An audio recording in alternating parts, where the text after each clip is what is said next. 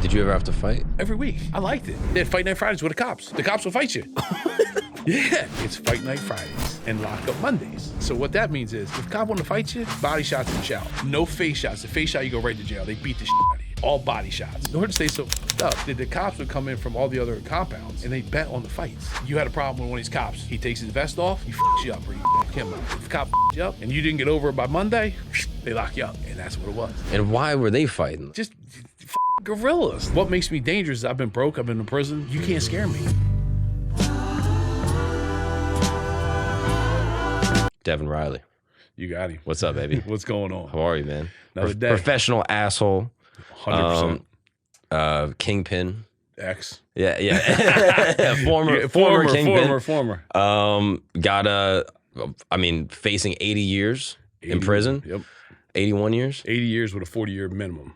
Yeah, that's heavy. That's Way heavy. too many. That's too many. Leading, a giant, I guess you could say a drug ring. Is that? That's what they claimed. Yeah. That's leader, what allegedly. Allegedly. Yeah. Allegedly. There was, 35 co-defendants. Yeah. Minimum. An insane picture from inside the courtroom of you just throwing the thumbs up. I'll be all right. Spiky hair, ready to go. Backstreet Boy shit. Yeah, I'm showing my age there. Yeah. A wild life and a very interesting story and a very interesting dude. So I'm excited to jump into it.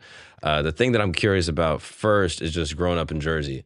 So you're from Melville, is Melville, correct. Yep. That's where you spent your first 18 years? 15. Okay. My parents got divorced when I was probably, I think, 8 or 10, whatever it was. My mother got back with her high school sweetheart who lived in Philadelphia. He would come down to Millville for a couple years. Then we moved to Philly with him, when I was, I think, 16, because I angled it where, hey, Mom, we should move there because I can get my driver's license at 16 in Pennsylvania. It's 17 in Jersey. So I got Mom, I talked Mom into moving there into Philly so I get my driver's license. So you knew it even as a kid? Right away. Yeah, I knew it. I was driving, I was probably 14 or 15, and we lived in this little yard. I was driving my mom's Honda back and forth, in the driveway, just getting ready. So I was ready to go. Because that was freedom. Freedom. Listen, and I'm on the house phone, like it's a cell phone. You know what I mean? That's before all the cell phones. So I went to Philadelphia school for a couple semesters and came back and moved my father at 17. And what is Melville like at the time when you're there for as a kid? It was 25,000 people. It's a little. There's nothing special there. It's a factory town. There was a bunch of glass factories that took up the whole city. Just about. That's what that's what it was. My father's an attorney in the town. We owned. My grandparents owned a ice and fuel oil company in the middle of the town. So I worked with my grandfather since I was like 8. What does that mean? Like ice and. So they sold block ice for the farm. So it was all farms around there too. So they would sell crushed ice, 2 tons of crushed ice. They put it in a machine. Big 300-pound cakes of ice. Whoa. They produce. We put it in a big walk-in freezer, bring it out, crush it on a platform. So when it's before they had all the bagged ice. Before you go to 7-Eleven and get the 20-pound bags or 16, whatever they are now. Yeah. You bring a bucket to the ice plant.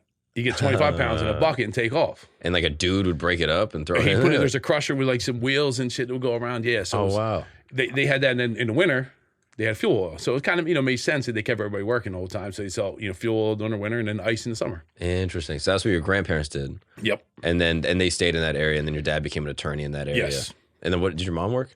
My mother, she worked. She wanted to go to school all the time. When they got divorced, we lived in a 2-bedroom. My sister and I bedroom. She slept on a couch. At that time, she was working at the Red Cross. Okay. Making $7 an hour. I don't know. And why did she do that? Did she like helping people? I think she was just fucked up at the time, honestly, from my father. He tortured her. Yeah, he was a motherfucker. Really? I can cuss, right?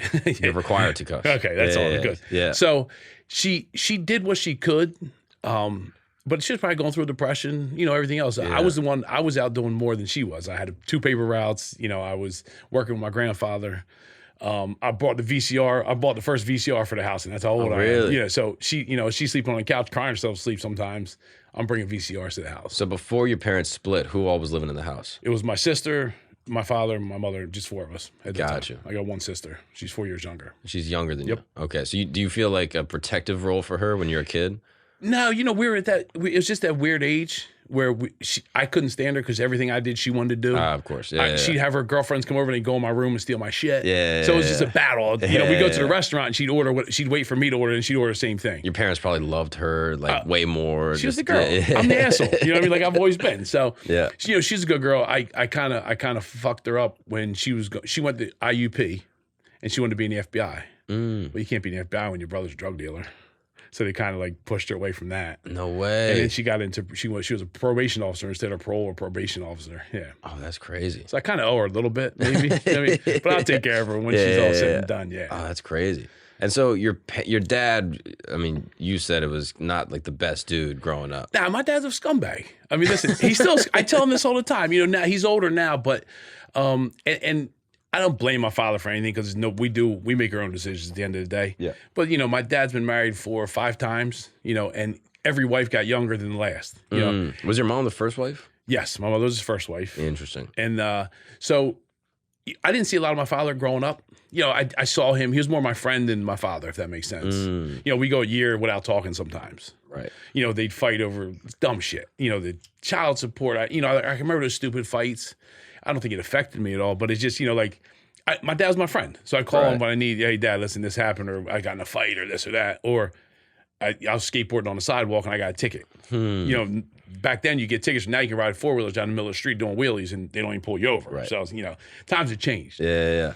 That's interesting. So your dad and he's an attorney. What kind of law? He's like, so he practiced general law. Okay. And so he was just a typical attorney, you know, very dressed well. He always, you know, he took care of himself. That's the thing. So he was always dressed in the good suits, the Italian shoes. Yeah. Oh, you know, he was always fly. He was put together. So he had all the women going crazy over him. He go in the courtroom, he'd smile, they fucking drop their panties. Like, that's the deal.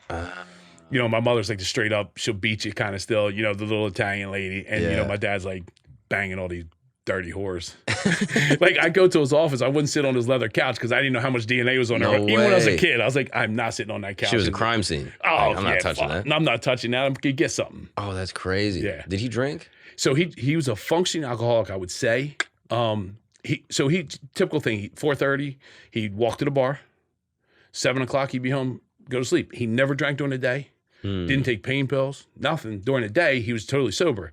But at 4 to 7, he's drinking Stingers and, you know, like heavy shit. Getting after it. And then he'd go home, he'd have a couple $1,000 bar bill back in the day. But he's a big shot attorney. He's buying, I can buy you a drink, blah, blah, blah. But he's wake up the next day, 6 o'clock, start his day. Not drink, you know, so he functioned very well at it. So now, though, what happened is he has rheumatoid arthritis. He stopped drinking 3 years ago. That's good. He went right down. Now it's terrible. We can't even walk around now. It's like we found him one day in a puddle of blood. No. The medicine stopped working, so the doctor said you got to stop drinking. So now he has diabetes because of all the sugar and the alcohol. So now he was craving milkshakes all the time and things like that. So he supplanted the alcohol with sugar. And then that caused even more health problems. Right. So now I got a hospital bed in the middle of his house and he won't go to assisted living. And he's a pain in the ass. Like, he tells every day, listen, I'm going to shoot you. Like, if you don't want to go, I'm just going to take care of it for you because I would never want to live like that.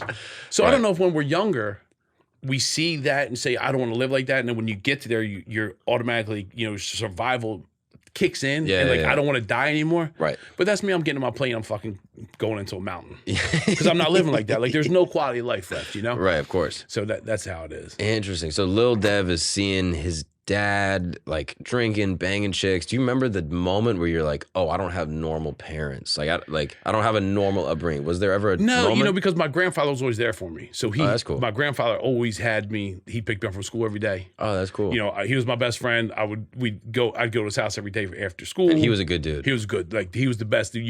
He's one of the dudes you can't replace. Yeah. He died early. He died in 60-something years old. Smoked every day. Had a cough one day. 3 months later, he's dead. He died on my birthday, my 17th birthday. That's awful. January 1st. January 1st. Damn. Yeah, he told me happy birthday and died 3 seconds later. That is brutal, bro. But I mean, it's terrible. I mean, you know, but my stepfather, my mother's husband, who she divorced twice. She divorced once and married twice. I'm sorry. Okay, so they were high school. Let me tell you that. She ran it back. So she was high school sweethearts with this guy. Then my father came in, being the whore my dad is, took my mother. My mother married my father at that time, left Rick, Rick is my stepfather. And probably a good guy. Best dude in the world, right? I mean, best dude in the world. Love him to death. And she gets divorced from my father. Rick is still, he visited my grandparents all the time still. And so he got divorced. And when he got divorced, he sent my mother flowers for like every year they're apart. Like he's just a good dude. And my mother then went through menopause in Philly. Mm-hmm. And I was having my first kid. She took off to Arizona. He gave her everything. He drove her and I drove a U-Haul to Arizona, from Philly to Arizona. Damn. Because she went out there for 4 years, got her shit back together, came back and remarried him. Wow. Now they're together. And they're still together. Yeah. Oh, that's cool. But he's my man. Like See, nice guys finish first sometimes. You know what I mean? Shout out to Rick. Yeah. No, listen, Rick's awesome, dude. He worked for me for a while, a couple years, then he retired. That's cool. And when he retired, they went through some hard times. Not, but he had a Austin Healey car. He was old, like, they had like through college and it was always sitting in the garage. They needed some money, they sold it. And it was probably, I was a year home from prison, so I wasn't even there yet. You know what I mean? Like I was just getting my shit back together. And 3 or 4 years ago, my oldest son and I bought him a Cobra, a factory Cobra, a factory 5 Cobra, like the rep, the kit cars. The rep, It's like $80,000. But that's what I gave him for retirement because sick. he didn't have that car anymore. Like he got rid of it, and he always that's all. So he takes his car out, no top. Oh, he loves it. He loves it. And those reps, if you get a nice one, they run great. Sick. Yeah. Oh yeah, I mean it takes racetrack. It's fast. Put it on like a Volkswagen chassis or something like that. Yeah, it's got a 350 in there. I mean, it thing smokes. No, they move. It's all and the sound system is great. Like they fix all the problems with these old cars. Everything. Yeah, it's awesome. And that's cool. Everybody looks at it, and he just it's loud and it's fast, and he just takes it. So yeah. And then the registration says like Kia. Old. Yeah. So he when I was in prison, he didn't miss a weekend. That's awesome. I was in Northern State, and it was a 2.5 hour ride. In the summer, it was probably 5 hours to get home. Right. Never missed a weekend. And then your biological dad saw him probably 5 times while I was in prison. That's interesting, man. That's interesting. I'm curious, like, how you deal with this as like a young kid, like your dad kind of being an asshole. It didn't, that, and I'm an asshole now, but it didn't bother me too much. I don't think, like, it bothered my sister a lot. She's like, "Do you remember what that?" I don't remember any of that shit because I think I just didn't even pay enough attention to it. Was your dad angry? Yes, to an extent. So when I was young and 9, 10, 11. He would have his girlfriend there, and they'd be doing crystal meth in the basement all weekend, playing poker with all the other attorneys in town. They're doing meth? Yeah, this is back in the day when you take the glass, they were doing crystal. They stay up all weekend in the basement playing poker. All the attorneys in town all weekend. Friday start, Sunday he come upstairs, lay in front of the TV, sleep until Monday morning, and then go to work. So, but he was real cranky sometimes, in that. Yeah, because he was on a bender. Oh, yeah. That is weekend. crazy. But that's what they did. It's just one of those things. Like, that's what they did. That was normal to know they're not coming upstairs for all weekend. Wow. Just doing straight up meth. Meth, that's it, yeah. And if he got pissed at you, like, would you ever get spanked and shit? Oh, yeah. Well, I fought him. A couple times. As a kid? Yeah. I was probably 15, and I took a bat to him. So we called him Bear. Because he would just like fly off the handle. Say dinner or something, like fly off the handle. And my uncle was at the house and I was saying something, but I was like not even paying attention to my dad. He said something and he went to grab me like at the table. So I took off up the steps and he came after me. So I grabbed my bat. I hit the motherfucker in the legs. Like I hit him in the face. I hit him in the legs with the bat. He put me through the sheetrock. Whoa. He said, "You got to do better next time." He's a big dude. He's 5'10". Wasn't big then when I was, you're a kid. I was a kid. Yeah. So now I'm just squashing like a bug. But then, it's just like, okay, I got you. So we had some real battles. And you were afraid of him when you were young? Yeah, he was probably the only thing I was afraid of. Yeah. But I knew that my grandfather would have me. So I knew even though my grandfather's a little dude, I knew if he had to, he'd shoot him. Was your grandfather ever like disappointed or frustrated in your dad? Because that's his kid, right? No, that's my mother's father. Oh. So he actually adopted my mother. So my real grandfather was a newscaster for ABC New York. Whoa.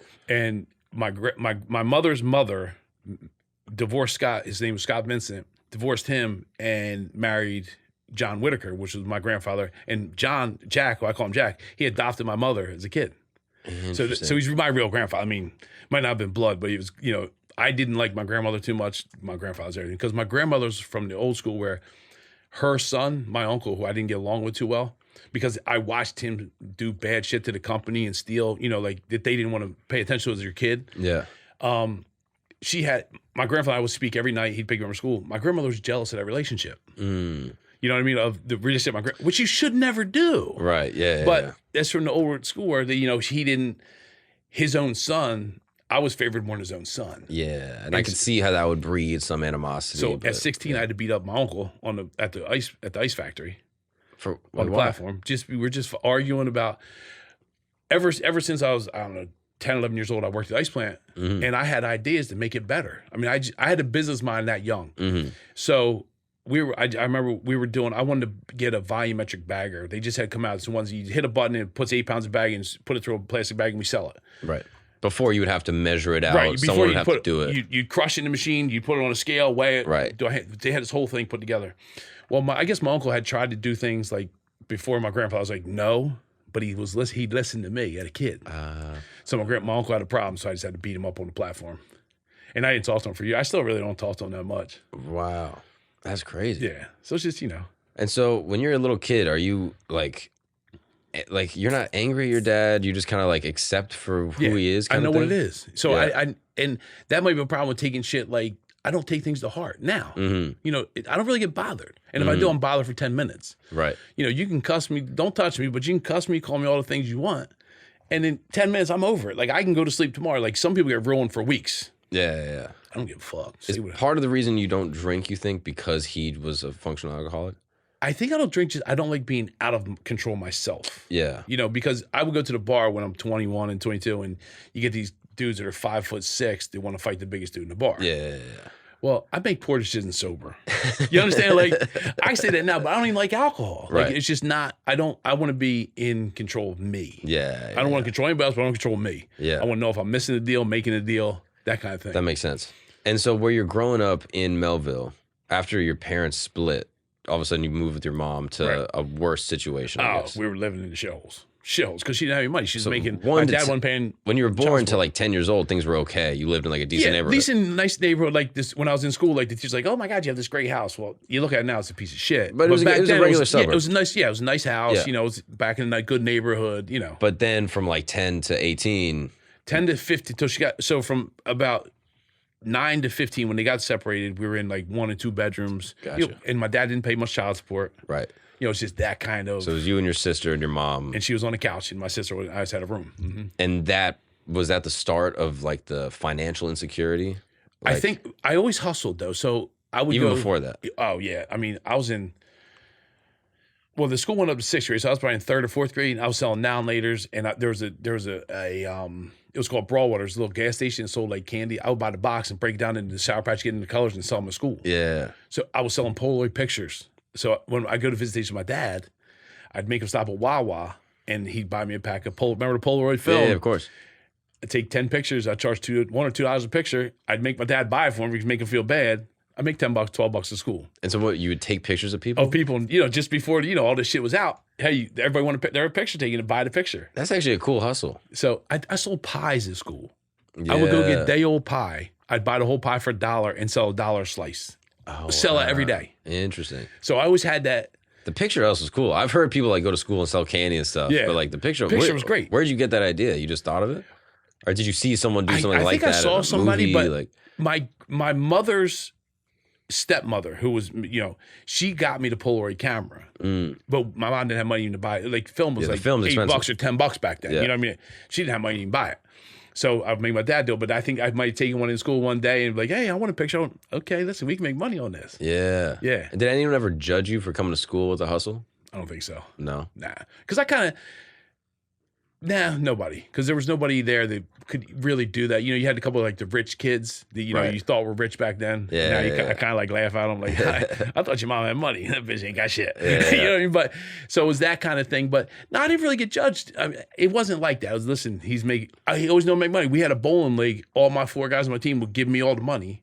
And so we all had more together. We get better shit when it was all together. So we had 4 guys on the team. I was in 5th, 6th grade, like the bowling club or whatever it was. They'd all give their $8 or $10, whatever it cost. We get more food, as we all put it together because they understood we can buy more with $30 than we can with $8. Yeah. Get a little group discount, work out a thing. That's what I'm saying. Yeah. We can buy a whole pizza now instead of buying 2 slices, we get a whole pie. Yeah. Oh, interesting. So that's always worked in my head like dollars and cents. Did you have to fight a lot as a kid? No, I wasn't in many fights in like grade school. in high school, there was a battle going on with another town over, and we were on one side or the other, so we fought every weekend.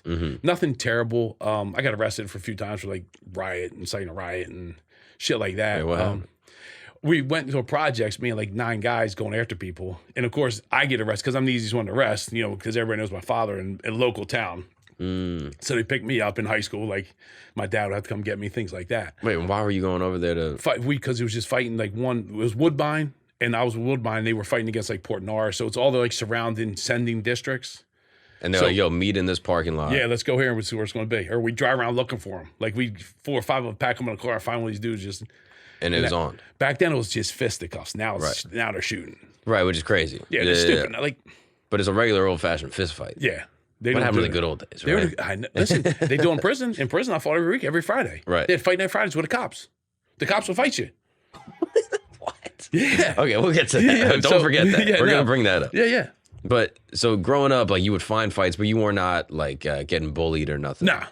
Did you play sports when you were a young kid? I played baseball. Okay. I didn't play sports 'cause I didn't like getting yelled at. So I would go play football every year. And the first time you yell at me, like, fuck you, I'm out. Talk to me and I'll do whatever you want. But I have this thing about getting yelled at. You know, like there's people that need to be yelled at. I 100% agree. Like if you yell at some people, it motivates them. To me, it shuts me down. I'm not your son. Yeah. Don't grab my fucking face mask and yell at me. Tell you to say, hey, listen, you missed that block. Yeah. Next time, get it. I got you, coach. But when you grab my face mask and get off me before I hit you. You know what I mean? Like it triggers me the other way. That makes sense. So I'm not like, to this day, if we talk, if it's a problem, but as soon as you start getting aggressive with me, I shut it down and now I'm going to battle. No, I get that. And I'm built for conflict. I don't want it. So I don't ever want a problem, but if there's a problem, I don't have a problem. Yeah. So, you know, like that makes sense. So I'm okay with conflict. I'm not scared. I don't run from it. I go right to it. And was your dad a yeller? Like, was he yelling? No, but he's an attorney. So he never lost. He was, that kind of thing. So no matter what you said to dad, he was never wrong. He was never wrong. Even if he was wrong. He was still not wrong. And when he thought he was wrong because he thought he was wrong.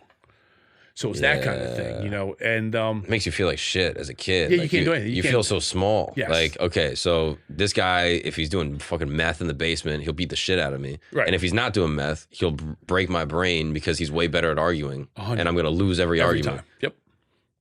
Yeah, that would make you feel like shit as a kid. Yeah, but it didn't bother me. Like, when I had the good times, we surf fish off of Long Beach Island Beach. We drive the truck back and forth. So we had good times with it too. After when his second wife is when he kind of like cleaned up and was like trying to be a dad-ish, if you want to call it that. That's good. Yeah, but at that time I didn't fucking need it. Yeah, not for you, but it's good for him and his other kids. And he cleaned up. He got. He was then. He got done the partying, but he's still drinking every day. Did he ever apologize to you? I don't think so. Would you want that? I don't care.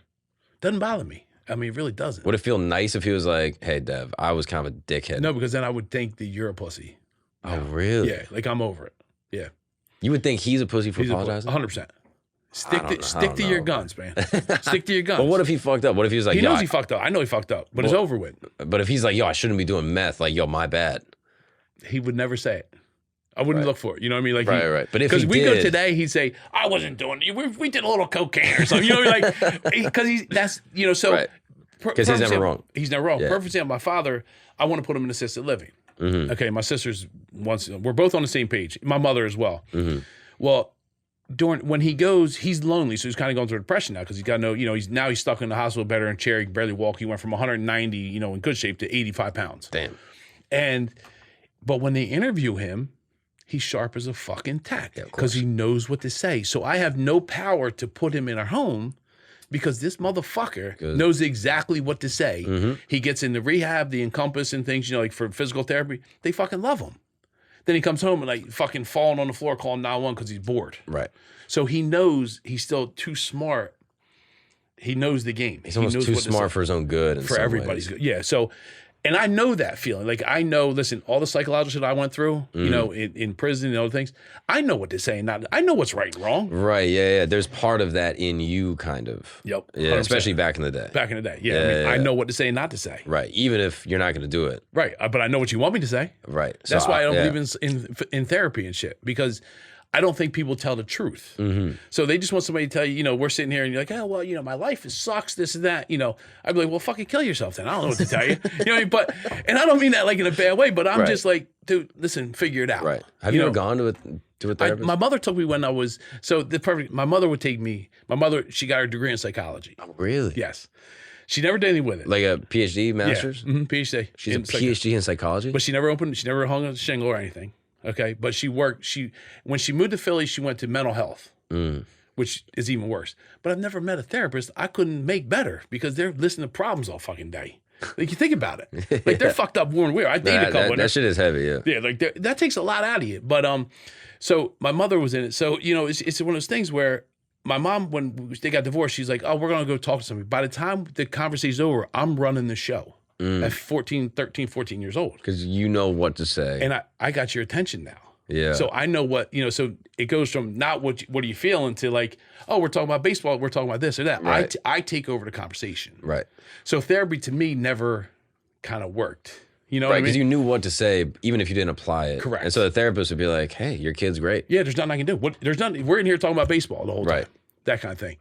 Some people need it. I'm not saying it's a bad thing, but Yeah, I of course, think but for you, it's mental. Yeah, like how strong you are mentally at the end of the day. Interesting. And so you said you were like kind of angry as a kid growing up. Angry is probably isn't the right word, but I was maybe on edge. Not even on edge, because I just wanted to get it. I know what I wanted. Like, I didn't want to live like my mother. I knew that. That was the biggest thing. That was the biggest thing. So I don't want to cry myself to sleep ever, at night because my ex hates me or what. I don't give, that kind of thing. I never want to worry about when we're going to eat. I don't want, so if I can handle all that now, life's good. Did you feel bad for your mom? I don't think I knew well enough to know bad for her. Like I do now because I see it. Right. But I also think my mother could have done more. What do you mean? Some people, I work every day. I work 7 days a week. I work till it's done. Not a lot of people have that. Right. If I starve to get what I want. Listen, I'll eat ramen for a month if I have to because I need to see. Let's get it. People don't think like that. So could my mom had a better job? Absolutely. But not that she played victim, but she was so bothered by my dad never paying child support and things like that I don't think she ever came up to her full ability of what she could have done. She got caught up in what happened instead of focusing on what could happen next. Right, of how to make it better. Interesting. That's And, interesting. my grandfather was tough on my mom. So he would give me anything I needed. But, he owned an oil company. He still made her pay for oil. Oh, really? It's just, hey, I mean, and you see it like. No handouts type. No energy. handout. Yeah, like nothing's free. Interesting. And so I think that, brings a lot today. Like I'm tough on my kids, for the same reason. Like nothing's free. Right. I made this money, you didn't. Right. Yeah. I got it, you don't. It's like the Shaq thing. Have you seen Shaq talk about that? I did. And actually, so going that, I put a trust together. So I have a trust that all my properties and things are in. And the trust is set up so that if I die today, they don't get shit. If they get something. So like my oldest son gets $100,000 a year. Right, which is it's nothing anymore. But I mean, you can live on that. Yeah, but you're going to be okay. A couple properties, each one gets, but if they need money, the trust prize worth a good amount of money, especially all the properties and life insurance, things like that. But if they want money, they got to go to the trust, the Wilmington Trust, with a business plan. And you don't get fucking shit if they don't like the business plan. So if you need money, it's there for you. But if you don't, that's just going to go on. That's cool, things actually. Like that. I like that because approach. I don't want them thinking if I die tomorrow and they leave them 10, 12 million. Yeah, that's guess what? In 3 years, I busted my ass since I come home for this shit. Yeah. My middle son, maniac. He'll buy 3 Lamborghinis and all the whores and be in Vegas and be broke. Yeah. I didn't work this hard to just give this shit away. Yeah. So that's the kind of, That's actually a cool structure. I don't mind that. Like, okay, there's a base level that you'll get, which $100,000 a year is like great. Forever, because listen, just the interest pays that. Don't get me wrong, that's amazing. Like most people, I think the average is like 50, 60K in America. Like, and 100 is just because he's a great kid, he's a good kid, but he can move to Omaha, buy a house, and have kids, and have an amazing life. Right. Yep. I'll take that tomorrow. Like, you know what I'm saying? That's great. Yep. And then coming in with a business plan, I'm like, yeah, that's awesome. Because why waste it? I'm not going to give you if you're 25, 26 years old and you get 3, 4 million, 5 million. You're going to make mistakes. Big mistakes. Yeah. What would you do if you got 3 million at 25? You wouldn't be here. Yeah. No, I'd been dead. Yeah. I mean, so that's smart actually. So then you get into high school, you're playing baseball a little bit. you're not really talking to your biological dad that much. Here and there. That's it. I mean, Whatever. so yeah. I mean, like he'd pick us up for like visitation on the weekends, and he'd make me cut his grass. Yeah, you know, shit like that. And then what kind of jobs are you doing into high school? I was still working with the ice plant. I was doing that. You know, the ice plant. I worked for my grandfather every day until he died. Until, you know, my 16. I was 16 that winter, January of, you know, turning the day I turned 17 is when he died. So I worked there my 16 year, and then 17. It was my junior year in school. My grandmother put me in the back. She had a Lincoln Town Car. Remember the big old Lincolns? Yeah, the boats. So she had a Lincoln Town Car, and I was in the back. I remember it like it was yesterday. I was in the back seat of her car, and I said, "Listen, I need $15 an hour. I've been here forever." Even then, back then, it was in 1990, I think it was. I need $15 an hour. You know, McDonald's is paying $12. It might have been $12. I don't know what the number was. Yeah. And she was old. She drives by. We had a vending machine that would sell the 8-pound bags of ice. You put $1 in it, you know, pops the thing out. And she drives by. She said, "You see that sign?" I said, "Yeah." She said, "What's it say?" I said, "It says 100 years. It was a 100-year anniversary." I said, "We can do it without you." My grandmother told me this. Wow. Never worked again. Guess what? 2 years later, it shut down. Whoa. Yeah. 3 years later, she died. Why did it shut down? Just because they passed terrible away? management. Wow. You know, my grandfather had died. They thought they could do it. Her and my uncle and, you know, my grandfather's brother who was in the company still. Your grandfather's holding it together. Yeah. Wow. And just I could have held it together. If Rick and I went in there, I probably wouldn't notice ever sold drugs if we took over that company. But then I wouldn't be where I am today either. Sure. I'd have been happy with the $100,000.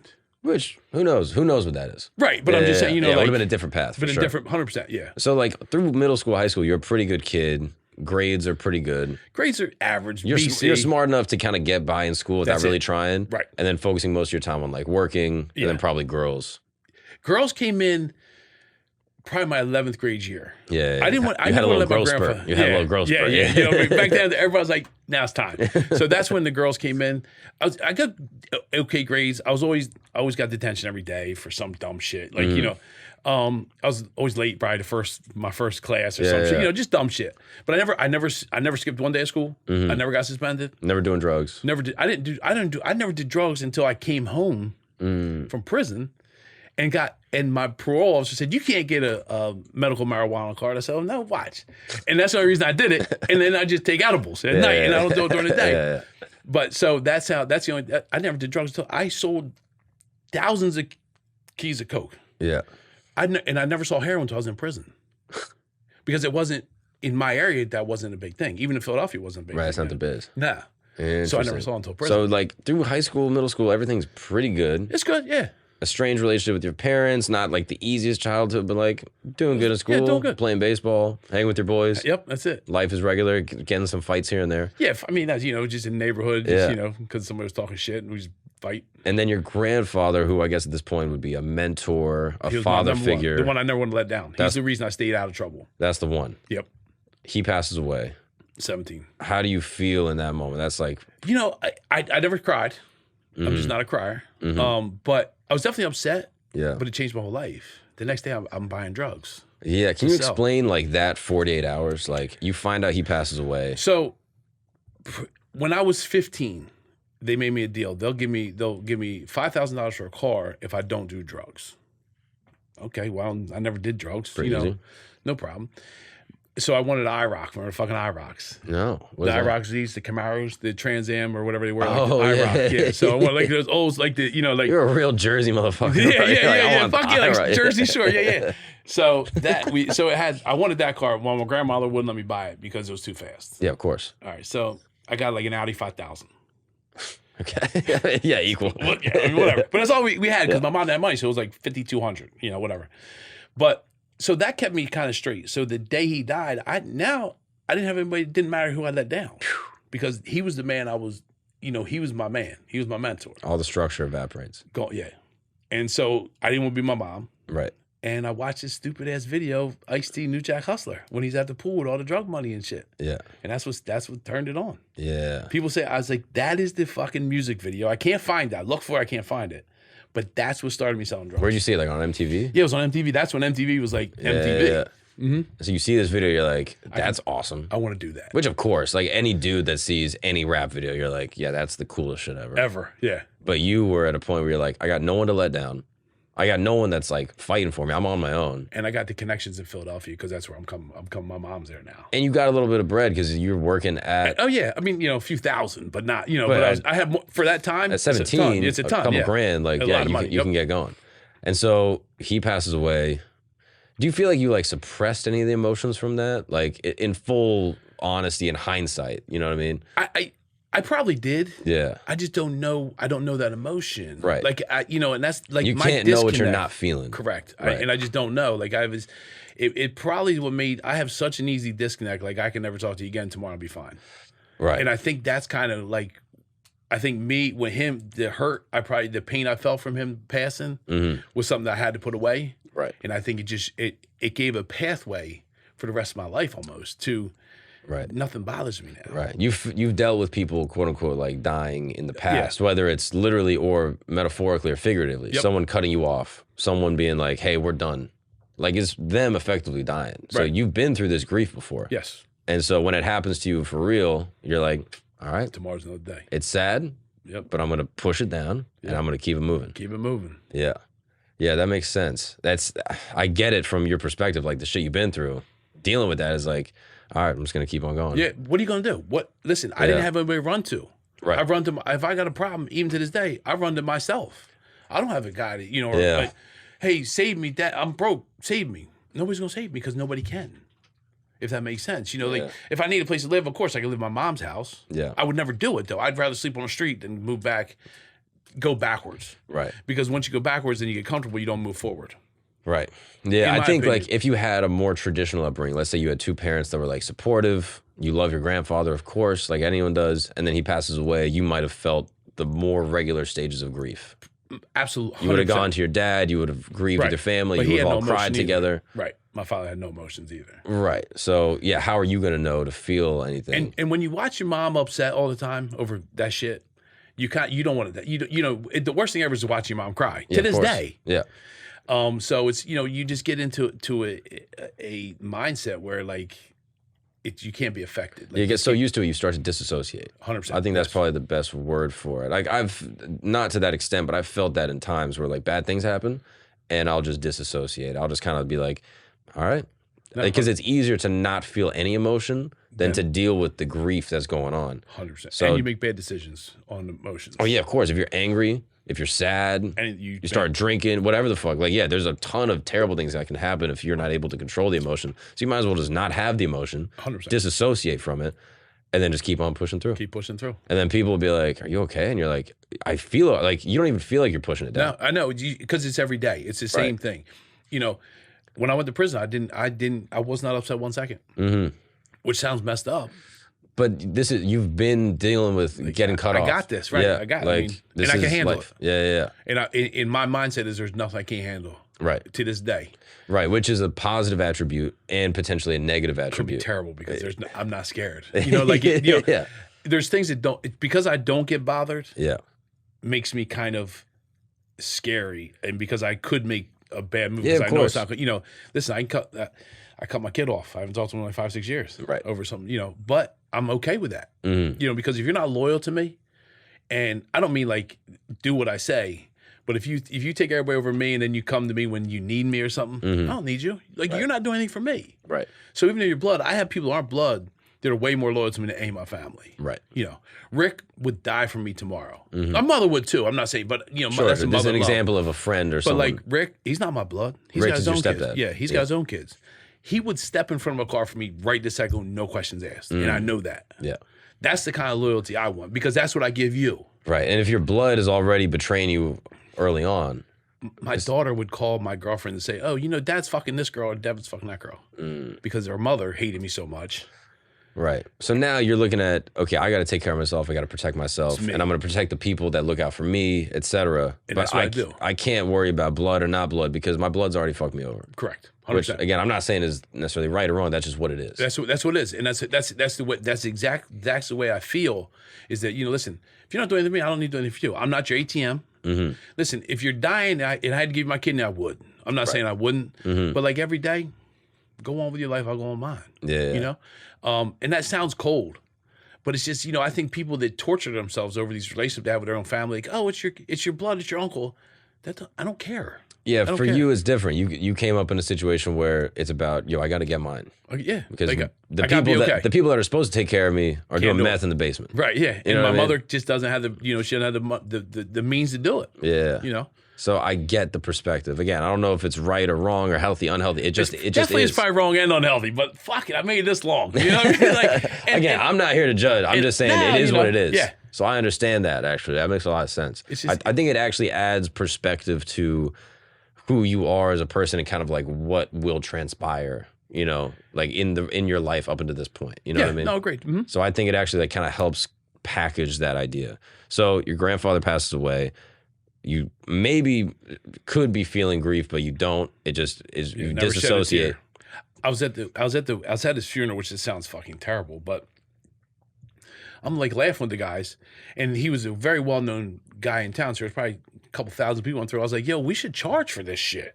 Like, that's what I'm thinking in my head. Like, I'm talking to the people that own the funeral home. Hey, if we take $5 a head, we can make some money here. Yeah. Like, that's my mind. Yeah. So I don't know if my mind that's a protection thing for me. It's the same thing with like laughter and comedy. Like I do that with jokes. Right. So like if something goes bad, I laugh at it. Yeah. And if something is uncomfortable, I laugh. And I think a lot of people do that. Like, Agreed, yes. If someone trips or like something awkward happens and you just laugh instead of, you know, addressing it or like that is my reflex. And your reflex might be business. My reflex is get the fuck up. You're not broken. Yeah. No, But- you know, I but don't like, laugh like, yo, you okay? If you're not bleeding or dying, then you're get the fuck up. Leave Right. me, you know. But that it kind of- might even be like, yo, let's get some money. Like, Oh, yeah. like the reflex is like, okay, something bad happened. Can we monetize it? Yeah, Something bad how do we happened. make can money here? Yeah. So, which again is not right or wrong. I just think it is a reflex that people have, and being aware of it can be helpful. Yeah, I mean, I've definitely been with people that laugh when, you know, people trip because they're so nervous they don't know what to say. Yeah, 100%. But I'm the one I get that. I go pick you up Right. and you're good. Like, look, yo, you're all right. Get up. You know, you're Yeah, fine. yeah, yeah. Don't say another word. Get out of here. You know, that kind of thing. So, you know, and with the being, not that I'm cold, but I'm just not. I know what you're feeling a lot of times, if that makes sense. But I just you got to get rid of that. Like you got to get over that. Yeah. Like I'm, you know, when my kids are growing up and they cry, stop fucking crying unless you want me to give you a reason to cry. Like if there's a problem, tell me. And, Right. and what in my relationship with women is, if you have a problem, let's talk about it. Mm-hmm. Don't be mad for 2 days. Come to me right now. What's the problem? Either I can fix it or I can't. It's very simple. Mm-hmm. If I can't fix it, you got to go, or I got to go. Right. If I can fix it, I'll do whatever I can to fix it. But if I can't, I'm not going to say, oh, I'll work on it. I can't do that. I'm Now, not again, going to do that. I don't know a ton about women, but I imagine that perspective. Not a lot of women love that. No, they don't. But at the end of the day, that's what it is. Of you know, course, it's just, of course. you But know- I get that. If you don't have time for your own emotions, it's hard to have a ton of time for other people's And I don't emotions. understand them. Yeah, of course. I don't, you know, like, Because if you're not dealing with your own emotions, how are you going to be able to deal with some random person's Right. emotions? and Yeah. it doesn't, like, some of the shit, like, you're upset over that. Like, you know, I'm dating this girl, I'm at the casino, I'm playing $1,000 hand blackjack. Mm-hmm. I got my chick over here sitting in a chair, like, you know, she's on her phone, whatever, because she walked away from tables. I lost a couple hands in a row, whatever. Some dealer walks over and hugs me, or like grabs my arm or something, like, hey, I haven't seen you in a while. Mm-hmm. I mean, what the fuck? I'm playing cards. My chick gets so mad. I'm like, Stacey, what are you mad about? I didn't do anything. I was playing cards. The girl walked over to me. But in their head, they just turn it, well, you're probably at dinner with her. You probably fucked her last. I'm like, what? Mm. Because I don't think like that. Like, I'm not a jealous or emotional person. So when I get with people like that, it doesn't make sense to me. Right. Because I think jealousy is like a terrible emotion. Like, I think that rules more things than anything else. Sure. If you're making $100 million, I'm not jealous. I'm glad. Like, yo, put me down. Yeah. Where other people are like, I hope he fucking loses everything. Not me. Right. I want you. Listen, the more money you have, if you can put me on, Yeah. let's do it. Yeah. So jealousy is one of those things that's my problem. Is that don't be jealous. Like, listen, I smile, I flirt, but I don't mean I'm coming home with you. Right. That's how I get things done. I'm a transactional person now. Everything's a transaction. Do you have a hard time seeing when other people could be jealous because you don't possess that trait? Yes, 100%. You know, like the girl before Stacia I was dating a little bit. She would get, if I smiled at an 80-year-old woman in Lowe's because she was working there and she would tell me where all the scratch and dent shit is that's hidden, we'd have a fight. I'm like, I'm working. Leave me the fuck alone. You know, that kind of thing. So I don't understand that. Mm-hmm. The girl I was with for 15 years, Michelle, the one I got in trouble with, she might have been jealous, but she never showed it. So you guys were good. Listen, but it turned into a business relationship more than like a love relationship. So she's like my best friend. rather than anything else. You know what I mean? Which I fucked that up. I let it get there. But business is your love language. Exactly. So you're like, all right, if it's business, then it's business. We're good. You know what I mean? Right. And that's just kind of the way that you are, which makes sense. So, okay. So back to 17, your grandfather passes away, which is tragic. And then immediately, correct me if I'm wrong, you say, I'm going to take my money and I'm going to go buy cocaine. That's it. How does that happen? That seems so crazy. Because, you know, I remember where I was driving down the street. I remember where I was when I made the decision. How bad it is. I was going through a stop street. I passed the car. I would go by a cop. Cop came, turned around. And in my head, I'm like, I know where I'm going tomorrow. I got to figure this out. Because now I don't have my grandfather. The deal's over. He gave me the $5,000 a year before for the car. I got the car. And there's nothing. Now I can't let anybody down. And in my head, I'm not going to get in trouble. Catch me if you can. I think I'm smarter than these dudes. So everything I do, I study before I do it. If I'm not good at it, I just don't do it. I mean, I'll try and play. Like, you want to go say, let's go play tennis. Okay, I'll try. Right. I suck. But I'm not going to say, I'm going to beat your ass in tennis. Like, no, you're going to fuck me up. You know what I mean? That kind of thing. So that's where my mindset was like, I know what I want. I've seen these videos. I know what's available because I go from Philly city life to the suburbs of a bunch of hillbillies in the country. I know what they're looking for. I know what's happening in the city, but there's nothing there. So there's no drugs around where I am at this time. Right. It's very hard to get. This is in Philly? No, in Jersey. In Jersey. But I had the Philly connection because I was living there Gotcha. with my mom. You know, so I knew what the city was doing, which, you know, city life compared to, you know, the difference. I'm looking here compared to the suburbs. Yeah. I mean, so I had that. That's what we're going to do. That's what I'm doing. Interesting. And so did you even have an intention of doing the drugs or you just wanted to flip it? Never. I would buy 50 pounds of weed at a time, and I was scraping the table to put it in a bag to sell as a quarter. Right. Like, I didn't smoke it. And the coke, when we break, I was taking the thing and I'm scraping. Like, I want everything. All I want to do, it's about money. Money is my drug. I don't like being fucked up. I don't like drugs. I hate drugs. To this day, I hate drugs. Right. I always hated drugs. But it was a means to an end. Did you ever try blow when you were coming up? Never done coke in my life. Really? Never. That is interesting. Never smoked weed, never did coke, nothing. But in your mind, did you think like, oh, this is the fastest way to make the most money? Yes. And it was a money thing. That's all it came down to. And there might have also been like I don't want to say like an arrogance, but like a confidence that went with it where you're like, the dudes that are doing this, I feel like I can do it better than them.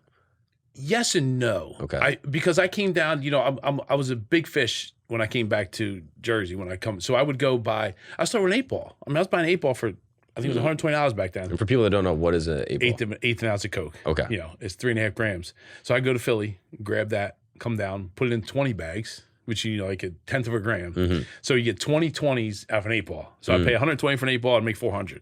And that's just how I started. And were you cutting it or were you just keeping it clean? I didn't cut at first. I mean, when I was getting I started cutting it when I started buying 9 ounces at a time. When I started a quarter kilo, so everybody's putting like this baby laxative shit in there. I was putting in isotal. Like I would buy everything in the GNC that kind of looked like it. I was trying everything. Like that's how nuts I was with. It was like business to me. So you would bump it. I'd take 9 ounces. I'd buy an isotal and put another ounce or 2 in it. Mix it all together. I figured out how to compress it again, make it so they're thinking, oh my God, this shit's great. And I just made 9 ounces into 11 ounces. But people were putting like this baby laxative, all this shit you could tell. Yeah. I was putting shit in there. It didn't hurt their nose. They didn't know anything. They're like, oh, this is great shit ever. I'm like, it's not bad for you. I get isotal is like a bodybuilding supplement. Yeah, it's a bodybuilding supplement. Yeah, it's just a supplement. It's like creatine. Yeah. But it has a little like shiny little flecks in it. So it looks like, you know, what they would call fish scale, which they don't, you know, but that's what it was. So interesting. I did that. Like I said, I went through probably $3,000 worth of different lifting supplements, white, that I could cut the cocaine with to find out what was the best. And so when you bought your first 8-ball, who did you go to? And you knew that guy just from like the neighborhood? Yeah, so that was just a guy in the city that I knew, you know, I either played ball with. And it took me about maybe 6 weeks to get to like half an ounce. So then that was way out of his range. So that's when I said, okay, so I found another guy that showed me these projects. In Philadelphia, you go in the project. So I was tan. I wasn't near the size, probably 215 then, you know. So so y'all thought I was Spanish. Right. I pulled my hat down low, then, you know, I was all tanned up. I mean, you are Puerto Rican, bro. Well, like, I mean, you know, I can't speak a lick. I know you're Italian and Irish or whatever lie you made up. You're Puerto Rican, bro. Puerto Rican, but I can't speak it. So I walk in. So I would buy I'd buy. I went to half ounce, walk in and buy. The first door would be like up to an ounce. You get like any ounce from this guy. So I did that for a while. Then I started getting to like the half keys and things. So now I got to walk in this fucking projects that they have. It's the New Jack City shit. Like you remember that movie? I don't know if you saw it. Yeah. And So- which side of Philly is this? This is in Northeast Philly, off of Kensington Avenue. Okay. Which I was there the other day. It's brutal, but anyhow. Yeah, it's crazy up there. It's fucked up. Fentanyl's fucked up. Yeah. But so I walk in. So they had the doors. And you'd walk up the steps, and they had the doors cut like barn doors. You know how you have like the ones that open, and there's dogs in every room, all the way down this hallway to the room. There's a room at the end of this hall. What kind of dogs? They're Rottweilers. I mean, big pits, like just barking all the time. And you see food. They're just like throwing food in there. So they always dogs. So what they did was it was Jamaicans, and they had their thing all the way in the back. So I'm taking at this time it's probably $8,000 for 9 ounces back then. 8 or 9,000, whatever it was. And I would walk all the way past this thing by myself, dumb as fuck. Like now you think like I'm an idiot. Walk to the end, walk in. There's fucking table just like this, full of kilos and a triple beam. What do you want, man? So A triple beam, what's that? a scale. I'm sorry, gotcha. like the old scale. The old school. Really? Yeah. So they had that. Fucking bust the key open right there. Give me whatever I wanted. Give them the cash. Now they could have robbed me at any time and just said get the fuck out or shot me. Were you afraid of that? I didn't think at that time. I just didn't think. I'd be scared now. Because you're thinking, I'm going to do business. Right. They want to do business. And they got money. And there's nothing here. Right. But listen, if they would have figured out a white guy, but they didn't. So I walk in. So I'm asking them, what are the dogs for? And if they got run down, they had a button in there that the dogs would get out because there was only one way in, and they had an access in theirs to upstairs to go to the next building. They let the dogs out there got raided so they could get out in time. No way. So it was like, and that's in like 94, 95. So these dudes are running the trap out of the project. And if they hear a knock from the feds, push a button, dogs go doors out, open. They hit the roof, go to the next building, run down the stairs in the next building. And leave. That is crazy. And they probably none of them. I mean, they probably weren't even from here. You know what I mean? Like nobody knew who they are. That's like a fortress. Oh yeah, it's insane. But the thing that's what people don't realize that the criminal enterprise is way smarter than any business you ever go to. Right. They put more work into eluding the police than they think through shit that multi-billion-dollar companies can't figure out. These criminals do. Yeah. And so you look at that. But like today, I'm thinking. I'm driving here. I'm like, dude, I would never do that again. Like, what was I thinking? But yeah, they don't want to make it hot though. Like they kill a dude. Yeah, and it's like a whole thing. Yes and no. I mean, listen, they had no value for life, man. Now it's a lot worse. Back then it was different. Like back then there was respect for cops. Like now there's not. Like it's just such a bad time now. Like listen, I always had respect for cops. Listen, you got a job, I got a job. My job is not have you catch me. Your job is to catch me. You viewed it like it's a game, like low-key like the IRS or something. Yeah. Like, look, I'm gonna work on my tax shit, and you're the IRS. Like, catch me if you can. And so that's the way it's always been. So when I did get raided and busted, I was like, okay. I mean, that's the 18 game. years later, that's the game. Game over. Yeah. Now I got to fight. Interesting. Did you ever kick it with these guys? Did you like them? Like the dudes that you were? Nah. You never met, like you just did business and left. No, yeah. So until I got to bigger, while I was doing like a quarter key or half a key, I wasn't really friends with them. Because there was no, I wanted to leave, get it and go, and because the drive over the bridge it's scary. Like that's when I'd be scared. Yeah, going over the bridge, and sometimes I go over like the Delaware Memorial Bridge instead of like the Walt Whitman. Come out of Philly, come right to. I go like further and come around. So but they always have like a cop car sitting on the end of the bridge. I'm like, fuck, this is it. You know what I mean? And I was comfortable driving because I got complacent after a while. But when I was doing that early on, I was scared to death. You would hide it like in the boot or something? No, I kept right on me in case I had to get rid of it. Oh, really? Yeah. If you got to ditch it out the window. That's it. Throw it over the bridge in the water. That's it. Wow. Yep. That's so sketchy. Yeah. And were you reinvesting everything back in? Everything. I didn't buy sneakers. I didn't buy shit. Nothing. I rented an apartment. After college, rented an apartment. Fucking had a bed in there, a table, and 2 guys sleeping in the front of the house. That's it. And why did you go to college after high school? Probably for my mother. Yeah. I got thrown out of Goldie Beacom for inciting a riot my first semester. That's the college you went to? The first one, yeah. I went to Goldie Beacom, was a little business school in Delaware. And why did you start a riot? Well, I didn't necessarily. I did, but I didn't. I got blamed for it, but I guess it kind of is my fault. What's up, guys? We're going to take a break really quick because life is hard. There's a lot of things in life that are hard, but hiring Morgan & Morgan is easy. I'm sure you're thinking, Mark, hey, what is Morgan & Morgan? I'll tell you right now. Morgan & Morgan is the largest personal injury law firm in America. Yeah, over 100 offices nationwide, more than 800 attorneys. They are the guys, trusted. And I'm telling you, size matters, all right? When it comes to a law firm, you want to be with the best. Now, I'm sure you're thinking, Mark, if I wanted to be with this law firm, if I wanted to submit a claim, it's probably going to take super long. I probably got to call. I probably got to talk to 10 different people. I probably got to go in for a meeting. It's probably going to take forever, and I got stuff to do. Hey, you're wrong again. Because with Morgan & Morgan, you can submit a claim 8 clicks or less. You can go to their website. If you're ever injured, it's like buying something on Amazon or like ordering Uber Eats. That's how easy it is. 8 clicks or less. It's never been easier to submit a claim if you are ever injured. And I'm sure you're thinking, Mark, okay, they're the best law firm and it's really easy to submit a claim. They're probably going to hit me over the head. It's probably going to be so expensive. Hey, you're wrong again. Because the thing with Morgan & Morgan is that their fee is free unless they win your case. That's right. You and Morgan & Morgan have your interests aligned. You guys both want you to win your case. So if you're ever injured, you can submit a claim to Morgan & Morgan very easily, have a trusted attorney waiting to hear from you to evaluate your claim, and then most importantly, you don't get charged a penny unless they win you some money.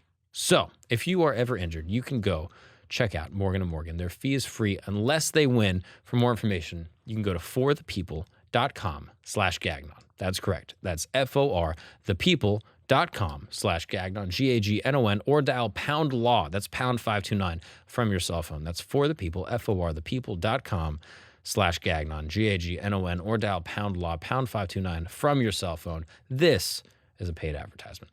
Let's get back to the show. You're not supposed to pledge. I was pledging for a fraternity. So a couple of my friends were there at school that went to Millville. So, so like, we can get you in this fraternity, Cap Alpha or whatever. I was like, okay. So you had to pledge. And again, it's that thing where like, go steal a sign from me, do this for me. Like, I'm not doing Don't tell me what to do. Fuck you. I'm not doing it, But I played the game per se. You know what I mean? Like, they were like, go steal. I want to sign, they steal signs from the street. Like, no, I'm not doing that, And back then, I still had drugs and money and gambling going on, so I wouldn't even, fuck you. But I stayed in it, and I kind of, the guys I was pledging with, the motto was "we, not me." So we all do it together. I was like, okay, well, listen, you guys go and do it. Let me know how you make out. So because that's not your motto for your whole life. Your whole motto from when you're a kid is me, yeah, and then maybe someone else if I gotta take care of you, I'll protect you. But it's not. You're not my people. But you're worried about you. I'm worried about me, and because I'm not going to jail for some fucking clown who steal a sign. Right. I got too much shit going on. Yeah. So I'm probably it's the end of the first semester, and they have a mixer with another fraternity, and Golden Beacom had the dorm set up where like little apartments. So there was like 4-bedroom apartments in each floor, 4-bedroom apartments. So I bring some of my guys up, a couple black guys, a Spanish dude, and what do they do in this party? They start smoking weed. Mm-hmm. One of them says the N-word to this guy. And this is back then. But of course started fighting. So we start fighting with the other fraternity. They fucked with my guy. So we get out into the hallway. Because the other fraternity called your boy the N-word. Yeah, right. Which... And at the end of the day, it didn't fucking matter. But but it's you're gonna disrespect our guys because you're smoking weed, and so they're all going nuts. So we get into the hallway down the stair steps. We're throwing people down the steps, boom, all the way to the fraternity. We're beating the shit out of the whole other fraternity. Well, then I look around, and none of my pledge mates are helping me. So what I do, I start fucking punching them. Motherfucker, we not me, right? Whack. So now so it's me and 5 guys fucking up everybody. Because we're in a hallway, you can't get to us. You got to come down the steps. If you're coming down the steps, I'm pulling you to the next to throwing you to the flight. Yeah. He's fucking you up, throwing down the next steps. It's just a shit show. And you're locked in. They couldn't get in because the door's locked. You had to push your way out. Right. So the RAs and shit couldn't even get in. So we had a 15, 20-minute fucking fight going on. The dudes are throwing, I get hit with a full beer can from like the first floor. They hit me. That's the hardest I get hit. Split you. Oh yeah, cut me good. But that's it. So, but we're walking upstairs, pulling people down. Then that night, it all settles down. I get back in my dorm. The president of the fraternity comes over into my room. I said, my man, what? You said, we not me, right? Whack! Just beat the shit out of him in the room, in my dorm room. Get the fuck out of here. Next day, I'm going. They call me like, Mr. Reilly. The dean has me. He's like, what's up? I know what it is. Yeah. He says, we're not going to throw you out, but we're going to need you to find a new place to learn. This is you got a couple weeks here and then you got to go. Yeah. I said, that's all fun, but you're the one who's allowing these 19, 20-year-old kids to drink, and you knew it. So maybe I'll talk to my dad, the attorney. Yeah. So I said, you might want to make sure my paperwork looks right, because I knew I had the upper hand. Right. I knew I fucked up. Yeah. So I go home and tell my dad, but I had already found another college to go to. So before I broke it down to what really happened, because I was living with my father at that time, I found another college down the street to go to. Which I told him I'm gonna go there and golf, and I was like, oh, he said, yeah, did you get in a fight? Because your parents always know. I don't know how the fuck they know. Report cards would come. They knew when the report card was supposed to be in the mail. I'm here trying to steal it out of the mail. Get another week before I got in trouble. Yeah, but they found it. So I did that. That was a problem. So then you got moved to a different college, and then that's when I started a casino there and started drugs. a casino in the dorm. Yep. So you're probably like 19. 19. Yep. Yeah, and you are what? Just running a game like. So we had CeeLo was a game, dice game. We had a blackjack table. And so, we paid the RAs off to keep us out of trouble. We had, up all night. I mean, it was all night thing. And how many people were playing in the game? Oh, fuck.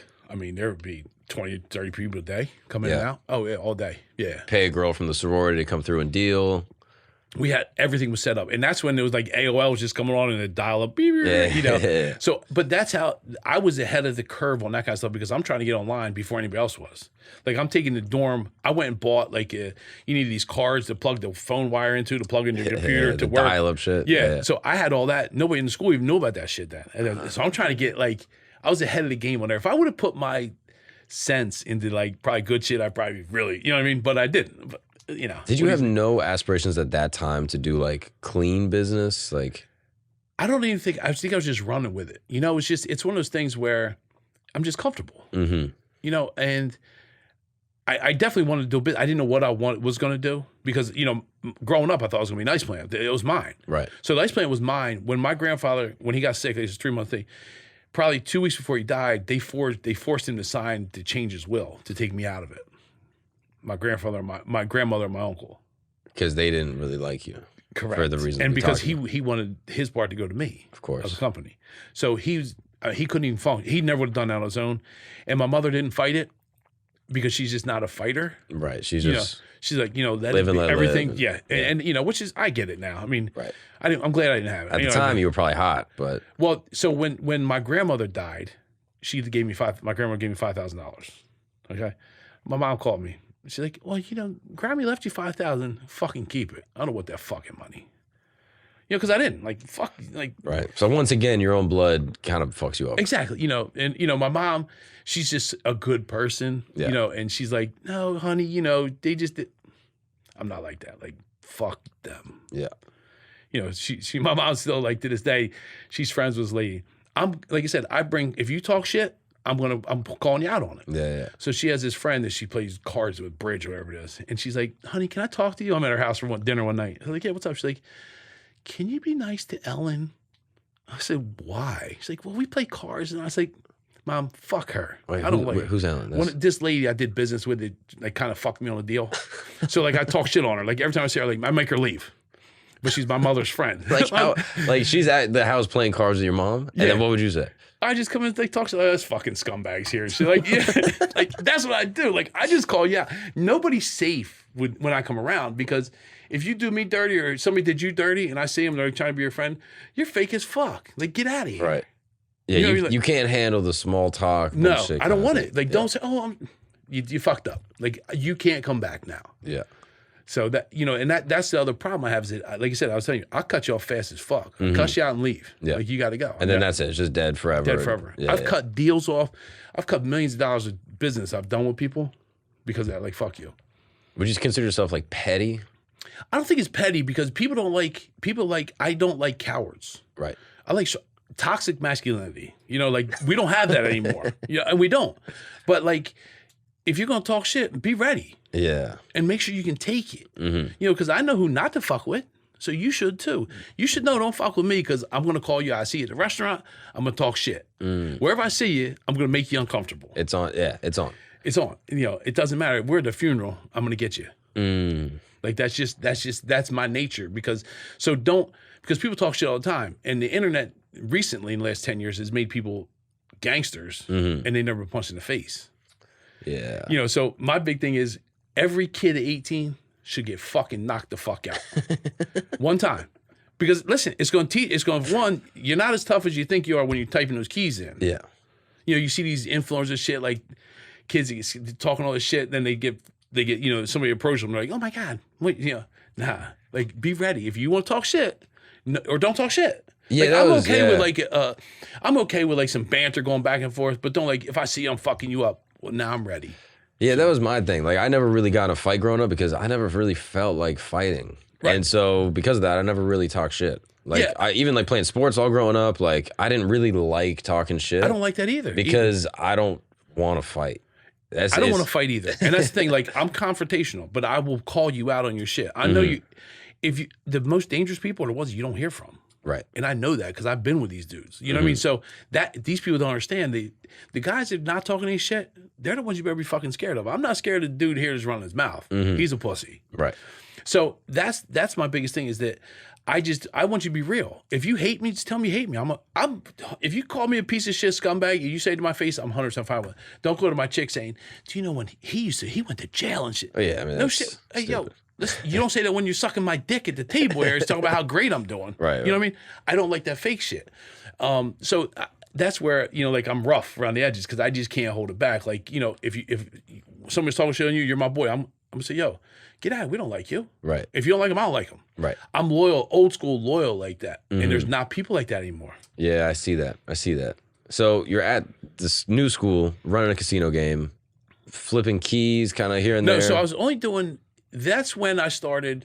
So that was in '95. Doing more weed down there. There was a lot of weed down there. And where are you getting the weed from? Philadelphia. Yeah, so you just have another connect in Philly that... It was a Philly cop. For 10 years. 10 years? He would bring it in a cop car over the bridge for me sometimes. Like a dirty cop that's... Oh, yeah. And how do you link with him? Like... I met him through another guy that just, I didn't know he was a cop. He might not have been a cop when I met him. Oh, interesting. He turned into a cop. And so his hustle was like, he would shake down a drug dealer type shit. I didn't ask questions. Okay, sure. Yeah. But like, hypothetically, he could be... Oh, he would be the one that pull you over with 200 pounds. He'd just take it until you leave. And then everyone's happy? Everybody's happy. And then I would have done that if I was a cop. Yeah, thank God you weren't a cop. Yeah, listen, I don't...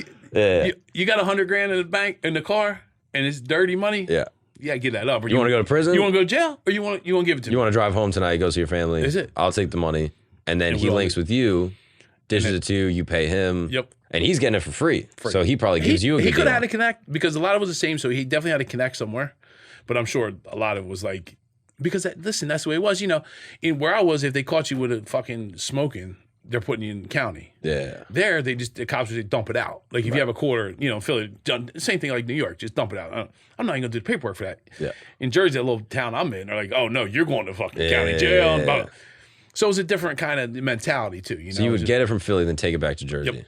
And then, so you were like running the game, giving people weed probably at the game to like keep them playing and shit. And I was right next to, so it was in Dover, Delaware. So Del Tech was right next door, which is a big school. So like I was supplying that, and there was a couple guys there, basketball players and shit that would take it, and it was there was projects around there. So it was like it was a good place to be to at that age too, because I would drive it. So I would drive it from Millville to Delaware in my car. I had a Ford Probe back then. Yeah, I put it in the speaker and just drive it. But the problem is I got complacent, so I wasn't worried about shit. And that, that's the only thing that I should have got knocked off a few times probably, but I never did. I got lucky if there's such a thing as luck. But you weren't flashy though. Not at all. Right. You weren't buying chains. You weren't, nothing. Literally nothing. Like nothing. Clubs, you buy a bottle. Really? Nothing. I like money more than anything else. And what was the goal at that point? Were you trying to invest for a thing, or you were just like, yo, let's just keep stacking it? Let's just keep putting it together. I get $20K, let's dump it back in. I get $40K, dump it back in. Well, that's the thing. I just turn it over. Turn it to where I'm spending $500,000 on the package to come up. And then did you ever graduate from the second school? I paid for a degree. Well, how? So I literally paid for them to put me through school. You talk to the dean, you're like, yeah. Were your grades okay? Yeah, so I test very well. I paid for every paper I ever did. I never wrote a paper. I never did any homework. I never took a book.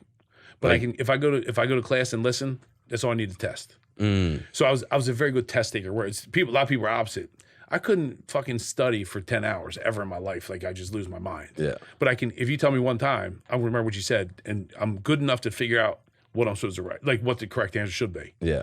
So that's where I'm lucky in that aspect of things. To this day, I'm still that way. Like I took the real estate test, I finished it in 28 minutes. People were there crying for 3 hours. Right.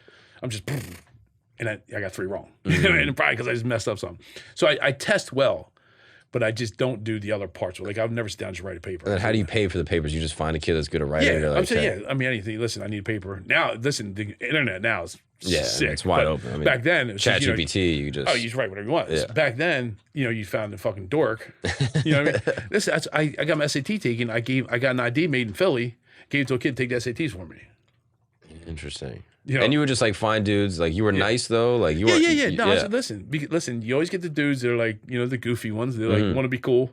Come on, man, come over here, Ronnie. Ronnie, come here. Let me talk to you. Yeah. Like, here, Ronnie, you want to get some pussy? Get for some of this weed. You know what I mean? Like, but I need 2 papers written. That kind of shit. So, like I said, everything in my life is transactional. I never want anything for free. I'm going to pay you for what you do.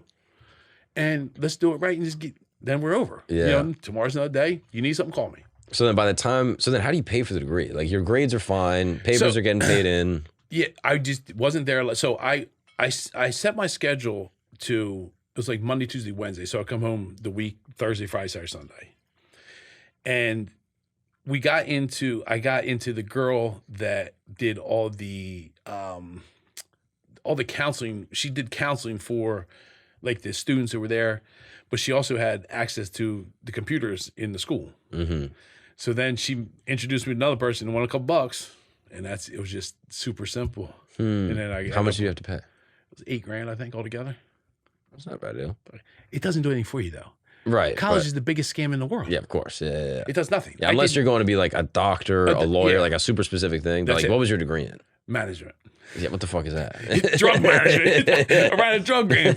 But no, that's what I'm saying. So, my biggest thing is today, like, go to trade school. Right. Do this. Everybody wants to be a YouTuber, which is cool. Yeah. But in 10 years, the fucking plumbers and electricians are going to be way more valuable than a YouTuber because nobody's going to do it. Yeah. And listen, I think that's a great shit. This is great shit. Mm-hmm. But there's nobody now. Like you said, we're losing people in the trade business because, Johnny's going to go to school. He's going to be... No, Johnny's not. You know, the school teachers that want to go to like these big schools to make $60,000 a year you're $300,000 in debt to be a fucking school teacher. Yeah, it's crazy. What? Yeah, get paid immediately out of high school. Go be a welder. Listen, make $100,000 off rip with no debt. With no debt. Yeah. But people don't, because there's this big thing. Oh, he doesn't have a degree. He doesn't do this. It doesn't get you. Those big schools, they might get you in somewhere if you're doing like a specific. But that's it. Back in the day, it would probably do more for you. Now it doesn't. I don't think it does a lot now. It's just saturated. Like the whole college thing has just become such a business. It's big business. Back in the day, if it's like 60s, 70s, maybe into the 80s, like... Yeah, like when my father's time... Take a loan. But it wasn't, But the loans weren't so exorbitant. And what are they doing? Why does a school teacher need to pay $200,000 to learn? Mm. It doesn't make sense. And to teach fifth grade is like... Second grade teacher. Yeah. I think Norm Macdonald had a joke like that. Like, what you need to teach fifth grade? A sixth grade degree. That's it. Yeah, no, it's true. And that's the thing. People don't see that. Like I've dated school teachers. Fuck, I don't know. Listen, school teachers, nurses. Yeah. I dated these fucking nuts. They're all fucking crazy. They all, I got a degree. I was like, you're a fucking teacher. Like, shut the fuck up. You're like fourth highest on the hierarchy of women. You know what I mean? Like, shut the fuck up. Because you got, listen, I have this hierarchy of women. I tell all my chicks, listen, first you got like the streetwalker. Right, they're the lowest, like the pond scum. Okay. Right? No, then you go to like the stripper. Okay. Because a little higher than the streetwalker, but not much. Okay. Okay, but then we go to the hairdresser. She's a little higher than like the hook stripper, but I'm sure you know the hairdressers. Mm-hmm. Then you go to the teachers. They're only right there, but they're still. Then you get the nurse. Okay. Like so, yeah. You're working way up. Go the way. So and what's above that? Well, that's when it gets a little complicated because the like if the female doctors are awesome. Mm-hmm. But they think they're fucking God. You know what I mean? So you got to knock them down too. And I tell them all the time, like, hey, listen, everybody's got a job. We got to do it, And I respect all of it. Like I would be happy, honestly, with a fucking French fry. I'd be happy with a bartender. Yeah. If she got my back, I got her back. Yeah, of course. We're just bullshitting and that right kind of now. thing. But I'd be happy with that. I don't give a fuck how much you make. Yeah. So you can tell me you went to school I don't give a fuck. Yeah, You went but to ultimately, McDonald's yeah, school. school teachers do not need to be going, Princeton. $250,000 in debt to like be You'll a never great get- teacher. You you'll can never be be out. you can be a great teacher with a high school diploma. It's your DNA, 100%. Yeah, 100%. So, yeah, that's interesting. So you pay for the degree, you get out, and at this point, once you're graduating, how old are you, and like, what is your net worth? And So what I'm 22. Well, I'm 21, and that's when gambling started getting big, booking. Mm-hmm. And I'm not gonna lie, I hated drugs, but I love taking bets.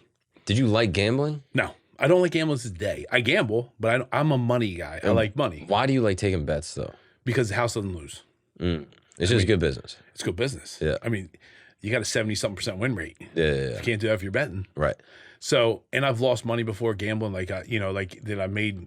I worked and I fucking lose it all fast. Yeah, of course. That So shit sucks. I like being in the house. Yeah. But gambling to me, people love gambling, but like a degenerate gambler isn't happy till they lose. That's like it's in the DNA. That's if you read about it, their thrill is when they're losing. Wait, what do you mean? So they're not satisfied. So if you're betting and you're up, if you take $1,000 casino and you make $2,000, I leave because I double my money. Yeah. A gambler's like, I'm gonna make 10, but then they start losing. They don't leave until they lose everything. So their thrill is that trying to get there, but they're never gonna get there because it just doesn't work. You don't 10x your money every time you go. Take your profit and leave. That's how I think. Right. So I've lost before. I mean, I've lost $100,000 before, on like stupid plays. But I know if I get up 50 grand, I'm done. Yeah. Like I go to Vegas, I make 50 grand. I'm not playing again. We can go spend it on shopping. Right. So that's kind of like the difference, in gambling. So I came home and I hooked up with a guy that did booking in my town. Okay. I knew what he did all the time, but I was interested. So I bought books. Like who the fuck buys books on how to gamble or how to be a bookmaker? But they have them on. They have them. So I was reading like you get rice paper in case they ever run down because you can just put in water and they can't take the bets because, that was when nothing was computerized. Wow. It was all written down. So in 96, 97, I started taking bets just from local bets. And how much money did you have from the drug game at this point? I didn't have a ton saved up because like you take some losses, you take, you do like, I had like 30 or 40 pounds of weed that got moldy, like, so there's losses. So 100 maybe, 70 maybe, but it's good money. But I also lost it all in a couple weeks with football. I mean, so it would go up and down. So what do you mean you lost it? Like, so like week 12 of the football season, I always lost why? as a bookie. I have no idea. All the favorites covered week 12. Week 12, I always want to shut down. But for 5 or 6 years straight, I lost every week 12, probably 6 figures. The first couple weeks, so you follow like the trends. So I'm like a dork like that. Like I'm reading, like I know what they're going to play. I can tell you what they're going to play. And 80% of the time, if everybody bets one way, it goes the other way. So I like that. But I know like the first couple weeks of football, before the defense gets tight, the overs hit. So people hit me for the overs. Interesting. So that kind of thing. So until it went overseas to Costa Rica, and I had them take my bets for me all, like when the computer started thinking, I would know when we're going to get buried. So I know how much we need to have because this is going to be a bad week. Now, and we had good weeks too, but we don't get paid. Because, the gambler, especially like the degenerate football gambler, so you bet Monday night and you got to pay Friday. Like that's how I ran my week. Well, if they won, by Tuesday they're calling me, yo, can I get that money early? Of course. My man, oh, you motherfucker, you've never paid me early a day. Get the fuck away from me. But usually I would pay him because I just want to get over with. Yeah. But a lot of times I wanted to win on Monday night so they didn't owe me as much because it's always easier to get a little bit than a lot. My buddy still does it.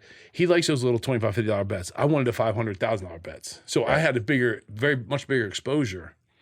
But I also like that. I didn't watch any games. I haven't watched a game in 3 years. These last 3 years, since I started kneeling, I stopped watching football. Right. But back then, I would have a guy at the office, my buddy Jay, he'd take bets. What do we need? What do we need? Blah, blah, blah. He'd tell me, I'd be in the mall shopping. And people just find you word of mouth. Yeah. Well, they know because like we had football tickets. What is that? Like the parlay cards. Yeah. So you pick like 4, 5, 6. You get paid odds on it. Like you pick 16. They don't fucking hit. I mean, once in a great while they would hit. So we had them. So people would know like, oh, he takes bets. And then the Borgata poker room opened up in Atlantic City, and I was playing poker. I like poker. I don't like it anymore. I liked it then because it was like the game was real. Now it's Yeah. just people have money, just throw money in all the time, which sucks. Yeah. But I would take, people who watch football game, you couldn't bet sports in Jersey at that time. Oh, I got you. Mark, what do you need? Who do you like? Give me 500 on Dallas. You got it. Just throw the fucking chip over here. That's when I started taking bets in the Borgata poker room. Interesting. So So you were just running your book there. Yes. You weren't running like the Borgata. Anything. No, Yeah, just me, and then But a you would couple just find people that would want to bet, obviously, because you're at the Borgata. on Sunday. I would be there 7 a.m. at the poker table. Wow. Waiting for, because they're from all over. The poker room's downstairs, the Borgata this time. Mm-hmm. And people just find you like, hey, can I get a bet on? Yeah, what do you want? And they always pay, I'd make them pay up front. Oh, interesting. Because it's different than like taking phone calls from people you know. And you never got caught? Like, obviously, you get kicked out if they knew you were running your book out of the... No, because listen, we were playing cards. We were bringing people in. Didn't matter. They don't give a At the end of the day, the more you spend there, the more you can do. Back then. Now, it's a little tough. Like, I was playing blackjack with the guy from owned all the Piggly Wiggly's grocery stores in the South. Yeah. He brought fucking duffel bags of cash, and just like throw them on the table. And like would be mean. Like, I didn't like because he was mean to like the dealers. So like I always like listen, I try to take care of dealers because they want to be on the same team. Mm-hmm. And he was just like a dick. He would do and say anything he wanted. They wouldn't get in trouble. Like Because he was a high roller. because he's a high roller. So they want that money. They want that $500,000 he's bringing in. Mm-hmm. So they know I would bring, or me and whoever was there would bring in guys that would just so they get a bet in. They come play poker. Mm. So they're taking their rake. And we're staying there, and they're confident, and I'm buying the whole poker room breakfast or lunch or, that kind of thing. So everybody made money. Everybody knew what was going on. Mm-hmm. And that's the thing. The money drives what people do Yeah. or allow you to do. If you're getting paid on it, you're like, okay, I don't see that going on. And are you still running your drug game at this point? Yeah. You're doing both? Both. So, but the drugs I didn't really touch. Like, I was never a hand-to-hand kind of guy. Like, I had some guys who would just buy, like, an 8-ball again. Mm-hmm. Just that, my friends that I knew If it well. was your boys, whatever. Yeah, But like like a here. guy calls you up and he's like... Wouldn't call me ever.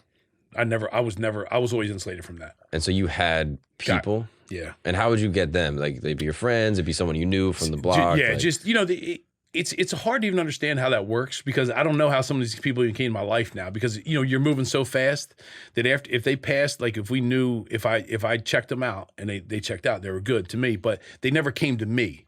So like if you're my number one guy, who at that time was Keith Rossetti, he had 6 guys who had 6 guys who had 6 guys. So I would, you're my guy. So Right. I'm here. Here's a couple kilos. And that's what kept you... And that's what kept me insulated. I mean, I did it for 18 years. Right. And But then- you were never afraid that one of these like other guys from a guy that you didn't know would Well, jam so you a couple up? times the guys I know got caught, like in their car with shit. And then I knew, like, we had friends all over. So like, yo, Jimmy just told on you. They can't prove anything because he didn't get it from me. He got it from this guy. They got it from this guy. They got it. That's not enough to say, hey, I know Devin Reilly sell drugs because they probably did that every day. Hey, I know Devin Reilly. Can you prove it? I can't prove it, but I know he does. Right. But they all knew too. You know what I mean? So And you also weren't really touching any of the products, No. right? Like you were basically the bank. That's it. That was funding it. and pushed it out. So, and I had 2 facets going, which I didn't really talk about a lot. Is that so? I had like my local guys that so I kept I always kept people around. So the guy I got in trouble with, one of the guys I got in trouble with, Jamal, he had his own thing. We didn't do anything together, but we shared together. And So what does that mean? if he needed something or I needed something, I'd get it from him. He'd get it from me. Gotcha. Just because that's your boy Right. on the strength. And he did his own, right. He did. Now we got in trouble together, but so then I had like some local guys that I would buy some stuff from, maybe 4 or 9 ounces because I wanted to keep that. I wanted them to think this is what I do. I didn't want them to know that this is expanded. So I would keep this more public, if that makes sense. People would know like that's my guy. How do I explain it? So I would buy like say 9 ounces from some Spanish guys. Okay. Local Spanish guys. They think that's all I'm doing when I'm actually throwing 10 kilos. Who's over they? here. Like Just the street. So that way they don't come after me because it's, you're 9 doing ounces. low level shit.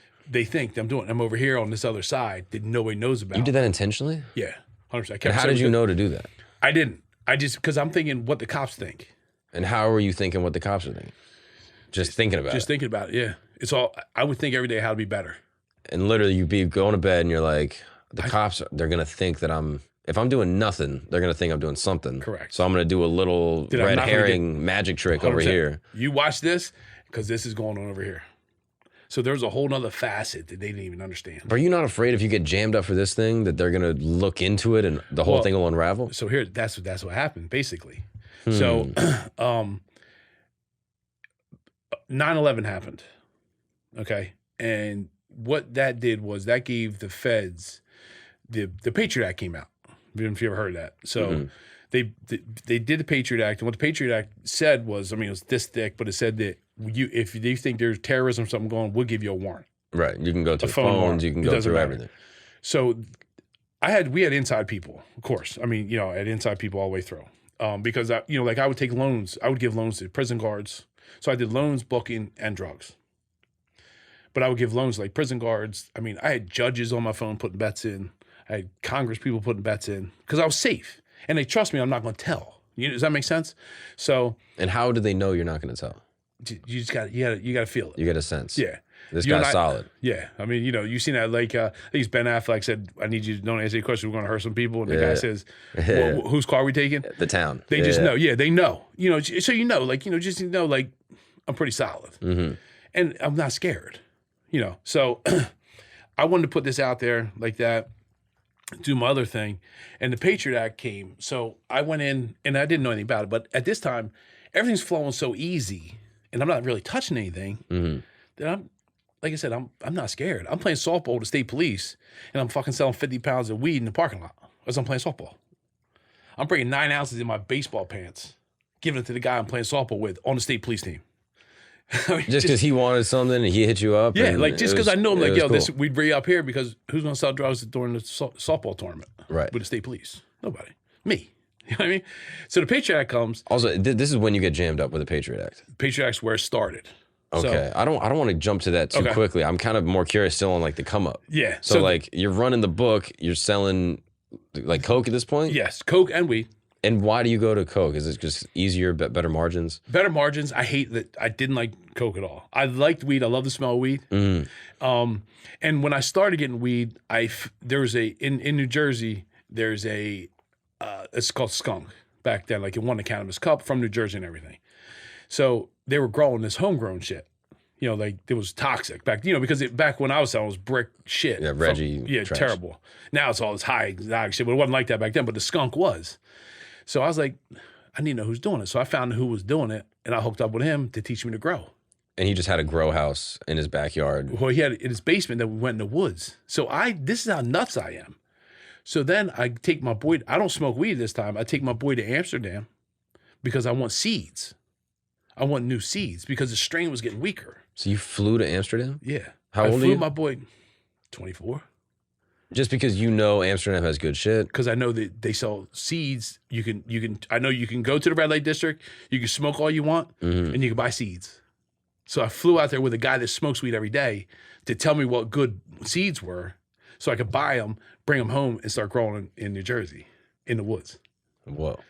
Yeah, so I go to Amsterdam. I don't know if you've been to Amsterdam. Yeah. It's like Gotham. When I was there, it was dark the whole fucking time. Yeah. Right? And it's changed, I guess. Like the red light district back then was fucking insane. Yeah.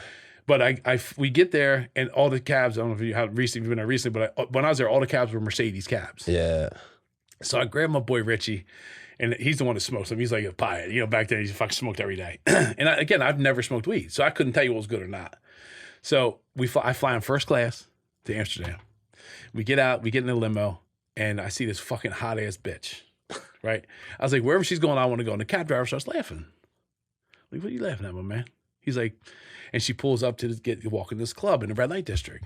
I was like, all right, we're good here. Rich, come on, we're going in here, right? The cab driver's like, no, you don't want to. I said, what the fuck are you talking about? He's like, that's a dude. No. Swear to God, I was like, oh, fuck. That was 20 years ago. That's the blue light district. Yeah, do you know that? That's the thing. Like, if you go now and there's a blue light on the window, that means it's a trans woman. No, oh, fuck. So, like, they have the red light and the blue light. Yeah, see, I didn't know that. And they look similar. This is all red. They look. And this bitch was hot. It's baddies in both. Baddies in both, bro. So you got to be careful. Yeah, see, blue lights on. Stay away. About to get surprised. If that's your thing, though, I'm not gonna judge you. Whatever you want to do. That's what you want to do. Hey, no, I don't like that shit, but you can do whatever you want. And that's the thing. So, and I'm laughing. So like, so now we get out in the red light district. It's fucking crazy there. Yeah, 24. It's gloomy. Like it's never sunny when I was there. I was there fucking. Wintertime, maybe? Yeah. And so we're stopping at these smoke shops, these cafes. He's smoking. Well, he gets so high that he can't tell what's good because he's falling to fucking sleep. So I'm here like I wasted fucking 5 days. Yeah. So we finally find some seeds. So I'm talking to the guys that are growing there. So I need stuff that grows in my specific area, in the East Coast, because they're growing some inside. Like hydro was just starting then. So you're talking like a botanist. You're like, okay, how do I do it? Because I want to know the best way, why waste time? I want to know. I want to do the shit right. So, hydro just started. So I was the first one in Jersey that I know of that was doing shit in the basement hydro. They didn't even know what this rock wool shit was. I mean, it's way different now, but with a filter system and rock wool and clay. Right. So I bring these seeds back. So we're going through. We're at the airport. Now, so I have seeds. I have a leather jacket.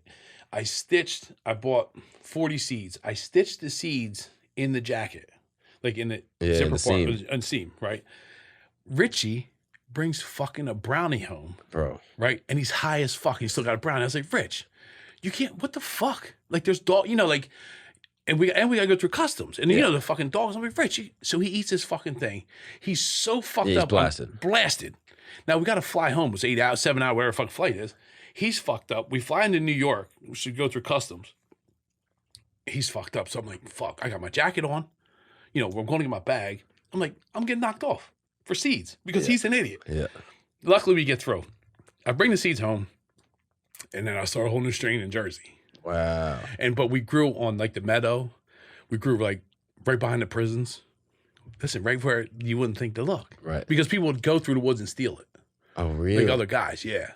And once they found your spot, you were done. Done. Yeah. Right. They get it right the 2 days before you go. The harvest moon, when they start hunting, you'd have to empty leash. So we had tents set up like this, times 10, with dehydrators and metal racks, and we paid 10 or 12 people to take off work for 2 weeks just to clean bud.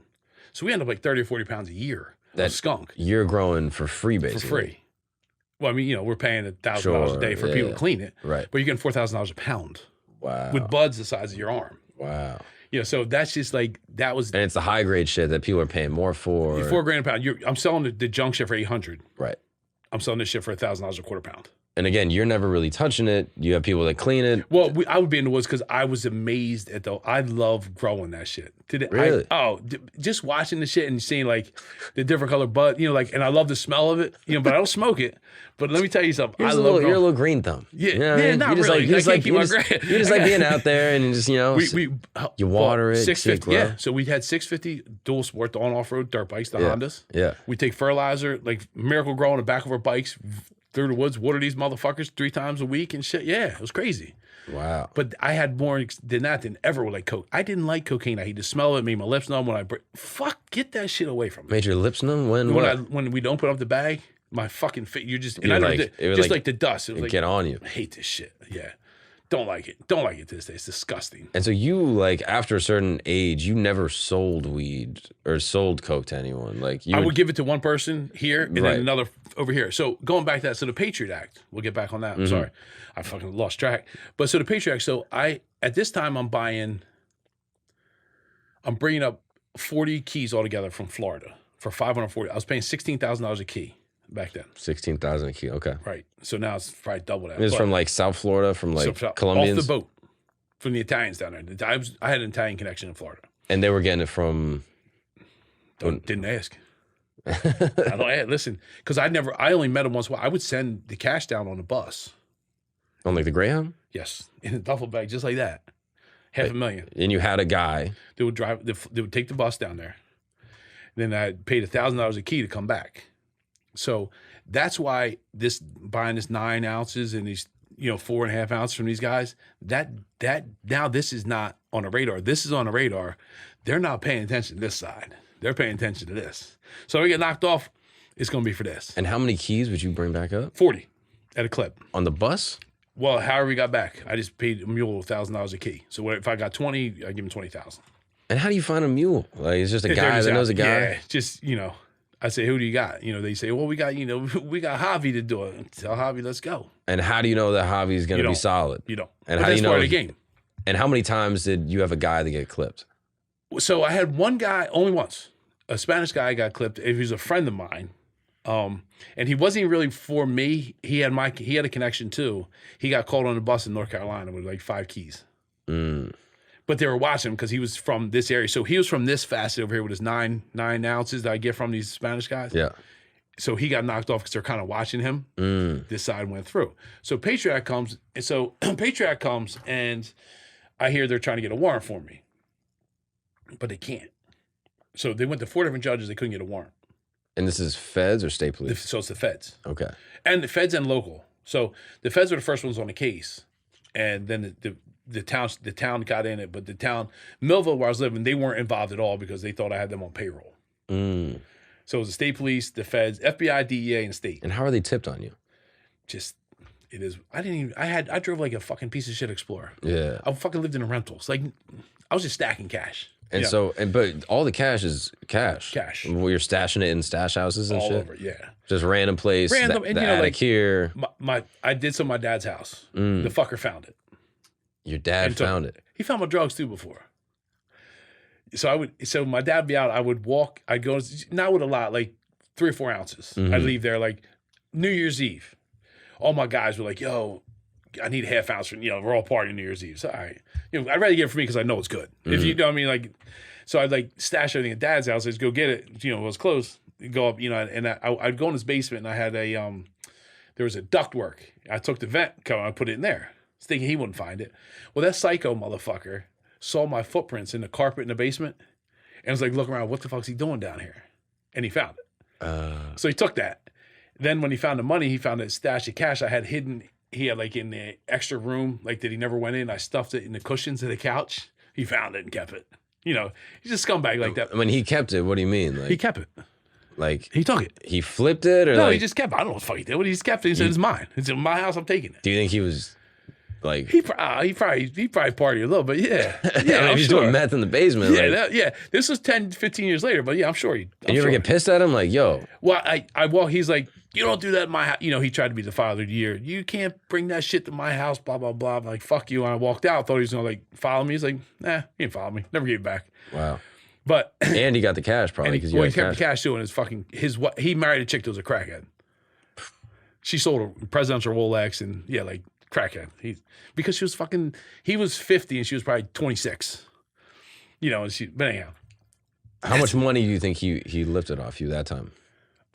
15 or 20,000 probably. I had where I stick in the cushions of the couch. Wow. So how like when you unzip the cushions, how the side so I stick in the middle there.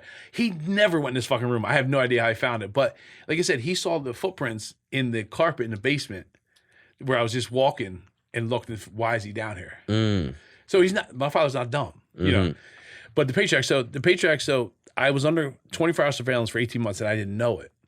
But I went to 7-Eleven. One of my shipments didn't come up, didn't get here. So it was like 3 or 4 days late. So I go buy a track phone. Remember those fucking things? I buy a track phone. Pay the minutes. Yep. Open it. I walk out of 7-Eleven. I remember it was like yesterday. I walk out of 7-Eleven. I'm ripping this fucking phone open. I'm putting a SIM card in. I bought a prepaid card from 7-Eleven. I make one phone call. I crash. I smash the phone and throw it in the trash. And all my phone calls says, yo, that never got here. We got to figure out where it is. I was calling my guys in Florida. My Italian guys. And they're like, oh, yeah, they're telling me. But that's all that was said. And 3 or 4 days later, I see a undercover car. And the first time I ever seen anybody, like, just drive down my street. I'm like, that's weird. Because I lived on, like, this back street. But, again, I've been doing it so long, you get to a point where, what is it? Like, it doesn't matter.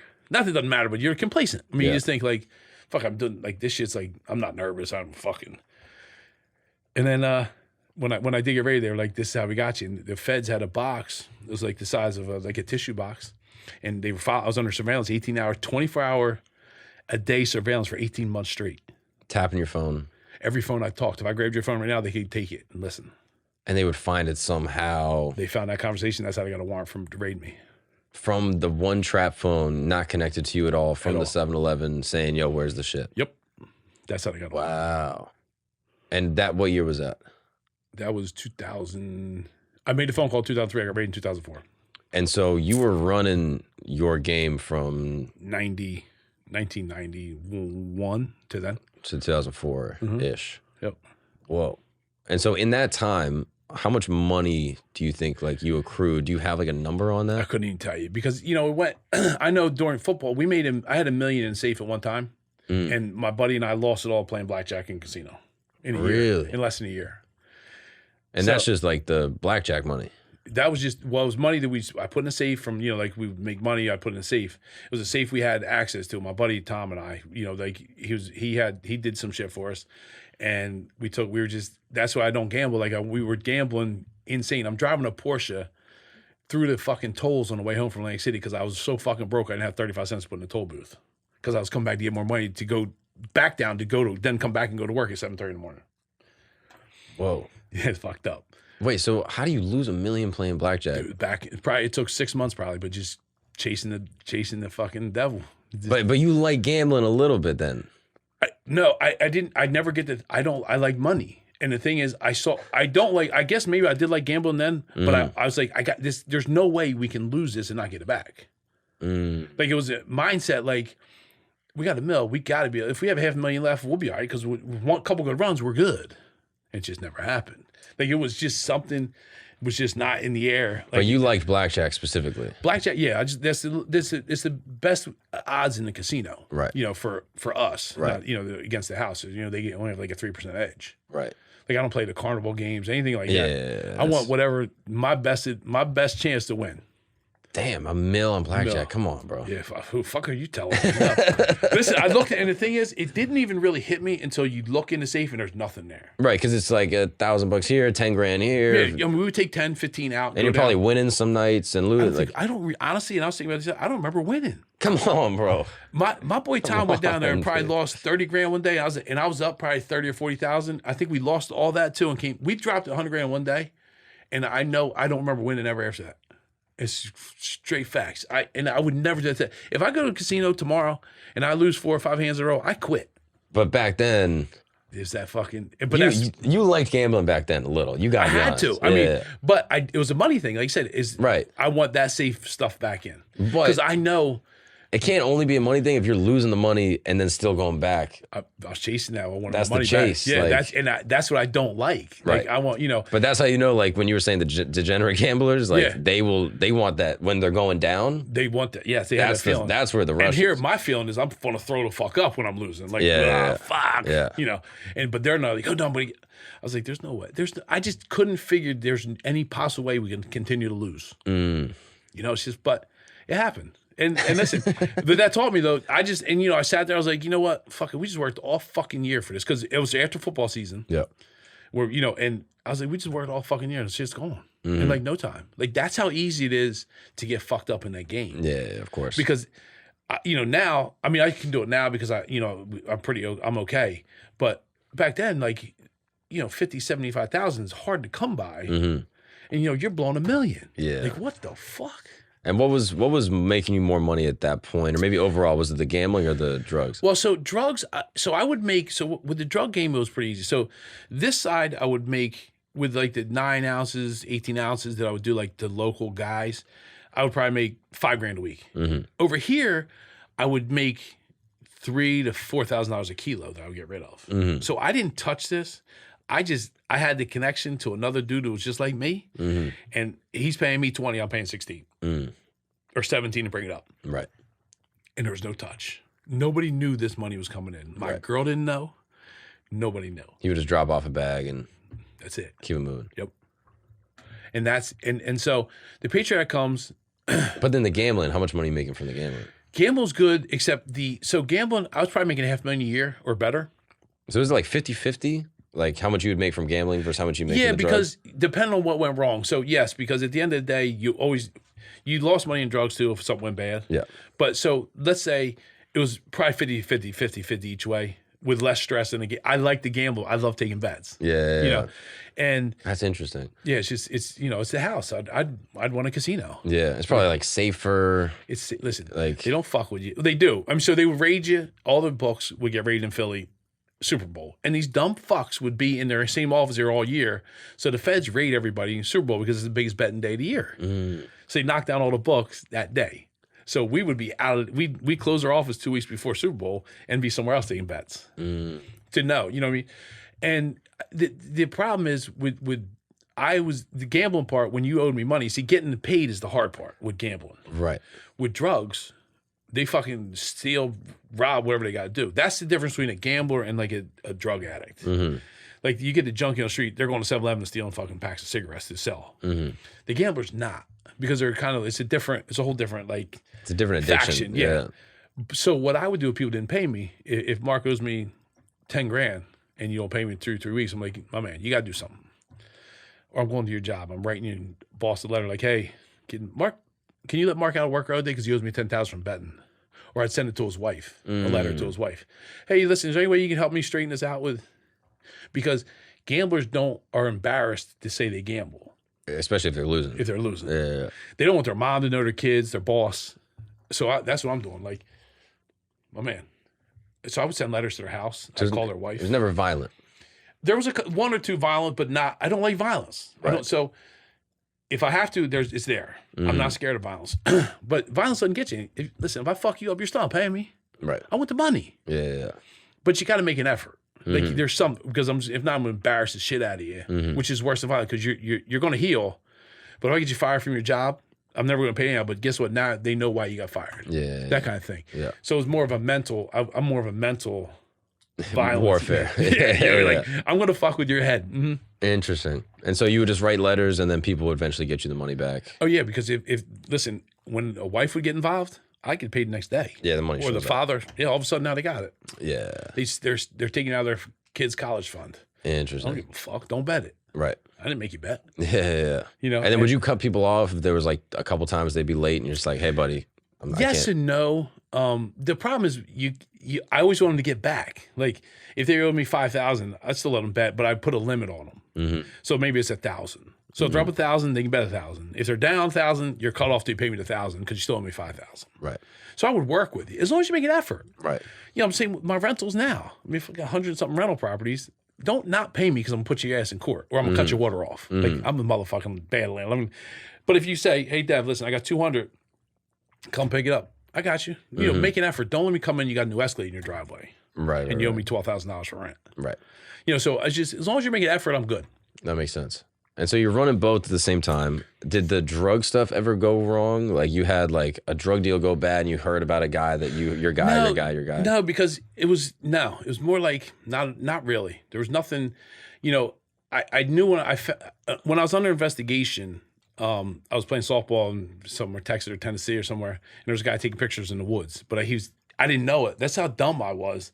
That I didn't think they were watching me. I'm collecting balls from, BP, and I see this dude in the woods with a camera. Yeah. And he's like, oh, yeah, we're taking pictures for the local TV station. Or, I was like, oh, that's cool. Like, I don't fucking know. But they were on the plane next to me. Like, my discovery was 40 file boxes, that they brought on carts to my attorney's office. Wow. So they were flying, when I'm playing softball over the country, they're flying next to me, and I didn't even know it. Wow. Now they raided me. This is the best. Well, two things. 2 weeks before I got raided, I'm driving down the road. I'm all juiced up. Like fuck steroids out of mind, you know what I mean? And yeah, no, listen, I love You're taking steroids for softball? Oh yeah. Come on. Jacked out my mind. What are we talking? Yeah, listen, those dudes are big. You gotta look at it. So I'm all jacked up. And I called my boy, I was like, yo, I need 9 ounces. And he's like, all right, yeah, I'll leave it in the car at his gym. So I came from my gym, picked it up, and I'm coming back down to where I live. And it's back road. Now, I never sped, always made sure my cars, everything was right. All my paper was always right. So I had 50,000 D-ball, which are steroids, Dynaball, back then. Like people were taking their little pink stop signs in there in a pound bag, but it's like, what's it, gallon Ziploc bag? Yeah. Whatever they call it. Yeah, I don't know what the real name but they're in it full. And I pick up 9 ounces. And I have it in the back of I was driving an Explorer, I had the back seat. So I'm driving down this road, and I get pulled over. I see a cop. I'm calling the exact speed limit that you're allowed on the phone then. So I'm on the phone, and I'm going to the speed, and I see the cop there. Just go by, no big deal. Like I'm fucking windows down, fucking sleeveless shirt on, like, fucking being a fucking dick. And this cop pulls me over. He's like, license registration, okay, give it to him. He goes to the car. Now, at that time, my daughter's mother was dating a cop. We weren't together. She dated. So I'm thinking like, he's busting my dick. But I know they can't search my car. I know they can't smell anything. I know anything wrong. So I know they're not. You don't have any product on you except the steroids. I have steroids and 9 ounces of coke that I picked up from earlier. But they can't get my car. Right. And you can't smell it. Fucking, I got the windows down. It's the middle of summer. Yeah. So then all of a sudden another cop pulls up on the other side. Oh. I'm like, motherfucker. Like, they're going to fuck me up. Like, because, you know, back then the cops just fucked you up. And there was no, like, you know what I mean? It was after Rodney King shit. You know what I mean? Like, so like, this dude, he's setting his guys on me. So I'm on the phone. I'm kind of like laughing about like this fucking mutt, you know, like being cocky, whatever. So the cop comes out. He's like, how's your license? So I was like, perfect. So my dad's an attorney. He's like, all right, well, get out of the car. I said, I'm not getting out of the fucking car. Fuck you. Not doing it. Like, no. This motherfucker reaches through the car and tries to pull me out of the car. Boop, put it in drive. Phew, take off. So now I'm like, but this is how mentally strong I was. We'll call it strong. I knew there was a pond, a lake, but 2 miles down the road. I'm getting to the lake. I'm dumping this shit in the lake. I know if they 9 ounces, I'm getting in trouble. Fucking, I'm getting this shit in the lake. We'll figure it out later. You know, like they don't know. Because once you get in the water, that shit's a cloud and you're good. Right. So as I'm driving down the road, I don't speed. I put my blinkers on. All right. But I'm grabbing the shit as I'm going. And so my boy had it in like, he had it in a Ziploc bag, but then he had like 4 or 5, you know, like the plastic grocery bags. Yeah. Remember those? Like the bodega bags, the black, you know. Yeah. And I'm taking them, and as I'm going around bends, I'm throwing the bags out the window. So I'm trying to get rid of everything. But you can't see as it's coming out of my car, just the outside bags, not the Coke. So I'm putting in I got a sleeveless shirt on, tank top, and some basketball shorts. So I tucked my shirt in, put the drugs down my shirt, and the fucking D-ball were in the whole thing. It's 50,000, these little pills. I put it all down my shirt after I get it down to just one bag. So now the cops have the road cut off.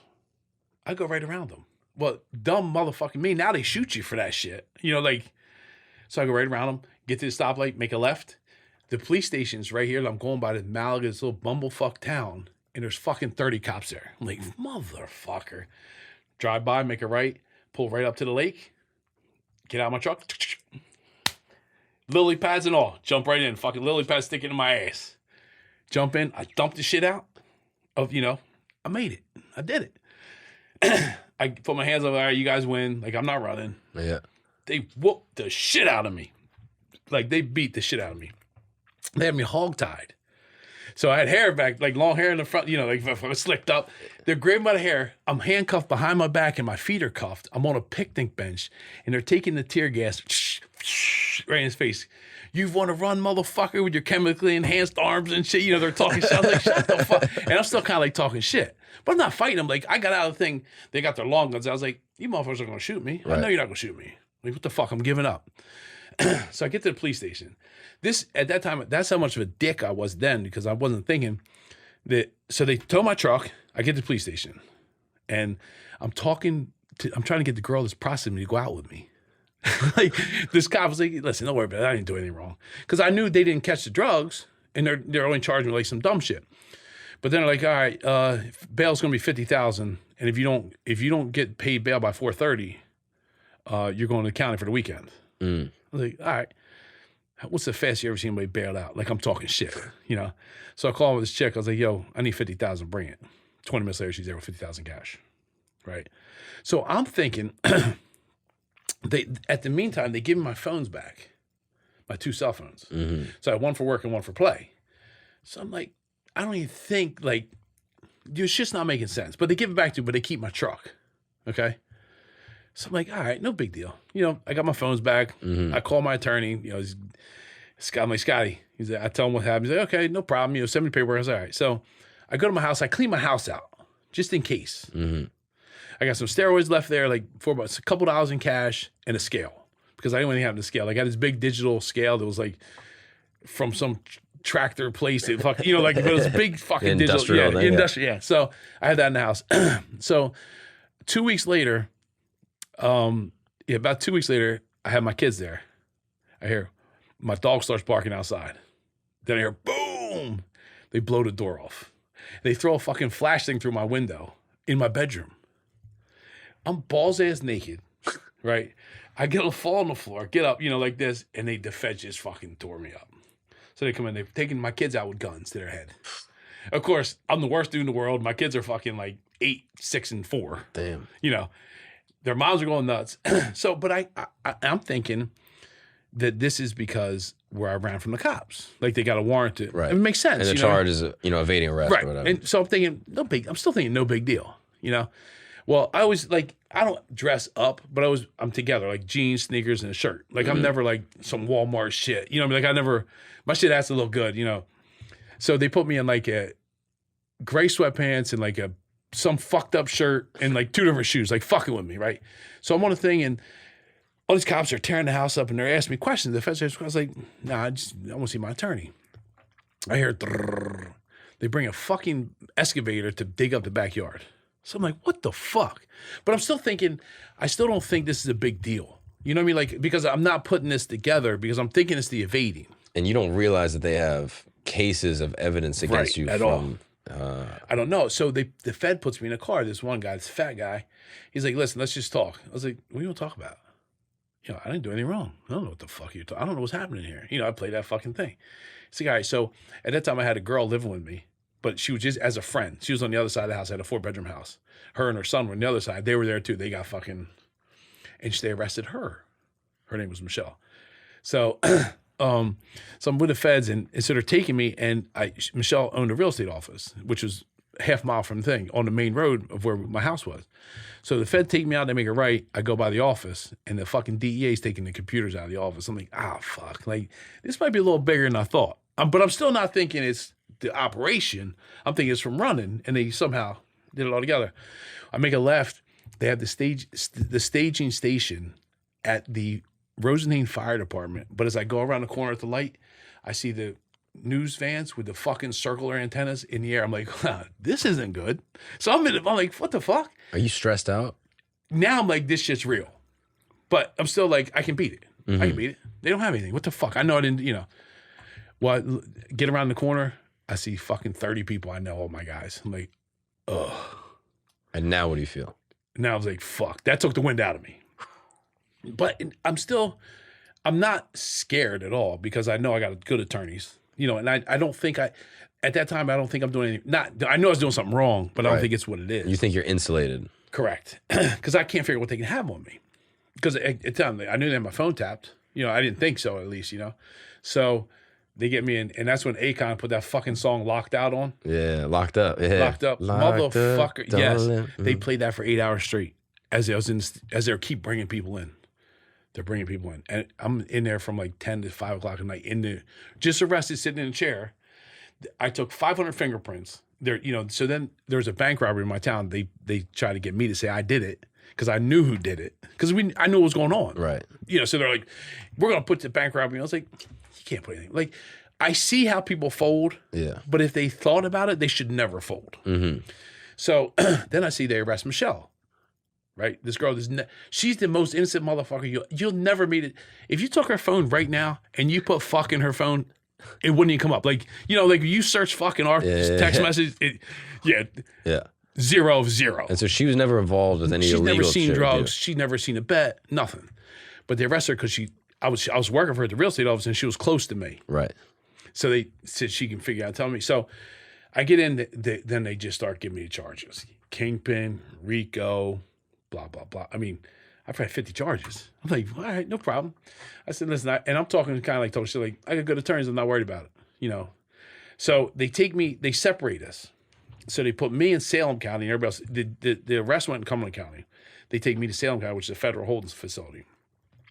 That first night, still not nervous. I don't know why. I don't know if it didn't hit me. It was more emotional disassociation. Yeah, exactly. And I fall asleep. They put me in the cell, I go to sleep. I even put the orange shirt over the light because they leave light on for like suicide and shit. Yeah. Like, I'm not going to fucking kill myself, you fucking clowns. Yeah, like, I'm going to be out of here in 2 weeks. Yeah. I'm be out of here tomorrow. They're like, your bad's $500,000 cash only. I'm like, okay. So they wake me up. They take me out a few times, like question me, like they want to know information. I'm like, I don't know anything. I don't know. Like, you're this, you're that. It's not me.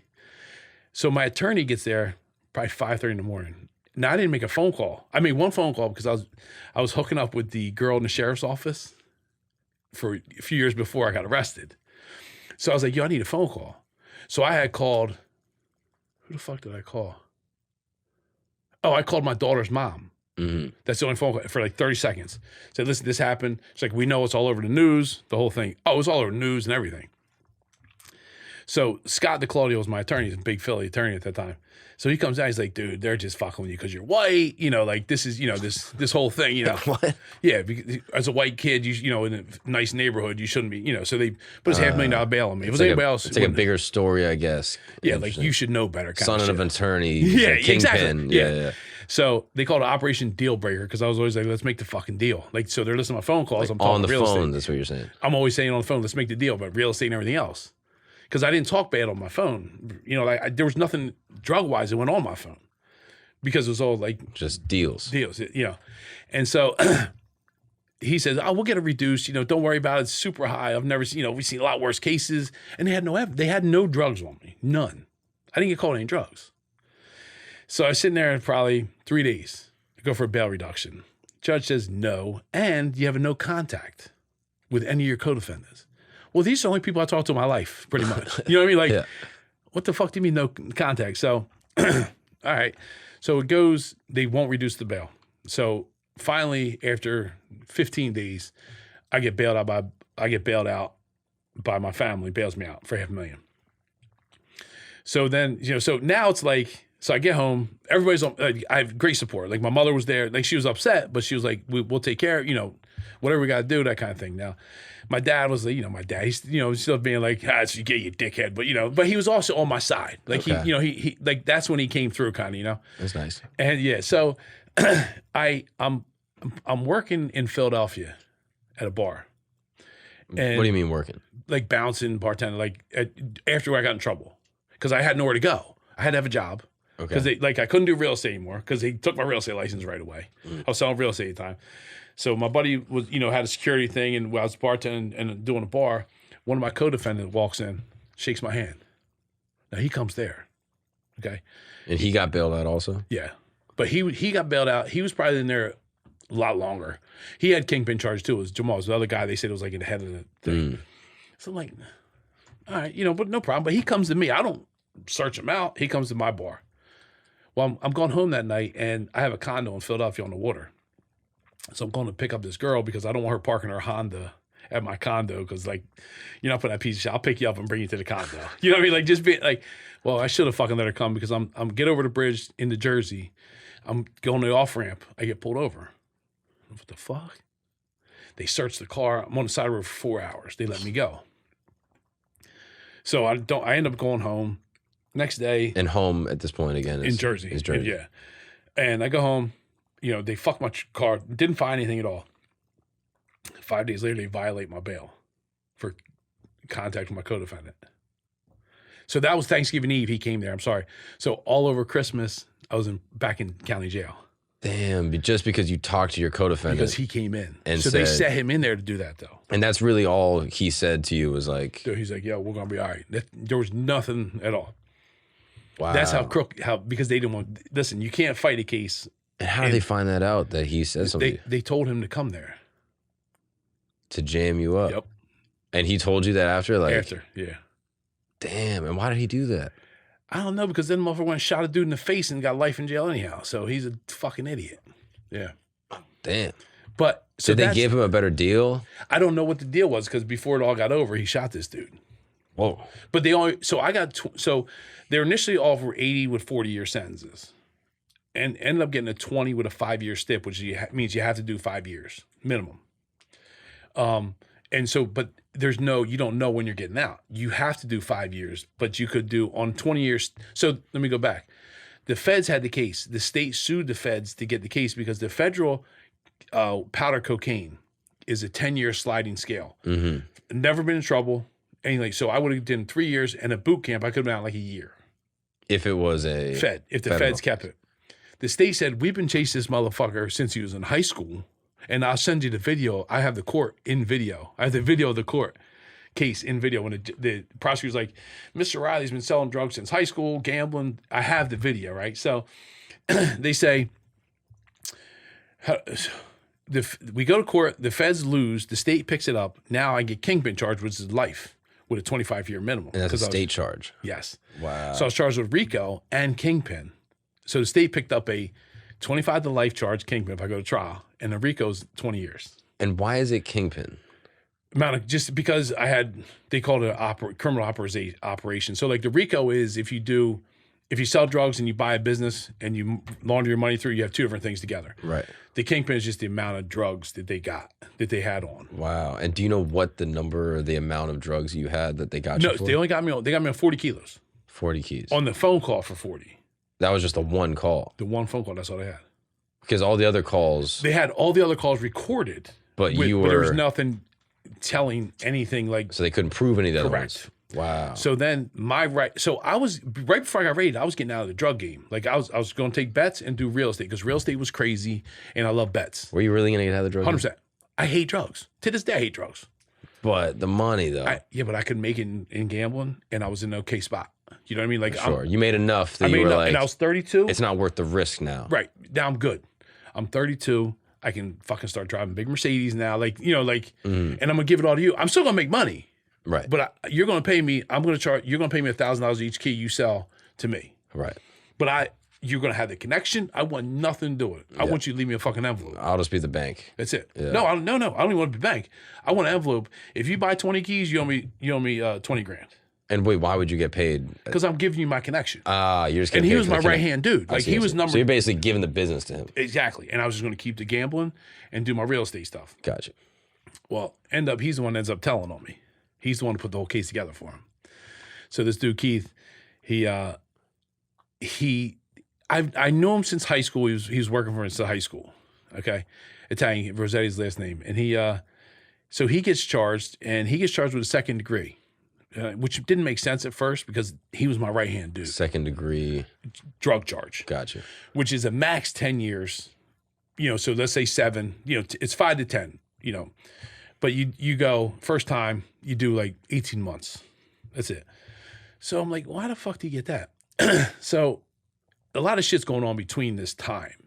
And you're in jail for I'm this. out. I'm out. I was bailed out. This is after bailed out. This is after you got bailed out for contacting the co-defendant. Yeah. You got bailed out again. Twice, yep. Yeah. Damn. So I'm trying to figure out. So I'm going this time now. I was just playing poker and working a little bit. I'm driving. I buy a Navigator, okay, and I see one of these fucking Chevy Caprice, whatever they are, behind me. So I pull into a gas station. This is when I still had payphones, and I called them down. I was like, "Yo, they're fucking following me again." Like I don't know why. Okay, I'm on this payphone. They come over. They act like I'm fucking Bin Laden. They're coming over the curb, arrest me again for the third time now. What I get charged for the third time is 4th degree tampering with evidence. While I was in jail, I called my daughter's mom and said, hey, listen, delete my email. But I wanted them to do that because I wanted to look at that email, not another one. So I did it on purpose. Oh, really? But the 4th degree, they could have just sent me a charge. They got fucking Kingpin charges. Right. A 4th degree is nothing. $25,000 cash only bail for a 4th degree charge. It's only fuck. Come to find out, Keith was working with them. So he spent 60-something hours, as I get discovery, riding around, not just telling on me, telling everything he knew. He didn't get a deal. He did it before he got a deal.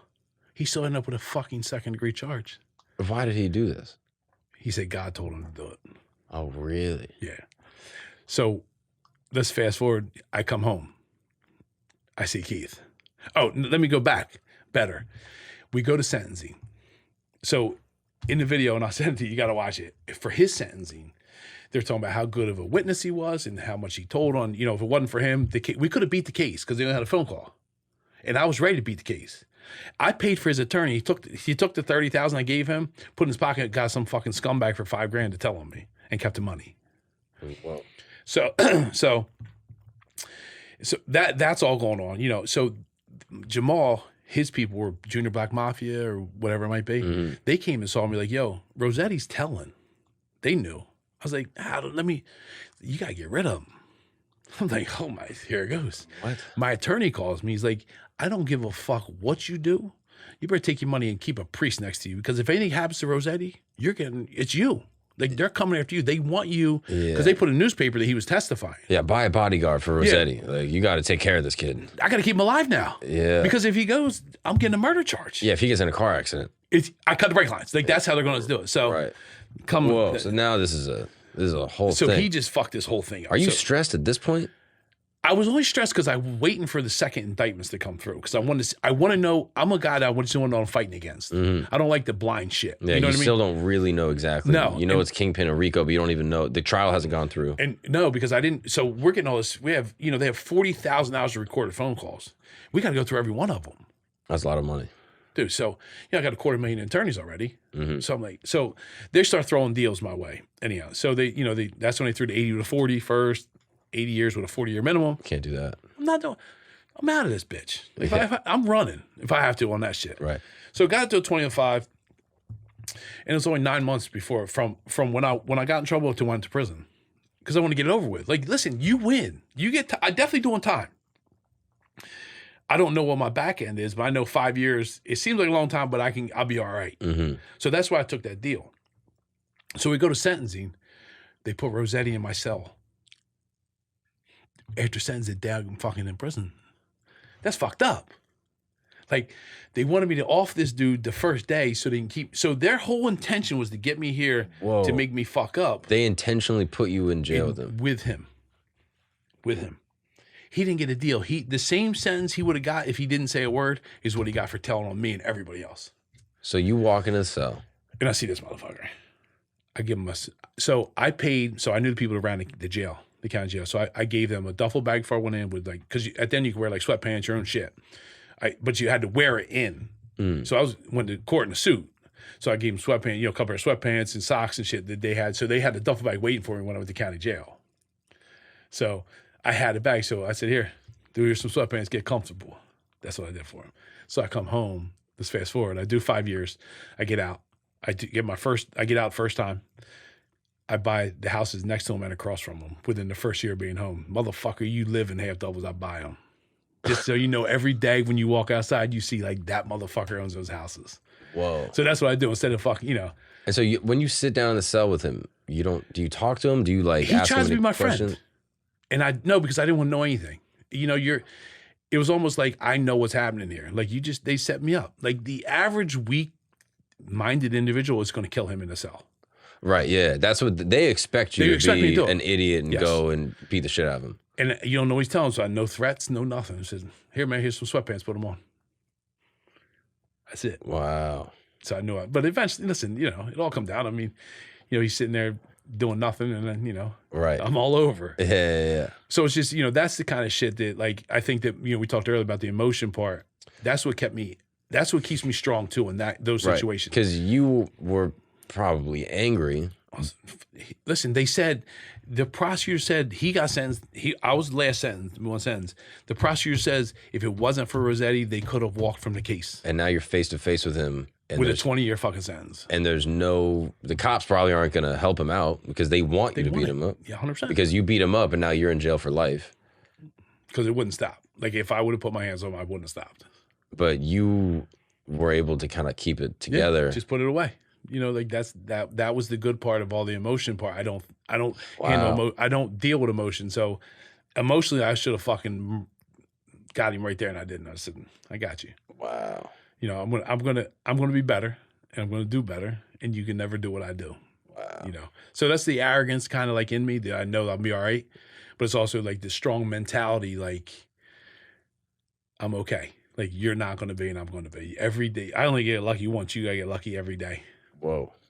I mean, that's wild. And so that's after sentencing? Yeah. So we all went to sentencing together, same day in court, November 17th or 18th.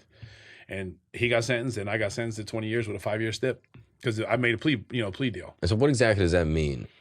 So I had a 20 years. So my max was 20 years. Okay. So I had 15 years on the Kingpin charge got reduced to first degree, which is a 15-year sentence with a 5-year minimum mandatory. Yeah. Then I got leader of organized crime, which is another 5 years that got added to run consecutive instead of concurrent. Okay. So that made it a 20-year sentence with a 5-year stip. Gotcha. So the max in state on 20 years is 13 years, 8 months with good time. So that's if you get good time. So that's an open sentence for me. So I can't fuck up in jail because now I don't get out I get a charge. I don't get out 5 years now. I'm in 7 years or 9 years. Right. And then if you fuck up again, it just keeps adding up. So I could potentially, the dad went in, I could have done 15 to 16 years if I didn't know what I was doing. You know, if I didn't, you know, but I had a game plan. Like I said, listen, it was a game. Right. You know, in prison, never got in trouble in prison. I mean, I did a lot of bad shit. Do you remember the first day? I do. So, What's up, guys? We're going to take a break really quick because you need to take the bad out of your habits. Yeah, you heard me. Cold turkey might be great on a sandwich, but there's a better way to break your habits than going cold turkey. And that is with our sponsors over at Fume. Fume is an award-winning device that I have right here in my hand. You can hear it right here. It's got this nice little dial. It's got a sleek design. It feels good to hold. It feels great to fidget with. It kind of will calm your anxiety without even using it. But the way you actually use it is you go just like this. You take a deep breath. I'm sure you're thinking, Mark, what are you putting in your lungs? That probably is bad for you. Well, here's the thing. It's actually not. It's great for you because with Fume, there's no electronics. There's no vapor. There's no harmful chemicals. Nope. It's completely natural. It's using a flavored air packet, and it's all natural, delicious flavors. Yep, that's how it works. Fume is an award-winning device, like I said, that's helped thousands, if not hundreds of thousands of people take the bad out of their little habits. See, here's what happens. It's late at night. You drink with your boys. You're at the bar. People all of a sudden pull out some sticks. They go, hey, let's take these. Let's breathe these into our lungs. Let's light them up. And then what happens? You get black lung, you die. But with Fume, you're not gonna die. Because what you're gonna do is you're gonna try Fume. It's gonna fix your oral fixation. It's gonna relieve your anxiety. It's actually gonna help you focus on your breathing. It's gonna taste great. It's gonna probably improve your breath. All of that in this one little thing right here. I know what you're thinking, flavored air. Mark, what does that even mean? I'm telling you, dude, I got this little cartridge right in here. It's just a little packet with like little oils in it. This is the peppermint one. This is my favorite one. I think it tastes amazing. It makes me feel good. I take a deep breath of this. I feel like it opens up my lungs. It reduces my anxiety. And most importantly, it stops me from doing a worse habit. You know the one that we're all thinking about. So here's what I want you to do. If you're interested in, I don't know, saving your life, not filling your body with chemicals and harmful vapors, is check out tryfume.com. That's right. Tryfume, TRYFUM.com. And I want you to use the code Gagnon to save 10% off when you get the Journey Pack. The Journey Pack is an amazing way to start breaking your bad habits. It's got everything you need to get started. It's got cartridges. It's got the little Fume packet right here. And it's going to give you everything to get started on your journey, hence the name Journey Pack. So go to Tryfume, TRYFUM.com and use the code Gagnon, Gagnon, at checkout to save an additional 10% off your order today. That is Tryfume, TRYFUM.com. Use the promo code Gagnon. Take control of your health. Now let's get back to the episode. well, the first day in, they put you in the county. So I paid the guy in the county, not only for clothes, but I paid him to get me out of the county because in the county it's day for day. You want to start getting comfortable if there's such a thing in prison. Mm-hmm. So, I paid the guy. I was out probably in 10, 12 days. Mm-hmm. I was in. So they put you on a list, and you go to CRAF, which is Central Reception Facility, and that's in Trenton. Okay, and that's I think the diesel therapy, which is on the back of the bus, mm-hmm. feeling sick as fuck with this fumes. Yeah, and they just drive you around every week to a different. Well, no, this is just going to reception. Okay. Where they classify you. Okay. But because of my crimes and the people I was associated with, I didn't ride with everybody else. They took me separate. So to go to Trenton is about an hour ride. It took 3.5 hours because we went back way, helicopter over. It's fucking in. I'm like, bro, I'm not trying to escape. But they had I was in vans in a bus. About 2 other people on there. Everybody else was in put 50 on a bus. Mm-hmm. Helicopter follows the whole way. We went every back road around. It took I think close to 4 hours to get to Trenton. Mm-hmm. Because they thought I might escape. Right. Fuck. What makes you think I'm escaping? You got me. You never had any intention of escaping. Fuck. No, listen, right. I'm getting 5 years of coming home. Yeah. That's it. And I'm going to make it. Yeah. So we get to CRAF, and everybody that thinks about doing crime should do this. Go to CRAF. I swear to God. So it's November, maybe December, 1st of December. Cold as fuck. We pull up, and there's 2 other buses there with people, and they're just we're handcuffed and ankle cuffs, and they put you in this building, and you just up steps, take all your clothes off, you're balls ass naked, ass to dick, with everybody in the motherfucker, probably 300-400 people up the steps, freezing your dick off. It's outside. It's in the stairwell of this craft, and it's fucking freezing, and you're this close, hey. And you don't want to talk to anybody, fucking, you know what I mean? Like, you're like, fuck, you know. So that's when it got, this is real, you know?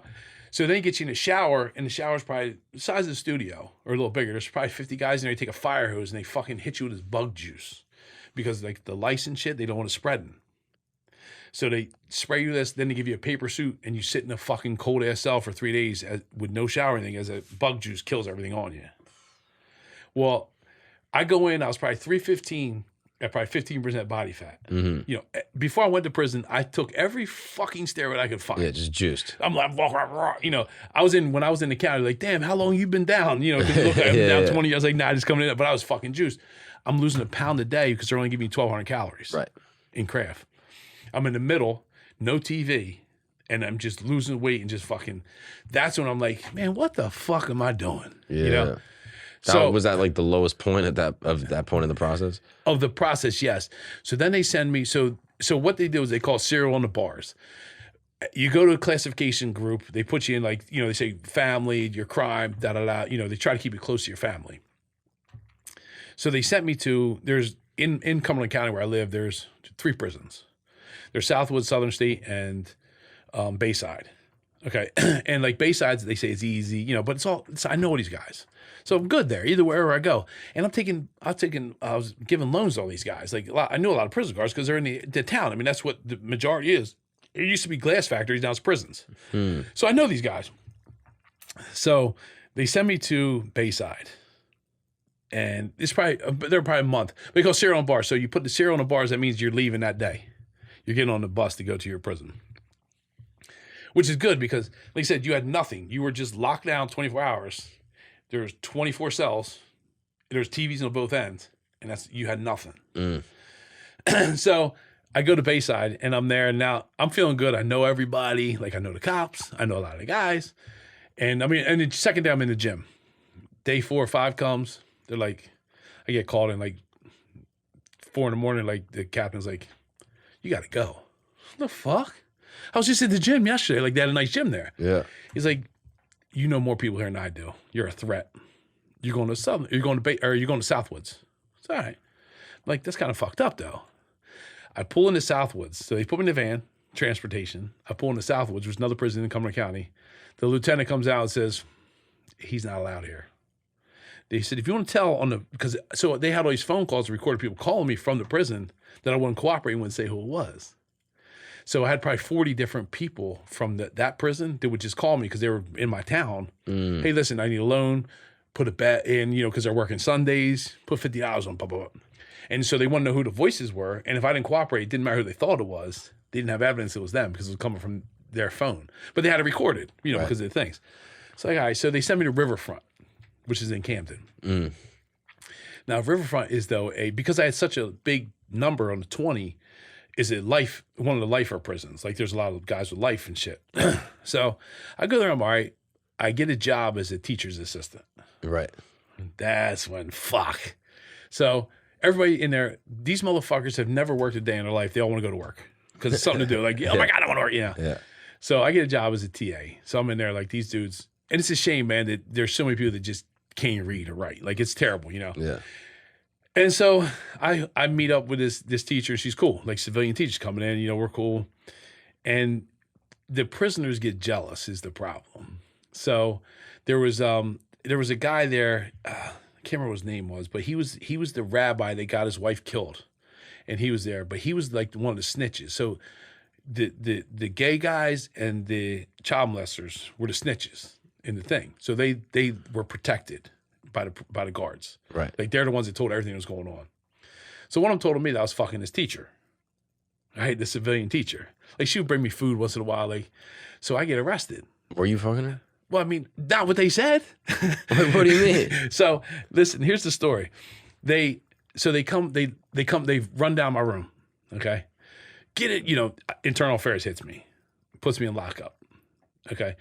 And, you know, puts me in, we call it jail. So it's lockup. You know, so they throw me in there, don't tell me anything. And I see them walking her out in cuffs.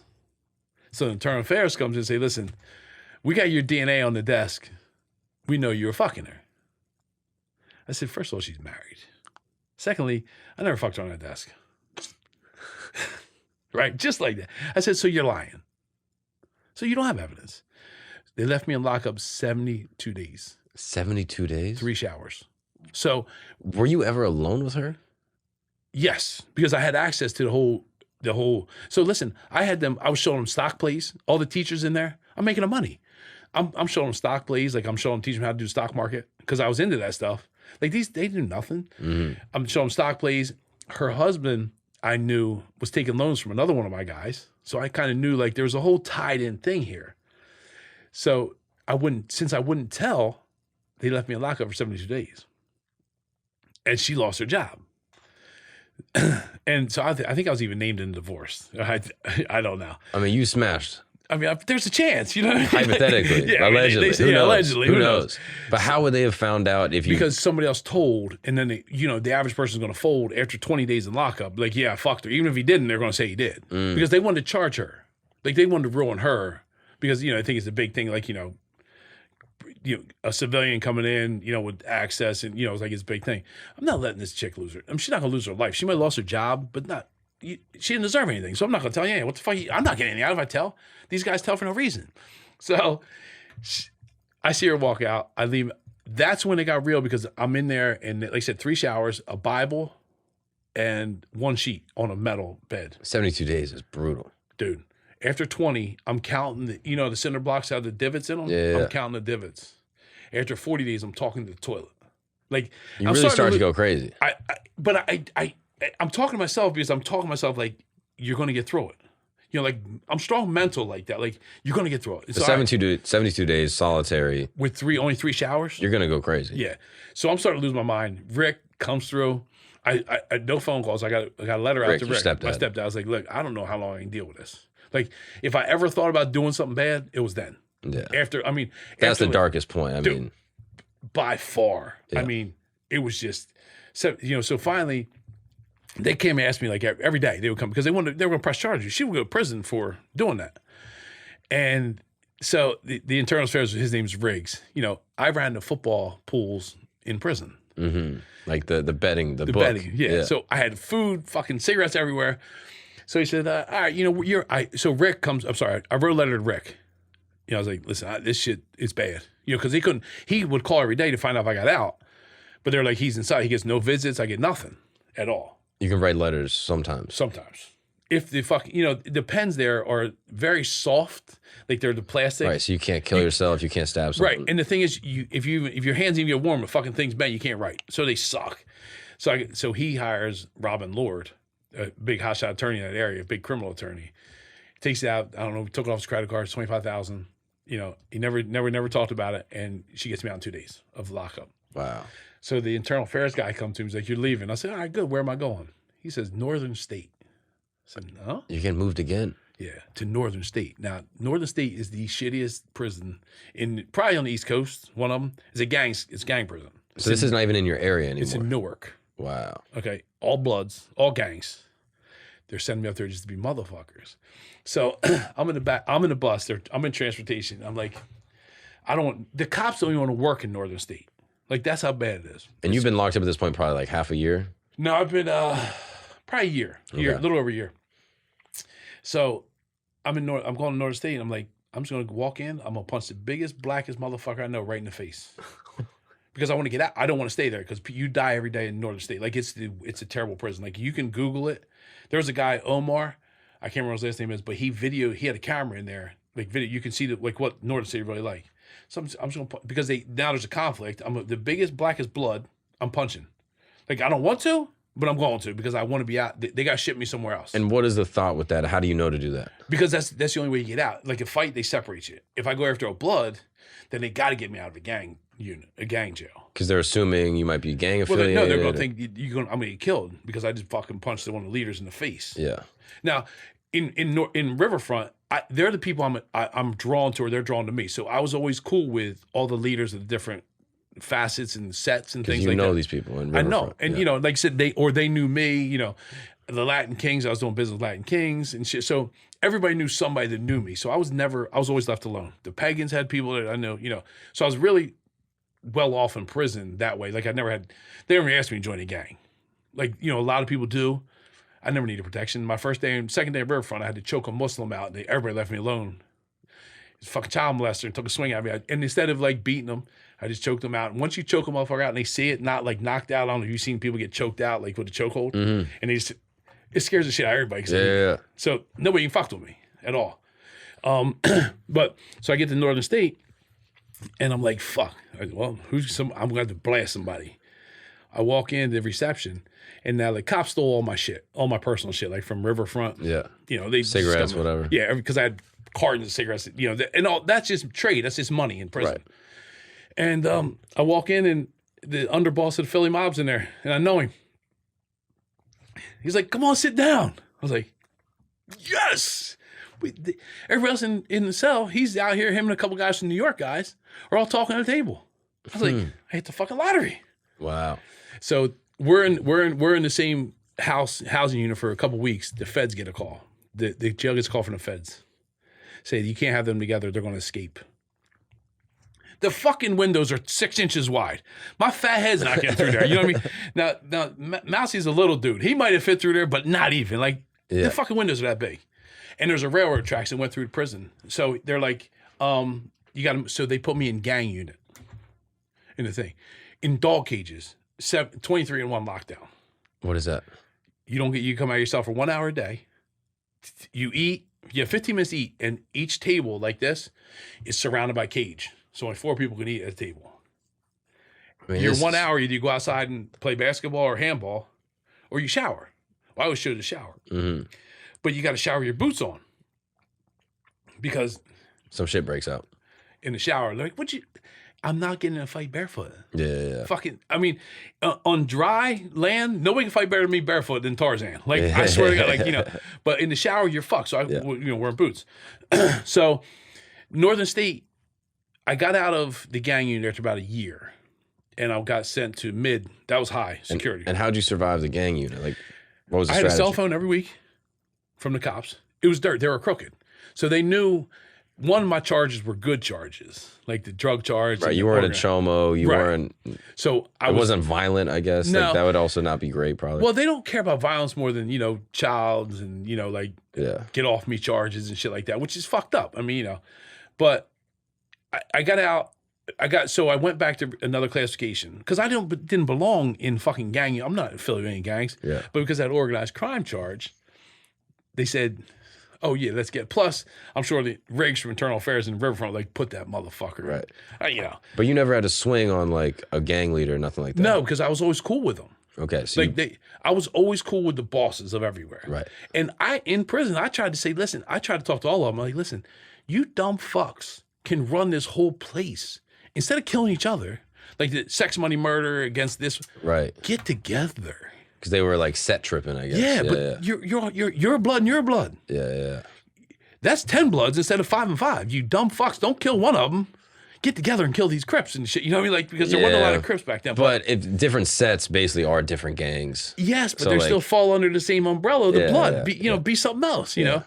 So that never worked. But I was always all the bosses kind of respected, and we had talks. You were diplomatic. Yeah, 100%. And listen, they needed something. We ate together. You know, like, listen, we always had running the football book, or you remember the things I always have here, whatever we need. And you would run the book even in the gang unit. Yeah, so I would get one of the guys they would take a little piece of paper, probably that big, and just write all the games. You circle them, and they get it back to me.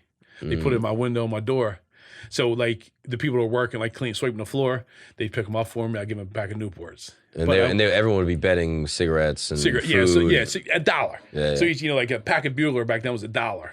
Newports were $6. Now I don't know how much the fucking things are. But that was the cash back then, you know? So. And was anyone sending you money while you were in? Yeah, so I was taken care of. I didn't have a lot of money on the books, but I had enough. I never really needed anything. My mom would send some money.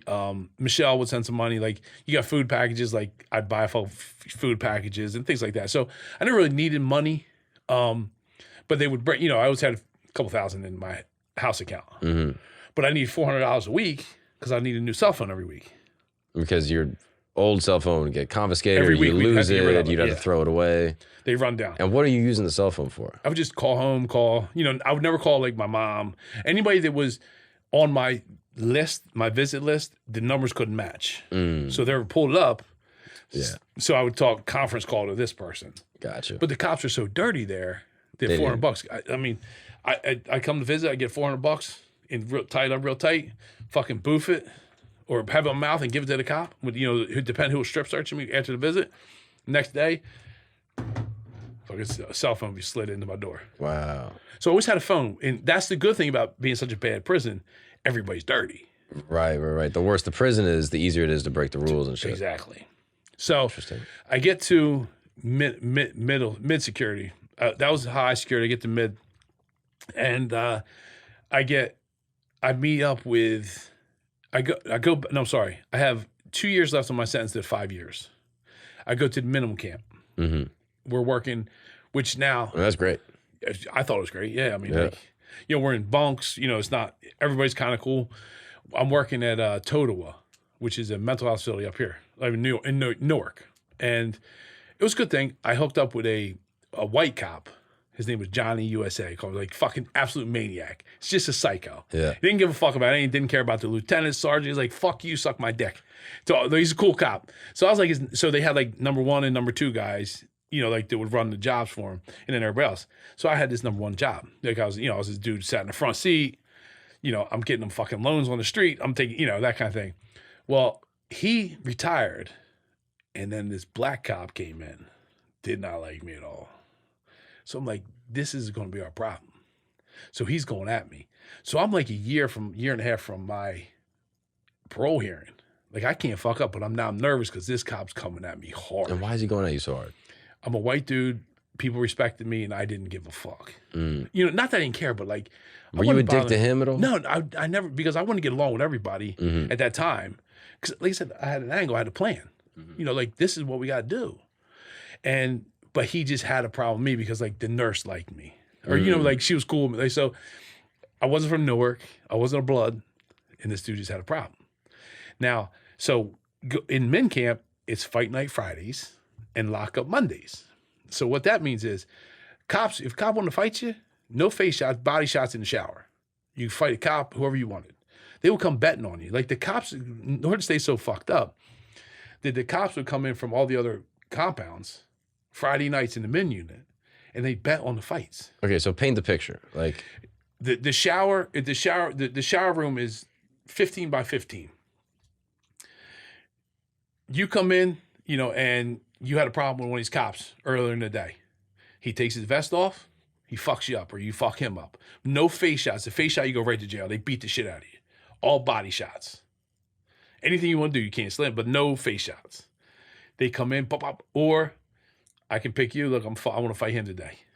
And that's what it was. And the cops would bet who's going to win. Cash.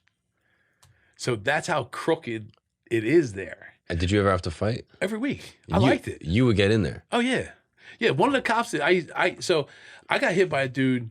He was probably 5'9", maybe 5'10", 180 pounds. So hard I wanted to kill him. He hit me just right in the kidneys. I was like, oh, I'm going to have to kill this motherfucker. Like dropped you low key? To the knee. Yeah. Yeah. And he kept going. And I didn't really like the dude either. I got him because I got him in a corner and fucked him up. But he dropped. But then like one of the cops moved to Cumberland County, and I see him in the gym. Like he's a good dude. Yeah. So I want the biggest new dude in the thing. Because listen, it's not face shots, it's body shots, you recover. So I was in every week. Like I like that shit. Because, like you said, it's not like you're not getting your face split. Now, if you got mad at the cop, if the cop fucked you up and you didn't get over it by Monday, they lock you up. So that's why they call it Fight Night Friday and Lock Up Monday. So any of these guys that had a problem getting fucked up, if Monday came, you weren't over it, you get out of men, you're going right back to the medium security. And what does that mean, get over it? Like you got to be mad. Like you can't be mad you got beat up. You can't have an attitude about it. Correct. Like the cop sees you and he says something. Yeah, just be cool. Yeah. Because you don't want to go back to mid. After you get the minimum, you don't want to go back to mid level. Does the opposite ever happen? Like if you're fighting a cop, did you ever have to fight the cops? Oh, yeah. A couple of them. But there was never, most of my fights with the cops were fun. And why were they fighting? Like, just fucking gorillas. That's it. Like, that's it. They're all crooked. They're just, motherfuckers. Down the bank. Yeah. Like, they take their fucking vest off and fucking have their t-shirt on. Let's go. Whack, whack, whack. I would have a cop come in. One of these cops is Myers, cool motherfucker. He'd just fuck with me. Like this wasn't even in mid camp. This is medium camp when I started. Like he'd cook and bring me food all the time. But he busted the door. I stand up, whack. He just fucking started wailing me. I said, "All right, motherfucker." We wrestle. And it was never like I wasn't mad. And was it love after? Like, yeah. It was 100%. Like if I needed something, he was always there. And like after the fight, like how would it end? Just like, all right, you win, you got it, or someone would just kind of give up. Yeah. It was probably it was a minute maybe of just like pounding on the ribs and the kidneys. Yeah. And then you kind of just be like, all right, you got me. Yeah, like yo, enough, Dap. I can't do it today. Yeah. And then that was hug it. him and tell him, yeah, he's going to go out. I mean, I got him a few times good. They got me a few times good too, but I got him a few times. I got him, and then I got hit by, like I said, the smaller dude hard. That's the only time I really like fucking felt it. Like, because back then you don't push. Your whole core is so strong. They can pound on you. It doesn't hurt because you're working out body weight shit all day. So, but that's just the way they work at that prison. Right. Like that wouldn't go on here because somebody's going to tell and they're going to have fucking internal affairs. Right, but it's such a brutal prison. Like that's what I mean. You can run a fight club and it's fun. That's what it was. These cops were making a couple $100 a night betting on who was going to win the fight. And then so they'd have two people fight, and one of the cops would say who won. Well, yeah. How was your record in there? I only lost once. Hey, who'd you lose to? Fucking dude half my size. Fucked me up, man. Just had a good shot. Dude, listen, yeah. I mean, it's just one of those things. Like, I was bigger than most. I mean, he said, average dude is 5'10". Yeah. I'm 6'3". Yeah. I was 260 then. I'm 275. So I was a little light, but I was in better shape then. So, like I said, I would pick the biggest dude that would just come on the block and I'd be his friend. Like, I'd be cool with, listen here, you need a phone. Like. And you got respect from there? Like, out in the yard there or was whatever? The respect in people was always high in there. The cops, some of the cops just didn't respect us as the prisoner. Sure. But that kind of sucks. Yeah. Because I'm like, my man, you're making $70,000 a year. You understand? Like, we're the same. You know what I mean? You like, bleed just like me, motherfucker. You know what I mean? And they don't get that. So like when they'd run down, like you lay on the fucking, like they had us in water before running down our camp. They'd have like the puddles. They put us in the puddle face down because you had to put your head down. If you have your head down, they were fucking stepping their boot on your back of your face in the mud puddle. So like that's the kind of shit. Like I don't like that shit. Yeah, you don't like getting told what to do. Yeah. So like was prison difficult for that reason? No, because I just follow. I know what I'm supposed to do. Right. Does that make sense? So I know what the game is. I know how to play the game. And I know my end game is I don't want to get a hit for parole. So I get to halfway house, about 9 months left, which that was probably the most stress is the halfway house. Because now you're tasting You're so close. outside world. Yeah. But I didn't go for my parole hearing yet. So my parole hearing is 6 months before my stip is up. So I think I got there 10 months. Now I didn't do drugs or anything, so I didn't have to do like the programming shit, which I don't think I could have made that. Like I don't think I could have made the programs. What does that mean, the program? Like the drug programs, like they do the 10, 12 steps or whatever, and they read these verses and start singing. It's like That's not you. No, I just can't do it. You know what I mean? Like, oh, and this is one of those things. If you do the program, then you can get out sooner. yes. But I wasn't eligible because, it's for the people who use drugs, for the alcoholics and things like the 12-step program. You were clean the whole way through. I was clean the whole thing. Yeah, no, and I don't believe in that. Like, if I want to stop something, I just stop it. For you, yeah. Listen, if it helps other people, I'm absolutely fine with it. Right. But me, like, reading this book 50 times is not going to help me. Like, I'm going to go fucking nuts because of the book. But so maybe 10 months in, I get there and I start going at-home visits. So now I get a job. So I get a job at a real estate office. I go home on the weekends. Now it's getting nervous. Like, I'm scared now because you don't want to go. After you hit those streets again, you fuck up one thing, you go right back to prison. And I don't have a date. So I'm working, I'm taking a bus back and forth. I have like 6 months left, I go to parole. I'm like, if I was nervous, my asshole, I couldn't have shit a grain of salt. Yeah. Because you just hear, you don't hear good shit. Like, that's one thing in prison, nothing's ever good. Yeah. It's always bad, And so I'm there and I'm looking and I'm trying to read the parole board. Like, there's 3 people, the old Spanish lady and 2 old white guys. So, but I'm trying to read them. Like, I'm trying to figure, like, what angle am I going to take here? Because, like, it's all like, what's going to make them happy? But I know that I had this psychiatrist that I had on my side. Why? Because I initially got interviewed by her when I first got in trouble. And I was talking to her. And I was just like, again, I know what to say and not to say. But I said, they asked me, what are you going to do when you get out? And I said, well, I'm going to go back into real estate. You know, like buying real estate, like selling real estate with a license, that kind of thing. And she's like, well, you know, why? I said, you know, because I like making the deal. Wow, fuck. As soon as I said it, you know how you say something, but I was like, man. Because that's the same thing with selling drugs. Like, it's that high. Yeah. Because I still get happy when I sign a $1,000 lease. Like, I still like that. Yeah, it's the same thing. It's, you know, I just like making it, you know, making sure it goes through. So, but I'm looking. So I see the old Spanish lady. I see these two guys. I'm like, I don't know if it's going to work. So, but I'm in my head, I'm angling it. Like, you know. So I get in and I sit down and the guy, they try to like push you. But I know, you know, like, I got you. So I let them. You know, listen, I'm a pussy. So, you know, I'm sitting there like, they're like, so tell me what you did. You know, I was like, oh, okay. I sit back, you know, sit up straight. Like, I sold drugs. I fucked up, made bad decisions. You know, everything they want to hear that I think they want to hear. Mm-hmm. And they said, well, you know, your psychiatrist here. Now, I know she gave me a good review because she told me she hates me. Because my IQ was higher than hers and I ran a drug game instead of doing something cool. So they feel some kind of way about that. You took an IQ test? Yeah, she gave me an IQ test. Oh, really? Yeah. And so she had all these things there. And she was the one that originally interviewed me when I first went down. So you go to her before you go to parole too. So it's my second visit with her. And she's like, I just don't fucking like you.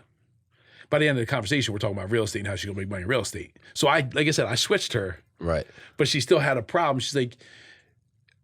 She said, I have an advanced degree and you have a higher IQ than me and you were selling drugs and stuff. I said, who made more money? Mm-hmm. Just like that. You know, which kind of like tweet, but I was also wasn't going to give in to her. Like, you can say what you want, but you're not going to beat me down. Right. You know? But I still know I had it. By the end of the conversation, I know. I said, so make sure you write me a good thing. And when I get out, you know, we'll figure out how to buy you houses, that kind of shit. So I'm sitting there and they push me because they want me to react. The pro, they want to give me a hit. Yeah. So if you get a hit though, you go back to prison. You don't stay in the halfway house. So you're only out in the halfway house like 16 months. The minimum hit is 18 months. So you go back to prison until you get time. Then you got to wait to get back in the halfway house. You got to go through all the bullshit. Yeah. So I'm sucking dick, if you want to call it that. Yeah. In that, you know, like anything they want to hear. So the lady's like, Spanish lady, older, probably 65. And I'm like, she's like, don't smile. I was like, okay. You know. So I'm trying to like keep it light. And they're like on me. So I'm like, fuck. But I think I did okay. So they say, all right, go out of the room. I'm like, come back in. They said, well, what are you going to do with your life? I said, well, I'm not sure yet. You know, I said, I'm going to do it in real estate. You know, I have the good background, give them the whole thing. You know, I have the support system, you know. They said, well, what about your father? He said, you know, you could have told on your father and you didn't have to do any prison time. What do you mean? You know. You could have told on your father. So the reason they were so hard on me was my father, who was an attorney, was fucking the prosecutor's wife years before. Your dad was? Yeah. So I make this deal. I'm getting ready to go to sentencing. Okay. And it's sentencing. This was, 5 years before this all happened. So sentencing is there double doors. You walk in one door, there's a little foyer, and you walk into the courthouse. They stop me. They say, you want to sign this paper? Saying your dad was misusing his trust fund checks and shit like that, just like dumb shit, but technical shit that would get him in trouble. I said, no. They said, all you got to do is sign this. You'll do 6 months and be home. They told you that? Oh, yeah. They offered me 6 months or a year, whatever it was. I said, nah. What's he going to do in prison? He can't make it. I can. And did you know the deal? That your dad was banging the prosecutor's wife? I knew the prosecutor had a very big problem with my father, but I didn't know why. But you knew that they were low-key trying to get him, Oh, yeah, too. they wanted him the whole time because they kept sending stuff to my attorney, to ask questions about him. And he never even got raided or anything. So they wanted him worse than they wanted me. And so they just brought up bullshit to you and said, hey, say that your dad did some nonsense. They said, say your dad, it fucked with his escrow, his trust account, because, that's an indictable offense. Sure. And other shit. And he said, we'll give you a year, 6 months, whatever it was. I was like, I already signed my deal, brother. So I took 20 years instead of a year. Wow. And your dad, I mean... Listen, and that motherfucker wouldn't have done that for me. I can tell you that now. Right. He would have said, fuck him. He can go to prison for a couple of years. But you held it down for him. Yeah. What's he going to do? He didn't sell drugs. I did it. You know what I'm saying? Like, I am big. I don't make anybody. If you did it, fucking eat that. Yeah. I didn't make anybody buy drugs. I didn't make anybody put bets in. Mm-hmm. I didn't say, if you don't buy my drugs, I'm going to shoot. Right. You're a grown man. You made a decision. Yeah. That's why I had such a problem with Rossetti telling. Right. Because it's this old saying, like everyone wants to be a knight, but no one wants to bleed like one. 100%. It's like, if you want the glory, you got to take the punishment. And they don't. They just fold. So I got that offer and it went in. So they asked me about my dad in the parole hearing. And they said, well, what about, your father, is he on the up and up? I said, I've never known him to do anything wrong. Just like that. Like, as far as I know him, he's a prominent attorney. Like, so you were offered a deal though, right? To, help out the prosecution against your father. I said, they wanted me to sign a piece of paper that I didn't believe was true. Just like that. Like, fuck. So I'm like, now they're hitting me, because I'm not, what they want me to do, I think is, but I can't, even though I know what I should have said, I should have signed it and been home with my family because they're like, the big family. I just said, so I'm like, did I fuck up right there? The guy over here says, you're going home. I said, thank you. Got up. I was the only one that day that didn't get a hit out of 20-something guys. Wow.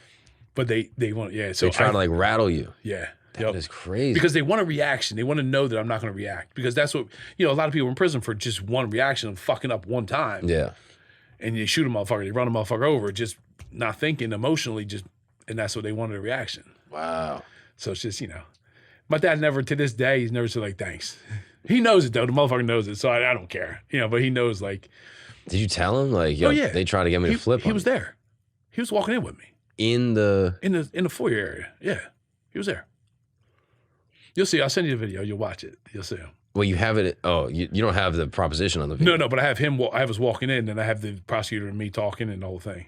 My attorney. Mm-hmm. Can I play the video in the episode? Oh yeah, absolutely. Okay. I'll send you all of them. Yeah, I'll drop it in. Yeah, you have to because it's you get these people and listen again. You know how it is. People talk shit that don't even know you. I'm sure that you get it all the time. Like it's fun. I didn't tell him a motherfucker. I got 20 years. You understand? I keep all the receipts, but I don't argue with these people. Like, you see these people like going back and forth on YouTube. I don't give a fuck what people say. Yeah. I don't give a fuck. You're not me. Yeah. If you're talking like that, you're the pussy. You understand? Like, so my biggest thing, even with my relationships with girls is I don't argue when people say shit. Like, okay, listen, let them talk. I don't give a fuck about that person. That means nothing to me. They don't change my life. Mm-mm. So like the last girlfriend I was with, she's like, this girl said you fucked this. I don't care what she said. I don't give a fuck. Tell her to prove it. Mm. I keep the receipts. So I always have like, oh, I told her I was gonna fuck her. Well, here's what the real message said, not the one she made up, that kind of thing. So that's how I'm big on that. It's like I'm so forward in your face. Like if I say it, I told you, yeah, I did that. Why? Yeah. Or I did it. Yeah, I fucked her. So what? What are you gonna do? Keep it straight up. Keep it straight up. But to people don't like that. Right. Like it threatens them. Do you like lying? Are you a good liar? No. I don't think so. Because I don't, when a lie comes out, it's more for protection, but I don't want to protect anything. Mm-hmm. Like listen, if I did it, I tell you. Yeah. Like if you lie to cover shit. I don't, so I'm so forward that it might seem like a lie, but I have the evidence here. Mm-hmm. You understand? Like, no, I didn't. Like, she can say whatever you want. Oh, you're fucking lying. If I had to, I can show you that that's not how it really went down. Mm. But if you want to believe that, I don't give a fuck. Go ahead. So if you got accused of cheating, you'd be like, yeah. Prove it. And what if someone proves it? Like what? Like hypothetically, they can't. They wouldn't. You cover your tracks. If I do it, 100%. Yeah. There's no need. A lot of people want to claim that. Just to, people that are jealous bring that shit up. Mm-hmm. They have no idea. They don't know me. Mm-hmm. Like what I mean. Like they think, oh, that guy does this. If you can say that at this table right here, I'll admit it. Right. But if you can't sit at the table and say it to my face, but you can say it to you. But if we sit at the table, you don't say a word. Soft. That's right. So I say anytime, like girls, oh, this person, bring them over to the table. Let's talk about it. Mm. I'll call them right now on conference call and let's see what's said. Oh, we don't want to do that. Why not? I'm in your face. Mm. Like, oh, you're going to threaten. I'm not going to threaten them. If I said that, tell them where I said it. Don't take 5 things out of the 30 sentences I said and put them together to be something else. Right. What is it really? Right. What is, and so that's how it is. So there's no need, just keep it real. Yeah. And that's hard for a lot of people to understand. Yeah. They don't like that because it threatens them, because it takes them out of that comfort zone. And again, I'm comfortable being uncomfortable. Yeah. You know what I mean? And so it's just one of those things. So you get out immediately, you're back home. Yep. Good system. Michelle was there. So Michelle got raided with me. Mm-hmm. I wasn't dating her at the time we got raided. Mm-hmm. We were talking a little bit, whatever. I was dating another girl. The girl I was dating at times actually was selling drugs. Not selling, she was a school teacher, okay? And she would take like 100 bag and sell to her class friends, you know, like the teachers and shit like that. And this bitch tells on me. And I never told on her. I'm like, James, you were fucking selling drugs. And because the prosecution is so bad, so crooked, that they're like, just say you saw this, do this. Here's what, they'll feed her the information, even though it's not true. And she's like, yeah, that's true. James, you never saw that. What the fuck are you talking about? You signed a thing saying that's what happened, and it didn't have anything like that. Right. But you didn't tell them that you were selling fucking quarters and shit to your fucking class. Well, why didn't you, if you told them that about me, why didn't you say, well, oh, I did this or I did that? They don't tell those stories. You know what I mean? Like, that's what bothers me about people just not keeping real. Tell the whole story. If I did it, tell the whole story of why it happened. Don't just tell your part of the story. Just say, hey, yeah, I was taking this from him, or I took 10,000, or I took 20,000. He bought me this, he bought me that. Oh, he charged my credit card up. Well, that's because I charged you because you owe me 20,000. Right. But you didn't tell that part of the story. How come? Right. And that's what I'm saying. Like, that's what makes people uncomfortable, is because I'm gonna call you out on your shit. Yeah. So when you get out, do you have some money? Like, not a lot. Not really. So, and I'll send you that picture.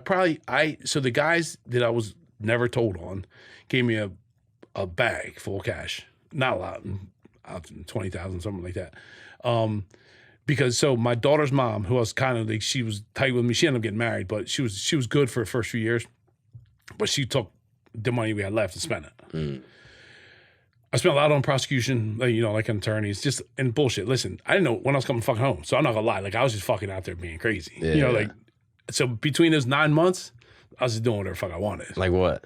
Like between the casinos, the fucking flying to Vegas, like just not drinking, but just like fucking doing dumb shit. Yeah. So, but I knew when I came home, I had a good. So Michelle was right there for me. The one that got in trouble with me. And we started dating because I was in the halfway house and I wanted an iPod. Remember those iPods? And she's like, so I'm calling her, like I would talk to her every day from the halfway house. And I was like, Michelle, I want an iPod. She's like, well, do you want to get married? I was like, yeah. I said, I want to get married too. Like, just fucking with her. And she's like, you want to marry a fat bitch? Like, just playing. I was like, yeah. Like just, talking shit to her, like back, because that's just like the talk we have. And she's like, what? I said, you got to buy me an iPod. Well, fucking, she buys me an iPod, and I'm dating her for 15 years after that. 15 years? Yeah. Like, I just, probably 4 years ago, I think we broke up. Wow. During COVID. That's wild. But she's still my best. Like, yeah. She's you guys a are so cool. Oh, dude, she uses and abuses me now. Like, she gets 10 times more out of me now than she ever did when I was with her. Like, I'll do anything I want, like anything I can for her. Like, I don't want to fuck her, but like she's just there. I'm here. She needs something. I'm there for her. And it's hard in relationships because she never told on me. She got charged with Kingpin. She did. And she never saw a drug in her life. She lost her kid for 2 years. All right. And she never said anything about me. So think about that. These bitches, like my ex, my ex and my kid's mom, they both told shit that was a lie. Right. She never told a word. Nothing. She lost her kid at that time. She would drive 3 times a day to 40 minutes away to pick him up from school, take him to school, pick him up from school, and feed him dinner, then leave him there because his dad. So they called his father. He called her ex-husband the day before the raid and said, "Get in court that day and get your kid." Wow. So they're angling that to punish me. So part of my plea agreement was, if you drop Michelle's charges, I'll take this 20 years. So you guys had each other. Yeah, like solid. That's solid. awesome. But my last girlfriend didn't work because of Michelle. Like, because people don't understand loyalty. And when I say that, I mean, so the girl I was just dating, good girl, gorgeous girl, but she's always been taken care of, kind of, like, so, and I was saying before, like, she married, the whole thing, but her parents own a company, which they gave to her now. But she has friends that were talking shit at her table on her dad and the company and work and everything, and she's still friends with them. Right. I'm like, Stace, I don't like them because they were talking shit on your parents, and that's not my company. How the fuck you still hanging with these bitches that are drunk talking shit? Oh, they're good employees. Stace, they're $15 an hour bitches. Get them the fuck out of there. Because if you think they're talking shit in front of you, what are they saying when you're not there? Yeah. That's called loyalty, but people don't understand loyalty. Like, I'm big on loyalty. Like, I'm loyal to a fault. I might not be faithful. I am now, but like I believe there's a difference between being faithful and loyal. Does that make sense? Yeah. Like I'll never turn on you. I'll never sell you out. Right. But I might Get mine. exactly. Yeah. Right. You know, so I can see how you could justify it differently. Yeah. And listen, that was, I don't do it. I don't cheat at all anymore just because I know it's fucked up. Really? That's cool. Yeah. It seems like one of your, like you're probably maybe your biggest vice or second biggest vice is women. Like, 100%. Yeah. Money and women, 100%. Yeah. But you don't cheat anymore. Nah. That's cool. Nah. And the thing is, I still get, the problem is it never is going to, I always have that like stigma Yeah. because just who I am, you know what I History mean? and shit. And Stacia, she was, after Michelle, I had an assistant to work for me, good girl. Her name was Lexus. And she ran the company for me. She made my life super simple. And I miss the shit out of her on that part. But she was very, very jealous. Mm-hmm. She shouldn't have been, but she was very jealous. And like, she was the one I was saying, like, if I smiled at the fucking lady at Lowe's, An issue. I don't like that shit. Yeah. Stacia made me get away. Like, I had to get away from her totally, from Alexis, who helped me run my company, make my life easier. Because she didn't like her, which, okay, I kind of get that. But then she's like, you're always over at bitch Michelle's house. I said, Stacia, Michelle would come, if your car broke down, not that it would, but she would if I called her, she'd pick you up. Yeah. Like, that's the kind of girl she is. She's got us. But she didn't understand that. Yeah. You know what I mean? So, but I never cheated on Stacia. Like, she always like, you did this. No, I didn't. Like, your friends are saying, they're fucking lying. So then you get out, she's got you, your parents are there. Yep. And they got you. Yep. So, and then just started real estate. Yeah. I mean, that's all it started. I hooked up with a guy. Building that up. I flipped a house, bought a rental. Flipped another house, bought 2 rentals. And then cashed out the rentals. So that's where, it started changing. I think 4 or 5 years when I made the first $1 million profit on real estate. So it took a while to get there. But then by that time I had enough where we were bringing in rental income, but I was also flipping houses and buying houses. Then I would I'd flip a house, let's say make $50,000. Back then I'm buying 2 rentals for that. Right. Then I would cash them out, refi them for $100,000. I bring the $100,000 but cash back in me. I'd have mortgage on here, so I write that off. All that money came back, so I didn't have to pay tax on that because it's borrowed money. And so that's just how it went from there. So in 2017, I think, is when I think I hit like 60 or 70 rentals, and that's when it really started getting like real. Right. And I hate rentals. I'm getting rid of all of them. I'm selling them out. Yeah, fucking I can't stand It's a them. headache. It's it's not a headache, but so I was buying, like you said, buying 15, 20,000, 25,000. I'm selling for 200 now. Right. So I'm selling 50 of them. I'm averaging about 80 grand per Right. profit. How do you turn down? You don't make that shit in rental income anymore. Right. And people don't fucking pay. Yeah. When the governor in New Jersey said don't pay your rent for 2 fucking years because of COVID, Right. what the fuck are you gonna do? Yeah. And that's the problem. Right.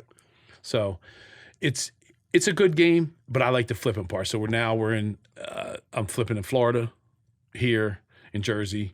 Like I said, I met that guy from LA that I'm doing a TV show with. He's getting in. We're buying a place together in Florida just so I can get him into making another show and like other things. And this is how much I trust people, is that I was like, dude, you can put it on your name. I don't give a fuck. Just pay me. And if you don't pay me one time, listen, if he pays you the next 10 years, it's great.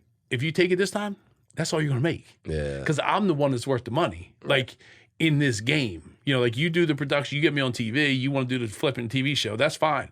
But this game, you might think you can do it better, but I got it down pretty good. So if you want to fuck me from one deal, do it. I don't give a fuck. Do you wish that you had just gotten into real estate off rip? Like if you had a mentor when you're 19? Yeah. So my dad's second wife, she owned a real estate office. And when I was probably in the end of high school, I wanted to get in real estate. Is this the crackhead? No, the one before the crackhead. Oh, okay. So it was my mother, then Debbie, then the crackhead. Yep. Whoa. And so if you had linked up with her when you were like 19. I don't know, because I was already selling drugs. You know what I mean? Like the money was there. And the drug money's I always harder. was interested in real estate. Right.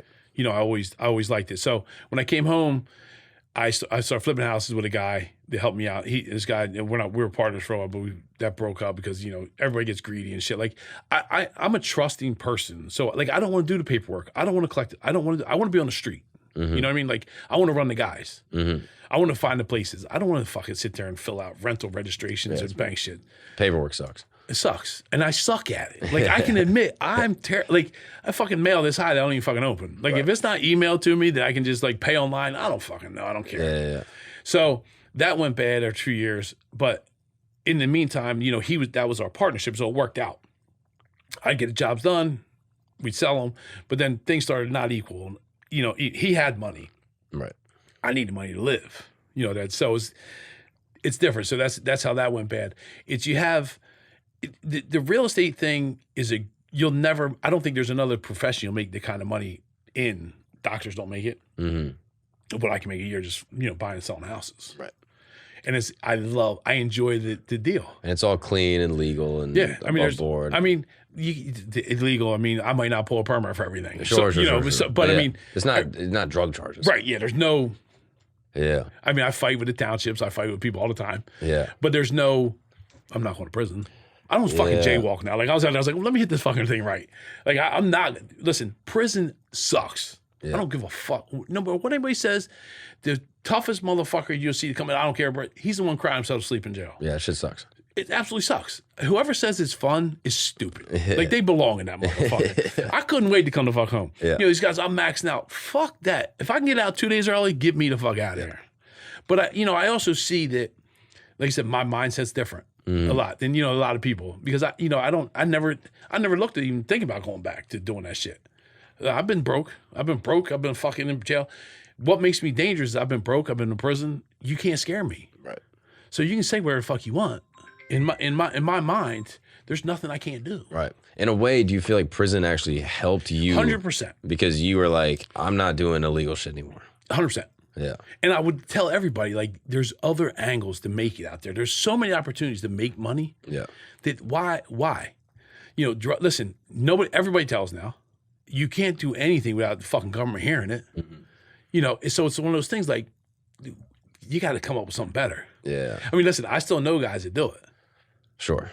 But it's like when you get knocked off, this shit goes. Because now they can come they find everything. Like I said, nothing, they don't do anything. Their shit is illegal as fuck, the government, the way they treat you. Right.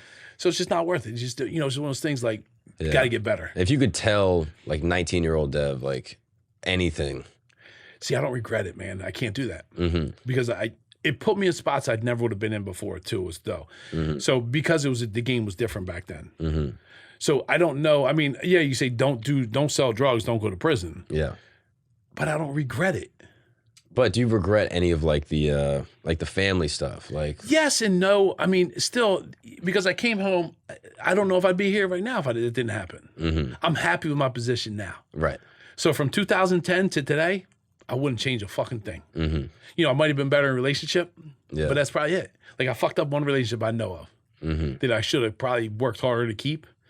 But besides that, I wouldn't change one thing. The good deals, the bad deals, my position right now, I'm happy. Yeah. And I was never happy like that in that time, but it put me in position to be here now. Right. And it made me fucking fearless at the end of the day because what's worse than lockup for 72 days and being broke? Yeah. There's not, people say money doesn't buy happiness. No, it doesn't. But guess what? I don't know a lot of motherfuckers that have money that are out there causing problems and fights. It's when the people that are upset are the ones that can't pay their bills tomorrow. Yeah, they're stressed out all night, which sucks. Like that's a terrible feeling. Mm-hmm. When you wake up knowing you're going to be okay, you might have a bad day, but you're not like, fuck, this world sucks because I can't fucking buy dinner. Yeah. So, that's the thing. It's just my mistakes. I definitely fucked up, but today I wouldn't change anything this whole way around. Would you ever go back to prison and teach? They couldn't pay me enough. I would do it pre. I would rather teach and go on a tour of 16 to 19-year-olds that are in trouble or doing trouble. That's what I'm talking about. Yes. I wouldn't want to go into prisons. I would go into a few prisons. Just but the problem is, so when I came home, I spoke to a couple like the Boys and Girls Club of Philly, like things there. The parents are the ones that are worse. So they're not paying attention. The kids are listening because it's a good story. Mm-hmm. But the parents, so without your parents helping you, you're done. Like it's just the parent factor has to be in there. Mm-hmm. Or it has to be like a 16 and 19-year-old where there's nobody in there. You say, listen, this is what sucks about prison. Yeah. Like, you don't want to shower with 50 motherfuckers where you get under the water, you fucking spray. Getting hosed and fighting. And you don't want to do that. Like, it may sound good, but you're not that fucking tough, especially in today's world. Yeah. So I would definitely do like a tour. But if there's a way to talk to like 19-year-olds that were like you, that like didn't have great parental systems, but were like sharp and I'd bright. love to help. and just be like, yo, there's another way for you to make money. Yeah. And I was showing, listen, construction, I showed trades like real estate. This, you don't need to be smart. You just got to keep your credit good. You know, like I could show them the path to make it. They're not going to make my kind of money. Yeah. I mean, you got to get to, you know, like it takes a while. Out.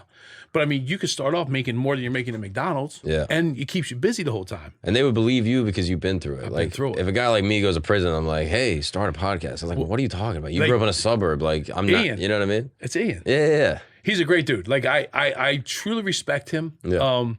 You know, the first time I met him was great, and I stay in touch with him, meet him. Like, I want to help him get better. Yeah, because I think he has the potential to show things that like the average people don't show. You know, like I do Matt Cox's thing next week. Oh yeah. I'm going down to Florida. Yeah. But we're also filming some for a flipping show down there. So we're cool. doing, you know, but you guys are the ones that like change it. Like, you know, these other like the Logan and them. I don't watch that shit because I don't give a fuck. Yeah.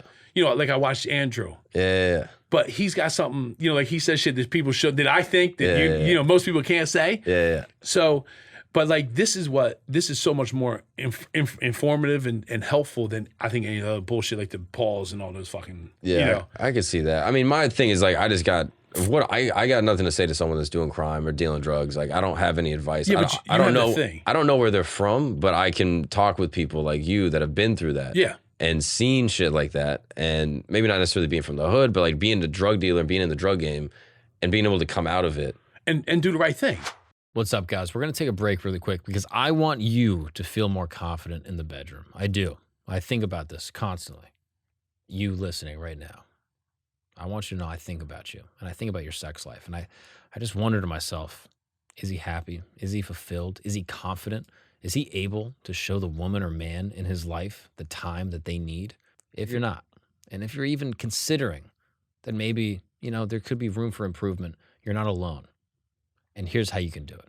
With our friends over at Bluechew. Yes, Bluechew is an amazing service that will deliver a chewable tablet directly to your door that's basically got the same active ingredient as Viagra, Cialis, all the good stuff, but this is the chew, and that's why we rock with it. Because with Bluechew, there's no awkward doctor's visits. There's no like, I think maybe I could use some help. Oh, maybe, you know, I'm getting a little older. Oh, maybe I just want to feel more confident.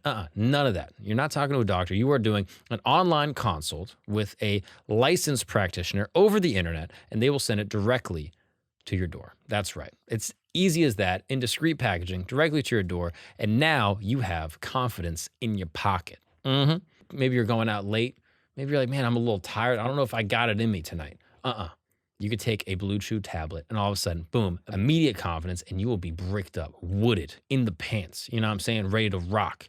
Maybe you're just feeling, you know, maybe a little older. Maybe you're like, man, back in the day, I used to just be ready to go whenever I needed it. Oh, you might be in need of a little Bluechew tablet. You know what I'm saying? You could just be blowing backs out all night. Now, maybe you're listening to this and you're one of these guys that's like, oh, Mark, I don't need this. I have a great time in the bedroom. Hey, don't knock it till you try it, because you might be having a great time, but what if I told you you could be having an even better time? Imagine that. What if we're talking multiple rounds? What if we're talking harder? What if we're talking bigger? I'm just saying, look, it might be worth trying. And if you're interested in checking it out, like I tried it out. I'll be honest, I've used it. That's true. I went camping with 3 of my friends. It was cold. It was late at night, and we didn't have a tent. So what did? I took a Bluechew tablet, and I pitched a tent for all of us. We slept snuggled up underneath the warmth of my wood.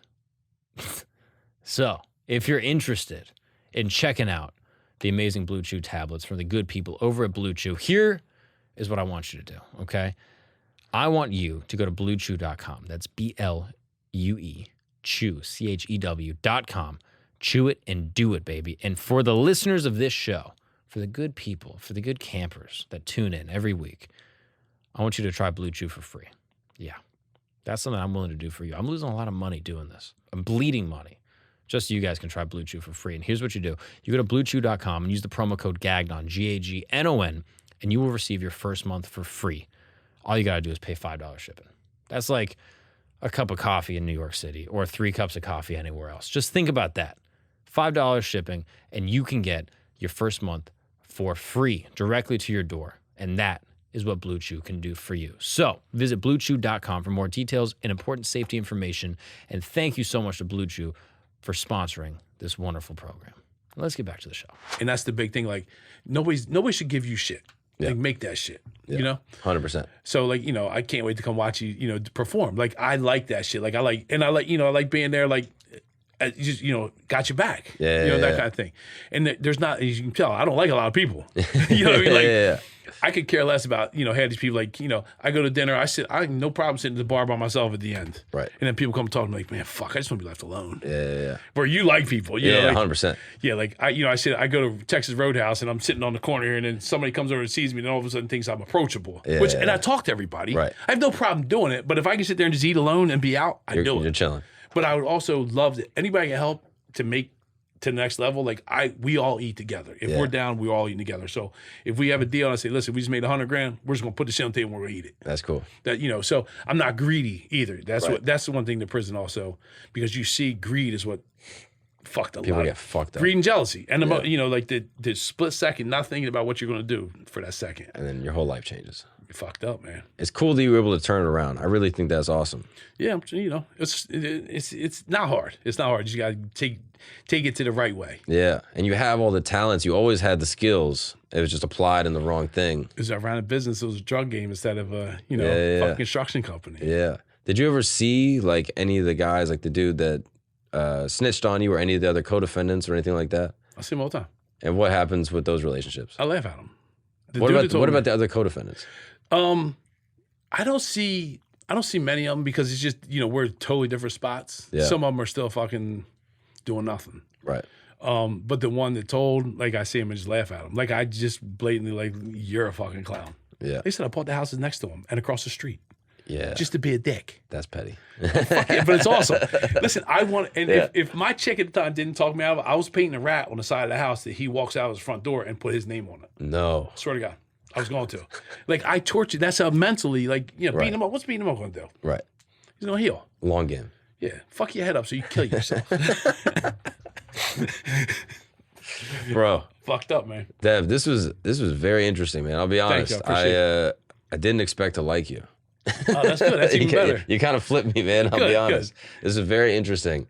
And going from like childhood, I can see how your mentality and everything kind of formed into where you're at now. Mm-hmm. And then it's cool that prison was able to wake you up like, yo, I don't want to do this shit. You don't want to, anybody listening or watching you don't want to go. Trust me. Do you think at this point you made more in real estate than you ever did in? Ever. Really? Oh, by far. That's cool. I'm 6 figures a year without thinking. Yeah. I'm 7 figures a year without thinking. Yeah. And now it's on cruise control. That's dope, man. And so, like back then it was a struggle. Now, it's now I walk in and know what I'm going to do. Yeah. And I like that part. Like the real estate, I love looking at these piece of shit houses and knowing what I can do.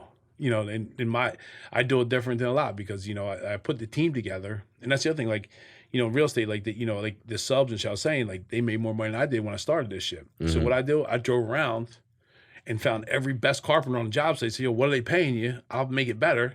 Come over to me because I know it's still cheaper than what it's going to cost to get it done by subbing it out and put together a team myself. Interesting. So my rate, like my electrician and my plumber, I can redo a whole house for $3,000 when it'll cost me 15. It'll cost you 15 to get it done. Yeah. So I bought a backhoe so I can dig my own shit. Like, you ever do mushrooms? No, I don't do drugs. Never. I'm not. My mind should never do any mind altering shit. Yeah, maybe not. No, that's like I thought about it. I was like, because there, a chick was like, "You want to do mushrooms?" But I was like, I just don't think I should. My old assistant girl, the Alexis, she was like, "I want to do mushrooms." I was like, I don't think I should. Yeah, I mean, if you don't think you should, then I definitely don't. But I just, I think that would be the last ripple in your story. Is you like them? I have only done mushrooms twice. I want to grow them. I swear to God, I was looking at mush. You look on my phone. I was looking at mush. It's called a shit block. Make sure it's legal. You can grow yourself, right? I think you can. I don't really know. I don't fucking know. But a mushroom, it can't be illegal. That dude got caught $8.5 million. Did you see that? No. He grew he got caught. I think it was in New Jersey. $8.5 million worth of mushrooms in his house. You can Google this shit. Yeah, that's crazy. Young kid, probably 20-something years. $8.5 million. That's wild. But I saw they were selling on Facebook or whatever.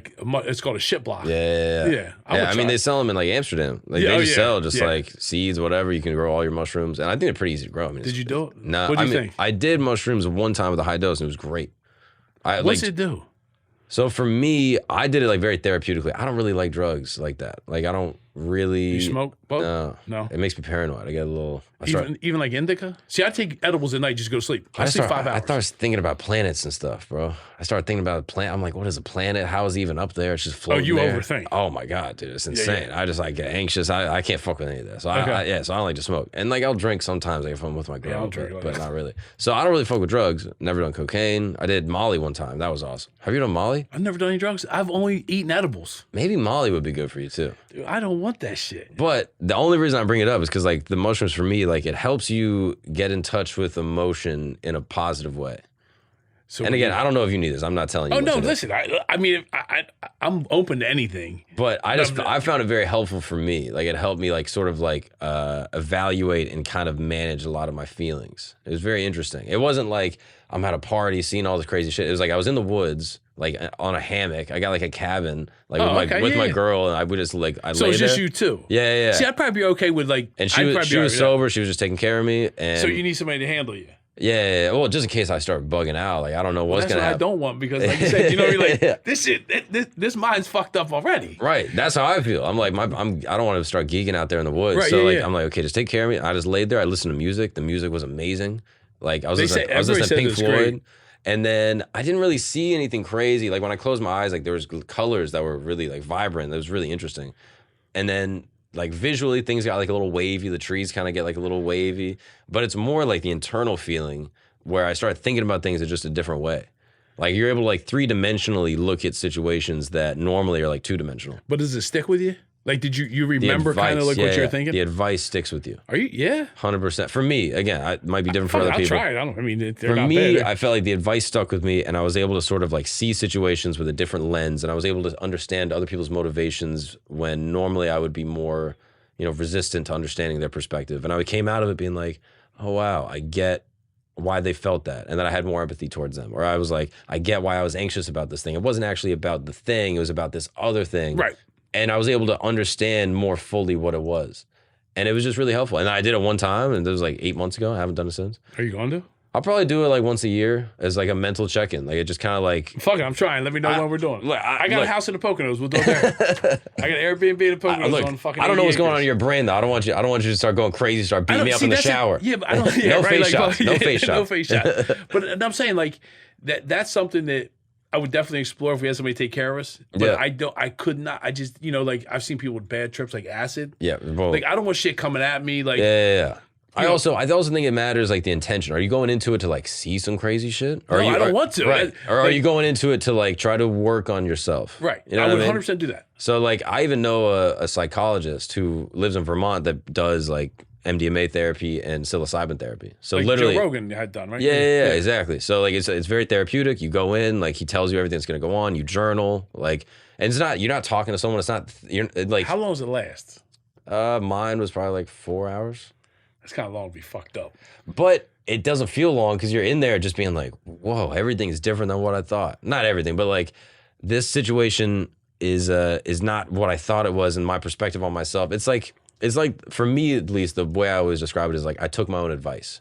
Like people can come to me for advice and be like, Mark, what should I do in this situation? I would be like, oh, do this, that, and the third. Like I had all these great ideas, but then when it came to my own You thing, don't do what you think. Right? I You give would- great advice, but don't take it yourself. exactly, or like I would get caught up in my own way or whatever. And then afterwards I was like, yeah, why am I anxious about this? Why am I worried about this? Everything's fine. Right. Like it just it cooled me out and it like really helped. And Are again, you an anxious person? yeah. Are you? I mean, like not like everyday life. I'm not like, oh my God, just jittery, but like I'll just like be thinking about work all the time, or I'll be thinking about what I got to do next. But And does that drive you though? oh, Like, 100%. Yeah, because But- people don't think like I think like that too. I don't need to work, right. but I think about like what am I going to do? Like when I have a day off, Thanksgiving, I gave away 400 meals. I didn't even go to Thanksgiving dinner. Exactly. Yeah. But I was thinking that like because Wednesday we started, Thursday, Friday, Saturday, didn't do any work. I'm fucking losing my mind. right. I don't have to work another day in my life. I don't want to. Right. But I'm like, oh fuck, Sunday I'm out checking job sites. Like I'm just, Exactly. I can't. I'm on that time. Like Yeah, I'm you're the checking same way. analytics. I'm writing jokes. I'm thinking about what the tour. I'm trying to find show. Like I'm always just like ruminating. Yeah. When sometimes I need to be present, or like I'm hanging with my girl and we're at dinner and she can kind of tell that I'm not really there I know because exactly what you're saying. I'm over here thinking about work shit. But so not to get in your personal, but is like, does she have a good job? Like, Yeah. okay, Yeah. because that's So, my ex. The station when she didn't understand that I want to work every day. right. You know, Which again, there's personality types, and we're different people, and like, she has her own job and she loves her work, and it's like a legit, she's a medical professional and does Okay. her thing, and it's great. But it's just like, when we're spending time together, like family is important Yeah. to me. Oh yeah. And so like I have a wife and I'm building my family with her, and it's like being present in that relationship is very important to nourishing the relationship. And eventually we're going to have kids, and being present with my kids is very important. And if I'm just constantly running off thinking of other shit, it's hard to be present with them. And then how is that going to affect them? Yada, yada, yada. This is just where I'm at in my life. So like, yeah, things like mushrooms were helpful. Therapy, again, was not really that helpful because I was able to tell a therapist kind of like you, just like, what they want to hear. yeah, or he'd be like, how are you feeling with this? And I'd be like, nah, I feel kind of like this, but then I would explain, because again, I know it, but I don't internalize it. Correct. And Symptoms, mushrooms was the only thing that made me take what I knew and feel it. I'm gonna try. It's bizarre. I don't know, and maybe it has different effects for different people. I can't. No, I've heard speak that to it. numerous times, and actually, I guys looked at, like you said, the girl before said, she's like, dude, I was like, but I just don't listen, because if something comes there to me, I'm a fighter. Yeah, you understand? Like, I don't want to be in that. Like, I don't like being at all. Like, you don't drink. I don't drink. I don't want to be. I don't like being out of like conscience. Yeah, you know of what course. I mean? So like, I've never done any like coke. Like this is I do these all day. Yeah. Pre-workout, morning, fuck Yeah. bang. That I'm a go. Like if I were to do drugs, it'd probably be meth because I want to be 100 mile an hour. Because I'm always. So I like you said, smoking. I take edibles at night. Yeah, And only because I just go to sleep. I that sleep just helps 4 you hours. sleep. Not that, because I've never had a problem sleeping, but it puts me in such a good sleep. That you wake up and able to Wake do and more. I feel real good. Yeah. So after 4 hours, 5 hours, I mean that's all lasts. I wake up, boom, 4:30. Yeah. Boom, like that. Let's go. Yeah, you're a dog. You gotta go. Yeah, You need to be walked. Like, 100%. I yeah. cannot sit. But then again, 5 years and fucking locked up, fuck that up. Like I don't ever want to. I can't sit still. Like this is probably the longest I sat. Like I'll go to business meetings or investment things. I'm like, I gotta go. Yeah, Like, we got shit to do. Call me. Like, and that kind of thing. So I definitely would try them. I'd have to be, I don't know if I'd go in the woods because I want something. Like, the shit might be, the trees might come alive and shit.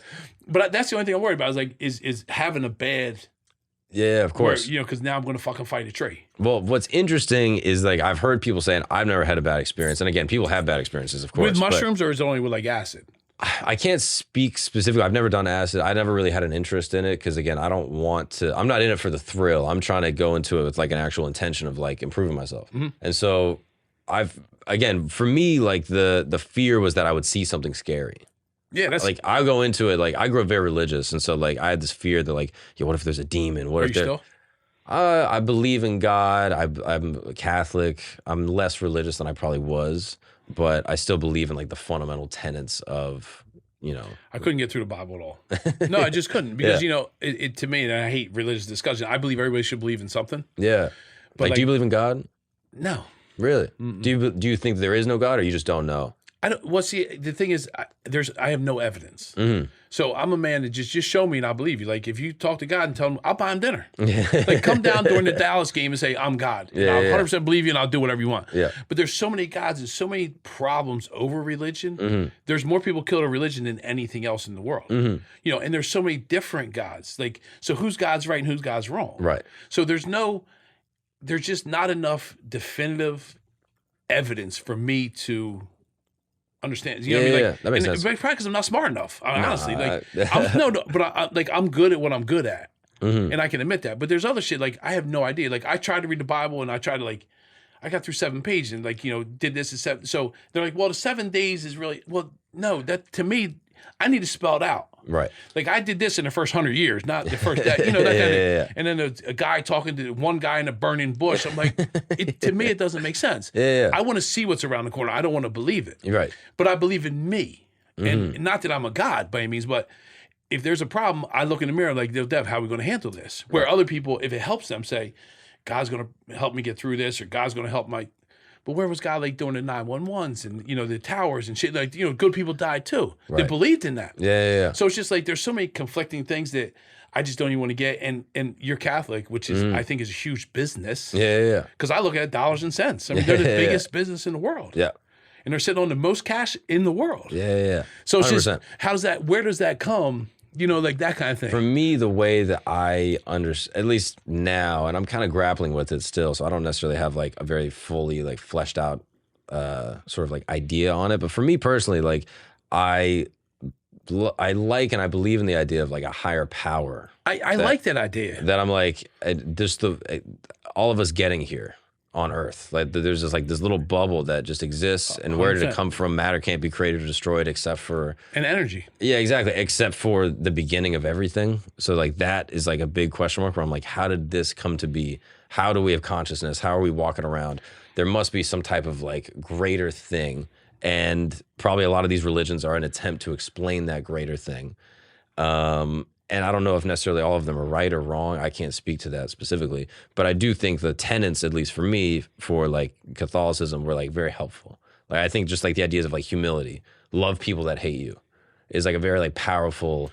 Agreed. There's definitely good things in it, but Sure. it's the higher thing. Like you're going to go to heaven when you die. Listen, I think I'm going to hell in every religion, no matter how much good I do. You understand? Like, Well, I don't know if Jews have hell, so you might want to be, yeah. But I'm just saying, like, I don't know, listen, I try, and this, like, every day, and I don't tell people, like, what I do, but every day I buy somebody a meal. Like, I'm in a position now where I can help somebody every day. I buy somebody's grocery. I was at the grocery store 2 days ago, and the guy's counting his fucking quarters to buy, like, $20 worth of shit. I was like, here's 50. Yeah. But I don't tell anybody about it. Like, I buy people dinner, I leave before they know it's me. That's cool. Because I don't even want you to say thank you, because That's I know awesome. you appreciate it. And I don't post, you see these guys on Facebook, oh, look, I just gave this. Listen, I post on Facebook, we gave 400 meals out because I want, and not like who, no picture of anybody, I just put a little quote, get long day, 400 meals, but, Kensington was, the fentanyl, they used to get back to it, the fentanyl's fucking people up. They don't think this border's fucked up. I've never seen, listen, and I've been in a drug game, I've seen a lot of bad shit. It's a zombie land in Kensington right now in Philly. Yeah. I mean, they're just, it's terrible. insane. Like there's something and even though I was in drugs, somebody needs to get a hold of this shit. And they're giving needles out. Like there's 10,000 needles on the fucking ground because they give them needles free. That makes sense to me. Who says that's a good idea? Yeah. So it's just I like helping somebody all the time, and no matter how much I help, I don't want people to say thank you. Yeah. Like I just want to leave. Yeah. Does that make sense? Yeah, I think that's awesome. But but I also want to, like, if you see my posts like we did, I wouldn't say, hey, everybody says, oh, I want to help next year, and then next year comes like, oh man, I got to go to my mom's for dinner. See, you don't just say that because you don't mean that. You know what I mean? And so, like I said, I didn't have Thanksgiving. I got done at 4. I started at 4:30, 5:30. I fell asleep on my couch till 7:30. My parents, they all had their shit. They knew I was doing what I do. I do that until Christmas. I don't care about that shit. Like, I can do anything I want. These people can't. You know what I mean? So if I can help somebody when I can, I enjoy that without, I don't want people to know. Yeah, which is awesome. Yeah, So it's just- to me, those are like the tenets of like any great religion. Like I think Islam probably has tenets of humility. I think Judaism has tenets of humility. Like just those types of things for me, I always thought were very like helpful and good for like, society building in general. So like those are the things I try to hold on to. Anything where it's like, you just try to live right. Yeah, hate someone or kill someone for their religion is obviously bullshit. So like I don't abide by that. But to the mushroom thing, my fear was that I was going to see something terrible. And then when I was like, all right, I'm just going to confront what my fear is, then the fear went away. Like, it's a bizarre thing. Like, in my mind, I was like, okay, I'm going to close my eyes. I'm going to see this thing I'm afraid of. Like, if there's going to be a demon that's going to show up in my mind, like, And what do you do if it shows up, though? What is your, so in your mind, see, where I think 3 steps ahead, I'm thinking, if I see that now, what's my next step? So what did you think, if you see that, what do you do now? So my thought was, if this thing shows up, whatever this thing is, I'm going to try to think of the scariest thing. I'm going to try to conjure the scariest thing in my mind. And handle it. And I'm going to confront it. And then the second I saw this thing, which was nothing, nothing even vaporized. It was just like, it was just a dark cloud or something. And I close my eyes and I see this dark cloud. And it's like much more vivid because the mushroom's kind of like, I don't know what it is. Like you feel like this thing in your brain where you can like see colors and like lights. Like you can like it's a weird thing to describe. Like that whole mind's eye thing where people talk about like you have an eye in your brain or whatever. I've never felt it except for mushrooms. And you close your eyes and you're like, oh yeah, I can see stuff in here. It's bizarre. And so I was like, okay, let me see the scariest thing I can think of. I close my eyes and nothing comes about. And then it goes away. And then the next like 3 hours were just awesome. But so you got that out of the way ahead of, like that was your first thing. First, like, so who told you 30 to do minutes. that? Because if I didn't know, if you didn't say that, Exactly. I wouldn't even know what to do. So it was two people. One was a psychologist I actually spoke to on this show about psilocybin and just drug research I saw that. in general. Okay, yeah. And he was awesome. He was like the best dude. Rick Barnett. He's a great guy. And then the second one was Graham Hancock. I don't know if you're familiar with him. He has a show on Netflix, Ancient Apocalypse, which is basically, he's like an alternative history guy where he tries to break down history through a different lens. And goes to all these different sites and has explanations that are really interesting. But he's also like a big psychedelic drug user. And the thing that he brought up, his quote specifically was, when the snake rears its head, jump into its mouth. So if you're in an experience and, you know, the most horrible thing you can think of, a snake shows up in your face, you can't run from it. If you run from it, that's when the experience goes bad. That's when you have a bad trip. That's when you start trying to not think of it, and then not thinking of it makes you think of it. And then it starts to fester in your brain. Where instead, you see it and you attack it directly. You go straight into it. And then once you go straight into it, the thing goes away. Which is true in life also, right? You stand up to your shit. Exactly. So like, don't run. And if something's bugging you, which it doesn't seem like you have an issue with this thing specifically. Like if something's bugging you, a lot of people will ignore it. They'll try to look past it. They'll pretend it's not bugging them. And then it's just eating them up inside. And they don't even realize that's the worst shit ever. Yeah. And just once you confront it and you go, hey, I fucked up. I did this thing wrong. Or, hey, this thing you did to me was pissing me off and I want to talk about it. Then all of a sudden, it goes away. And so to me, it was like a lesson in that. And I actually really retained it beyond. And it does different things for different people. Again, I don't know. I don't think it's a panacea. People talk about like psychedelics and things like, oh, this will solve all your problems. I don't think that's true either. But for me specifically in that one case, it was very productive. And I'll probably do it again. But again, it's very much like a set and setting thing. Like make it very intentional. Get good stuff, work with someone or journal or something that like you get your thoughts out. That's another thing that might be nice is like journaling. You can't bullshit a journal. Right. You can bullshit a therapist. Yeah. But when you're writing your thoughts out, even just the act of just like spilling your brain onto a piece of paper and kind of looking at it, being like, yo, am I an angry person? Am I a sad person? I wrote a book. I got a book on. Oh, really? Yeah. Oh, I didn't know that. Mm-hmm. Is it out now? No, it's be probably 3 or 4 months. Oh, cool. I just did the last chapter. Was that productive? Yeah. Yes and no. You know, the thing is, it exposes too many people. Like I don't want certain people to read it because I don't want to hurt them. Sure. You understand? So that is my biggest thing right now. So the girl that's helped me write is like, I need to know about these relationships. Well, I don't want to hurt I don't want to do that. You know what I mean? Like, and that's the hardest part. Like I wrote great things about everybody, but then what is private to me. Right. You know, and that's the beauty of a journal. Is that you can put some shit down. That's what I'm saying, because a book, I'm like, fuck. You know, it chronicles everything, and there's so many like text messages and things that like nobody would ever know or from different, you know, like we have all that. So it was very helpful in getting me past like not angry at people, but say like it just helped me get past them. And you know, like the things they did were kind of like fucked up. Yeah. Because they thought and it wasn't really my own fault. It was my fault because I just didn't pay attention enough because I don't think like that. But then it also showed me like, and when she came back, she said, well, what do you think about this? Like, you know, when the girl read it first, she's like, let's go further in this because this kind of makes, then you understand. So that helped in that aspect. That's awesome. So it's, you know, it's like flipping and everybody's concerned about these fucking relationships I had, which I don't know why. You know, it's just like, but they want to know like, because I don't get angry. Like I'm not gonna fight with you. Like I might if I talk loud, that's my yelling. Like you know, like because I don't have any desire to do that, and I don't have. And you know, like I said, I don't defend myself. You can write whatever the fuck you want. I don't care. You mean nothing to me. You know, if I'm put in your head and you don't sleep at night, I won. Right. I'm still going to sleep just fine. Yeah. You know, so I know I won. So that was the hard thing. Is like just getting the relationship part, because that's probably my biggest hurdle in life is, you know, like maintaining a good relationship and because of my past. Yeah, of course. You know, and it's always fighting, you know, like when I meet the mom and dad, you know, like, oh, he was in prison. Bitch, I was in prison 12 years ago. You're like, I'm way past that. And the people I know are 10 times more important than you know, so it's hard like that part. And then, you know, like I said, banging these fucking chicks, like, what's your body count? You don't want to know. Like, don't ask me. But like in the book, they want to know. Like, I'm like, she's like, you guys, I said, I'm not doing that. I refuse to do that. 5. That's my number 5. So, you know, it's just one of those things. 5, dude? Come on, bro. 5, man. 5. Here's what I say, and I tell, 5 without a condom. That's all that counts. With a condom, it doesn't count. Yeah, you're having sex with rubber, bro. Honestly. That's it. Listen, so it doesn't count against your body count. So I think I'm six maybe now. Yeah. So like, and when I tell these chicks on dating, like, how many people are like 5, 6? I don't fucking know. Shut the fuck, So it's just it's like one of those things. So they they have a problem. You just tell you don't want to know. Right. Don't ask questions you don't want to know. I'm big on that. So like the school teacher I started dating years before I got in trouble. I meet her first thing. What's your body count? She's like 36. She starts crying. I was like, honestly, I don't give a fuck. I don't care. Listen, it's not me. You're not fucking. You got anything? Like, I don't give a fuck. You fuck 200 because it's not. That's your past. Mm-hmm. So I'm okay with that. You know what I mean? But then me, oh, you fuck this. But like women don't look past it like men. I think too either. You know what I mean? Yeah. Especially you. If you say you're not jealous, like, why would you care what someone did before they met you? Listen, I laugh when we see ex-boyfriends. Right.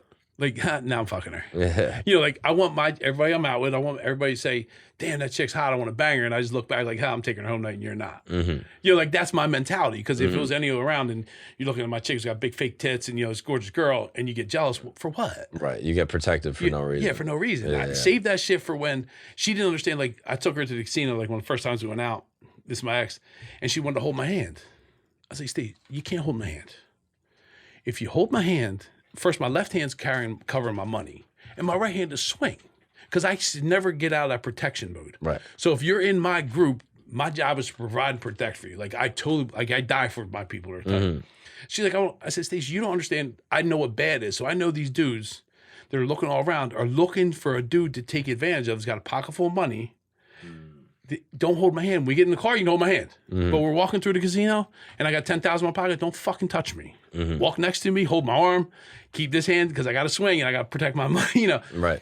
But people don't understand that too. You know what I mean? But I see, because of where I came from, I see the bad in people. Right. I know these intentions. Like, this dude's talking to me. He's nice. No, he's trying to text him right now and say, "Do you want to fuck?" and see what he says. Right. All these girls like, oh, he's just my friend. Okay, if he's your friend, text him right now and say, oh, you're a hookup. I guarantee he's like, yes. Like, I would never do that. I said, it doesn't matter what you would do.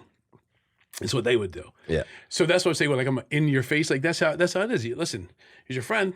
All right, text him right now and say, you want to fuck and see what he says. Yeah. Because then you'll really know. But then, no, I'm not doing that. I say, of course. Yeah, of course. So that's the test. But listen, life is good. Jail sucks.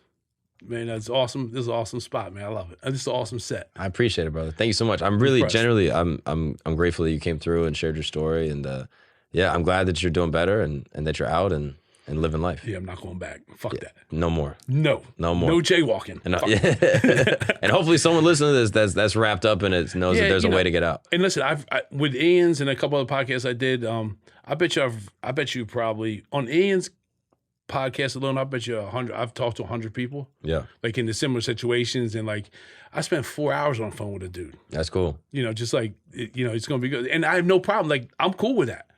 So like for the TV thing, they wanted me to like open up. I used to keep my social media closed, so they're like just open. Let people. I'm like, I don't want people fucking looking at me. Like I don't want them talking to me. Yeah. But I did, and I'm glad because now, like I said, I was able to talk to people like this guy Brian Compton. He's from BC Limited. He has like a little clothing company. Mm-hmm. During COVID, he was on the marketplace where he said some political shit, and they shut him down. During COVID, like about the vaccine, he had a big building going on selling all his BC with like this is one of his shirts. Not my, just like shit like that. Like he's like alpha dude, like a real man, which I think there are not many of them left. Yeah. And I got on, I had that I Hate People hat on. His shit blew up because that was his hat. Oh, really? And he's like, dude, I'll send you. I said, don't send me anything, bro. Just whatever you want. If I can help you get bigger, I will. I don't need you. What you gonna send me? Some fucking $500? Not gonna change my life. Yeah. Keep it, dude. Get your shit back. So like, I was having to help people. Then I had a guy walking down the store that he's like, yo, dude, can you come talk to my kids in 3rd grade? I was like, I don't give a fuck. Like, he's like, how much you want? I was like, oh, don't worry about it, man. He's like, I'll pay for your, man, listen, I'll come in there, give me an hour, I'll give you an hour. That kind of shit. So I like this platform of being, if I can help, dude, for a couple people, it's good for me. That's dope. And that's true. You know what I mean? Well, Dev, I appreciate you, brother. Thank you so much, man.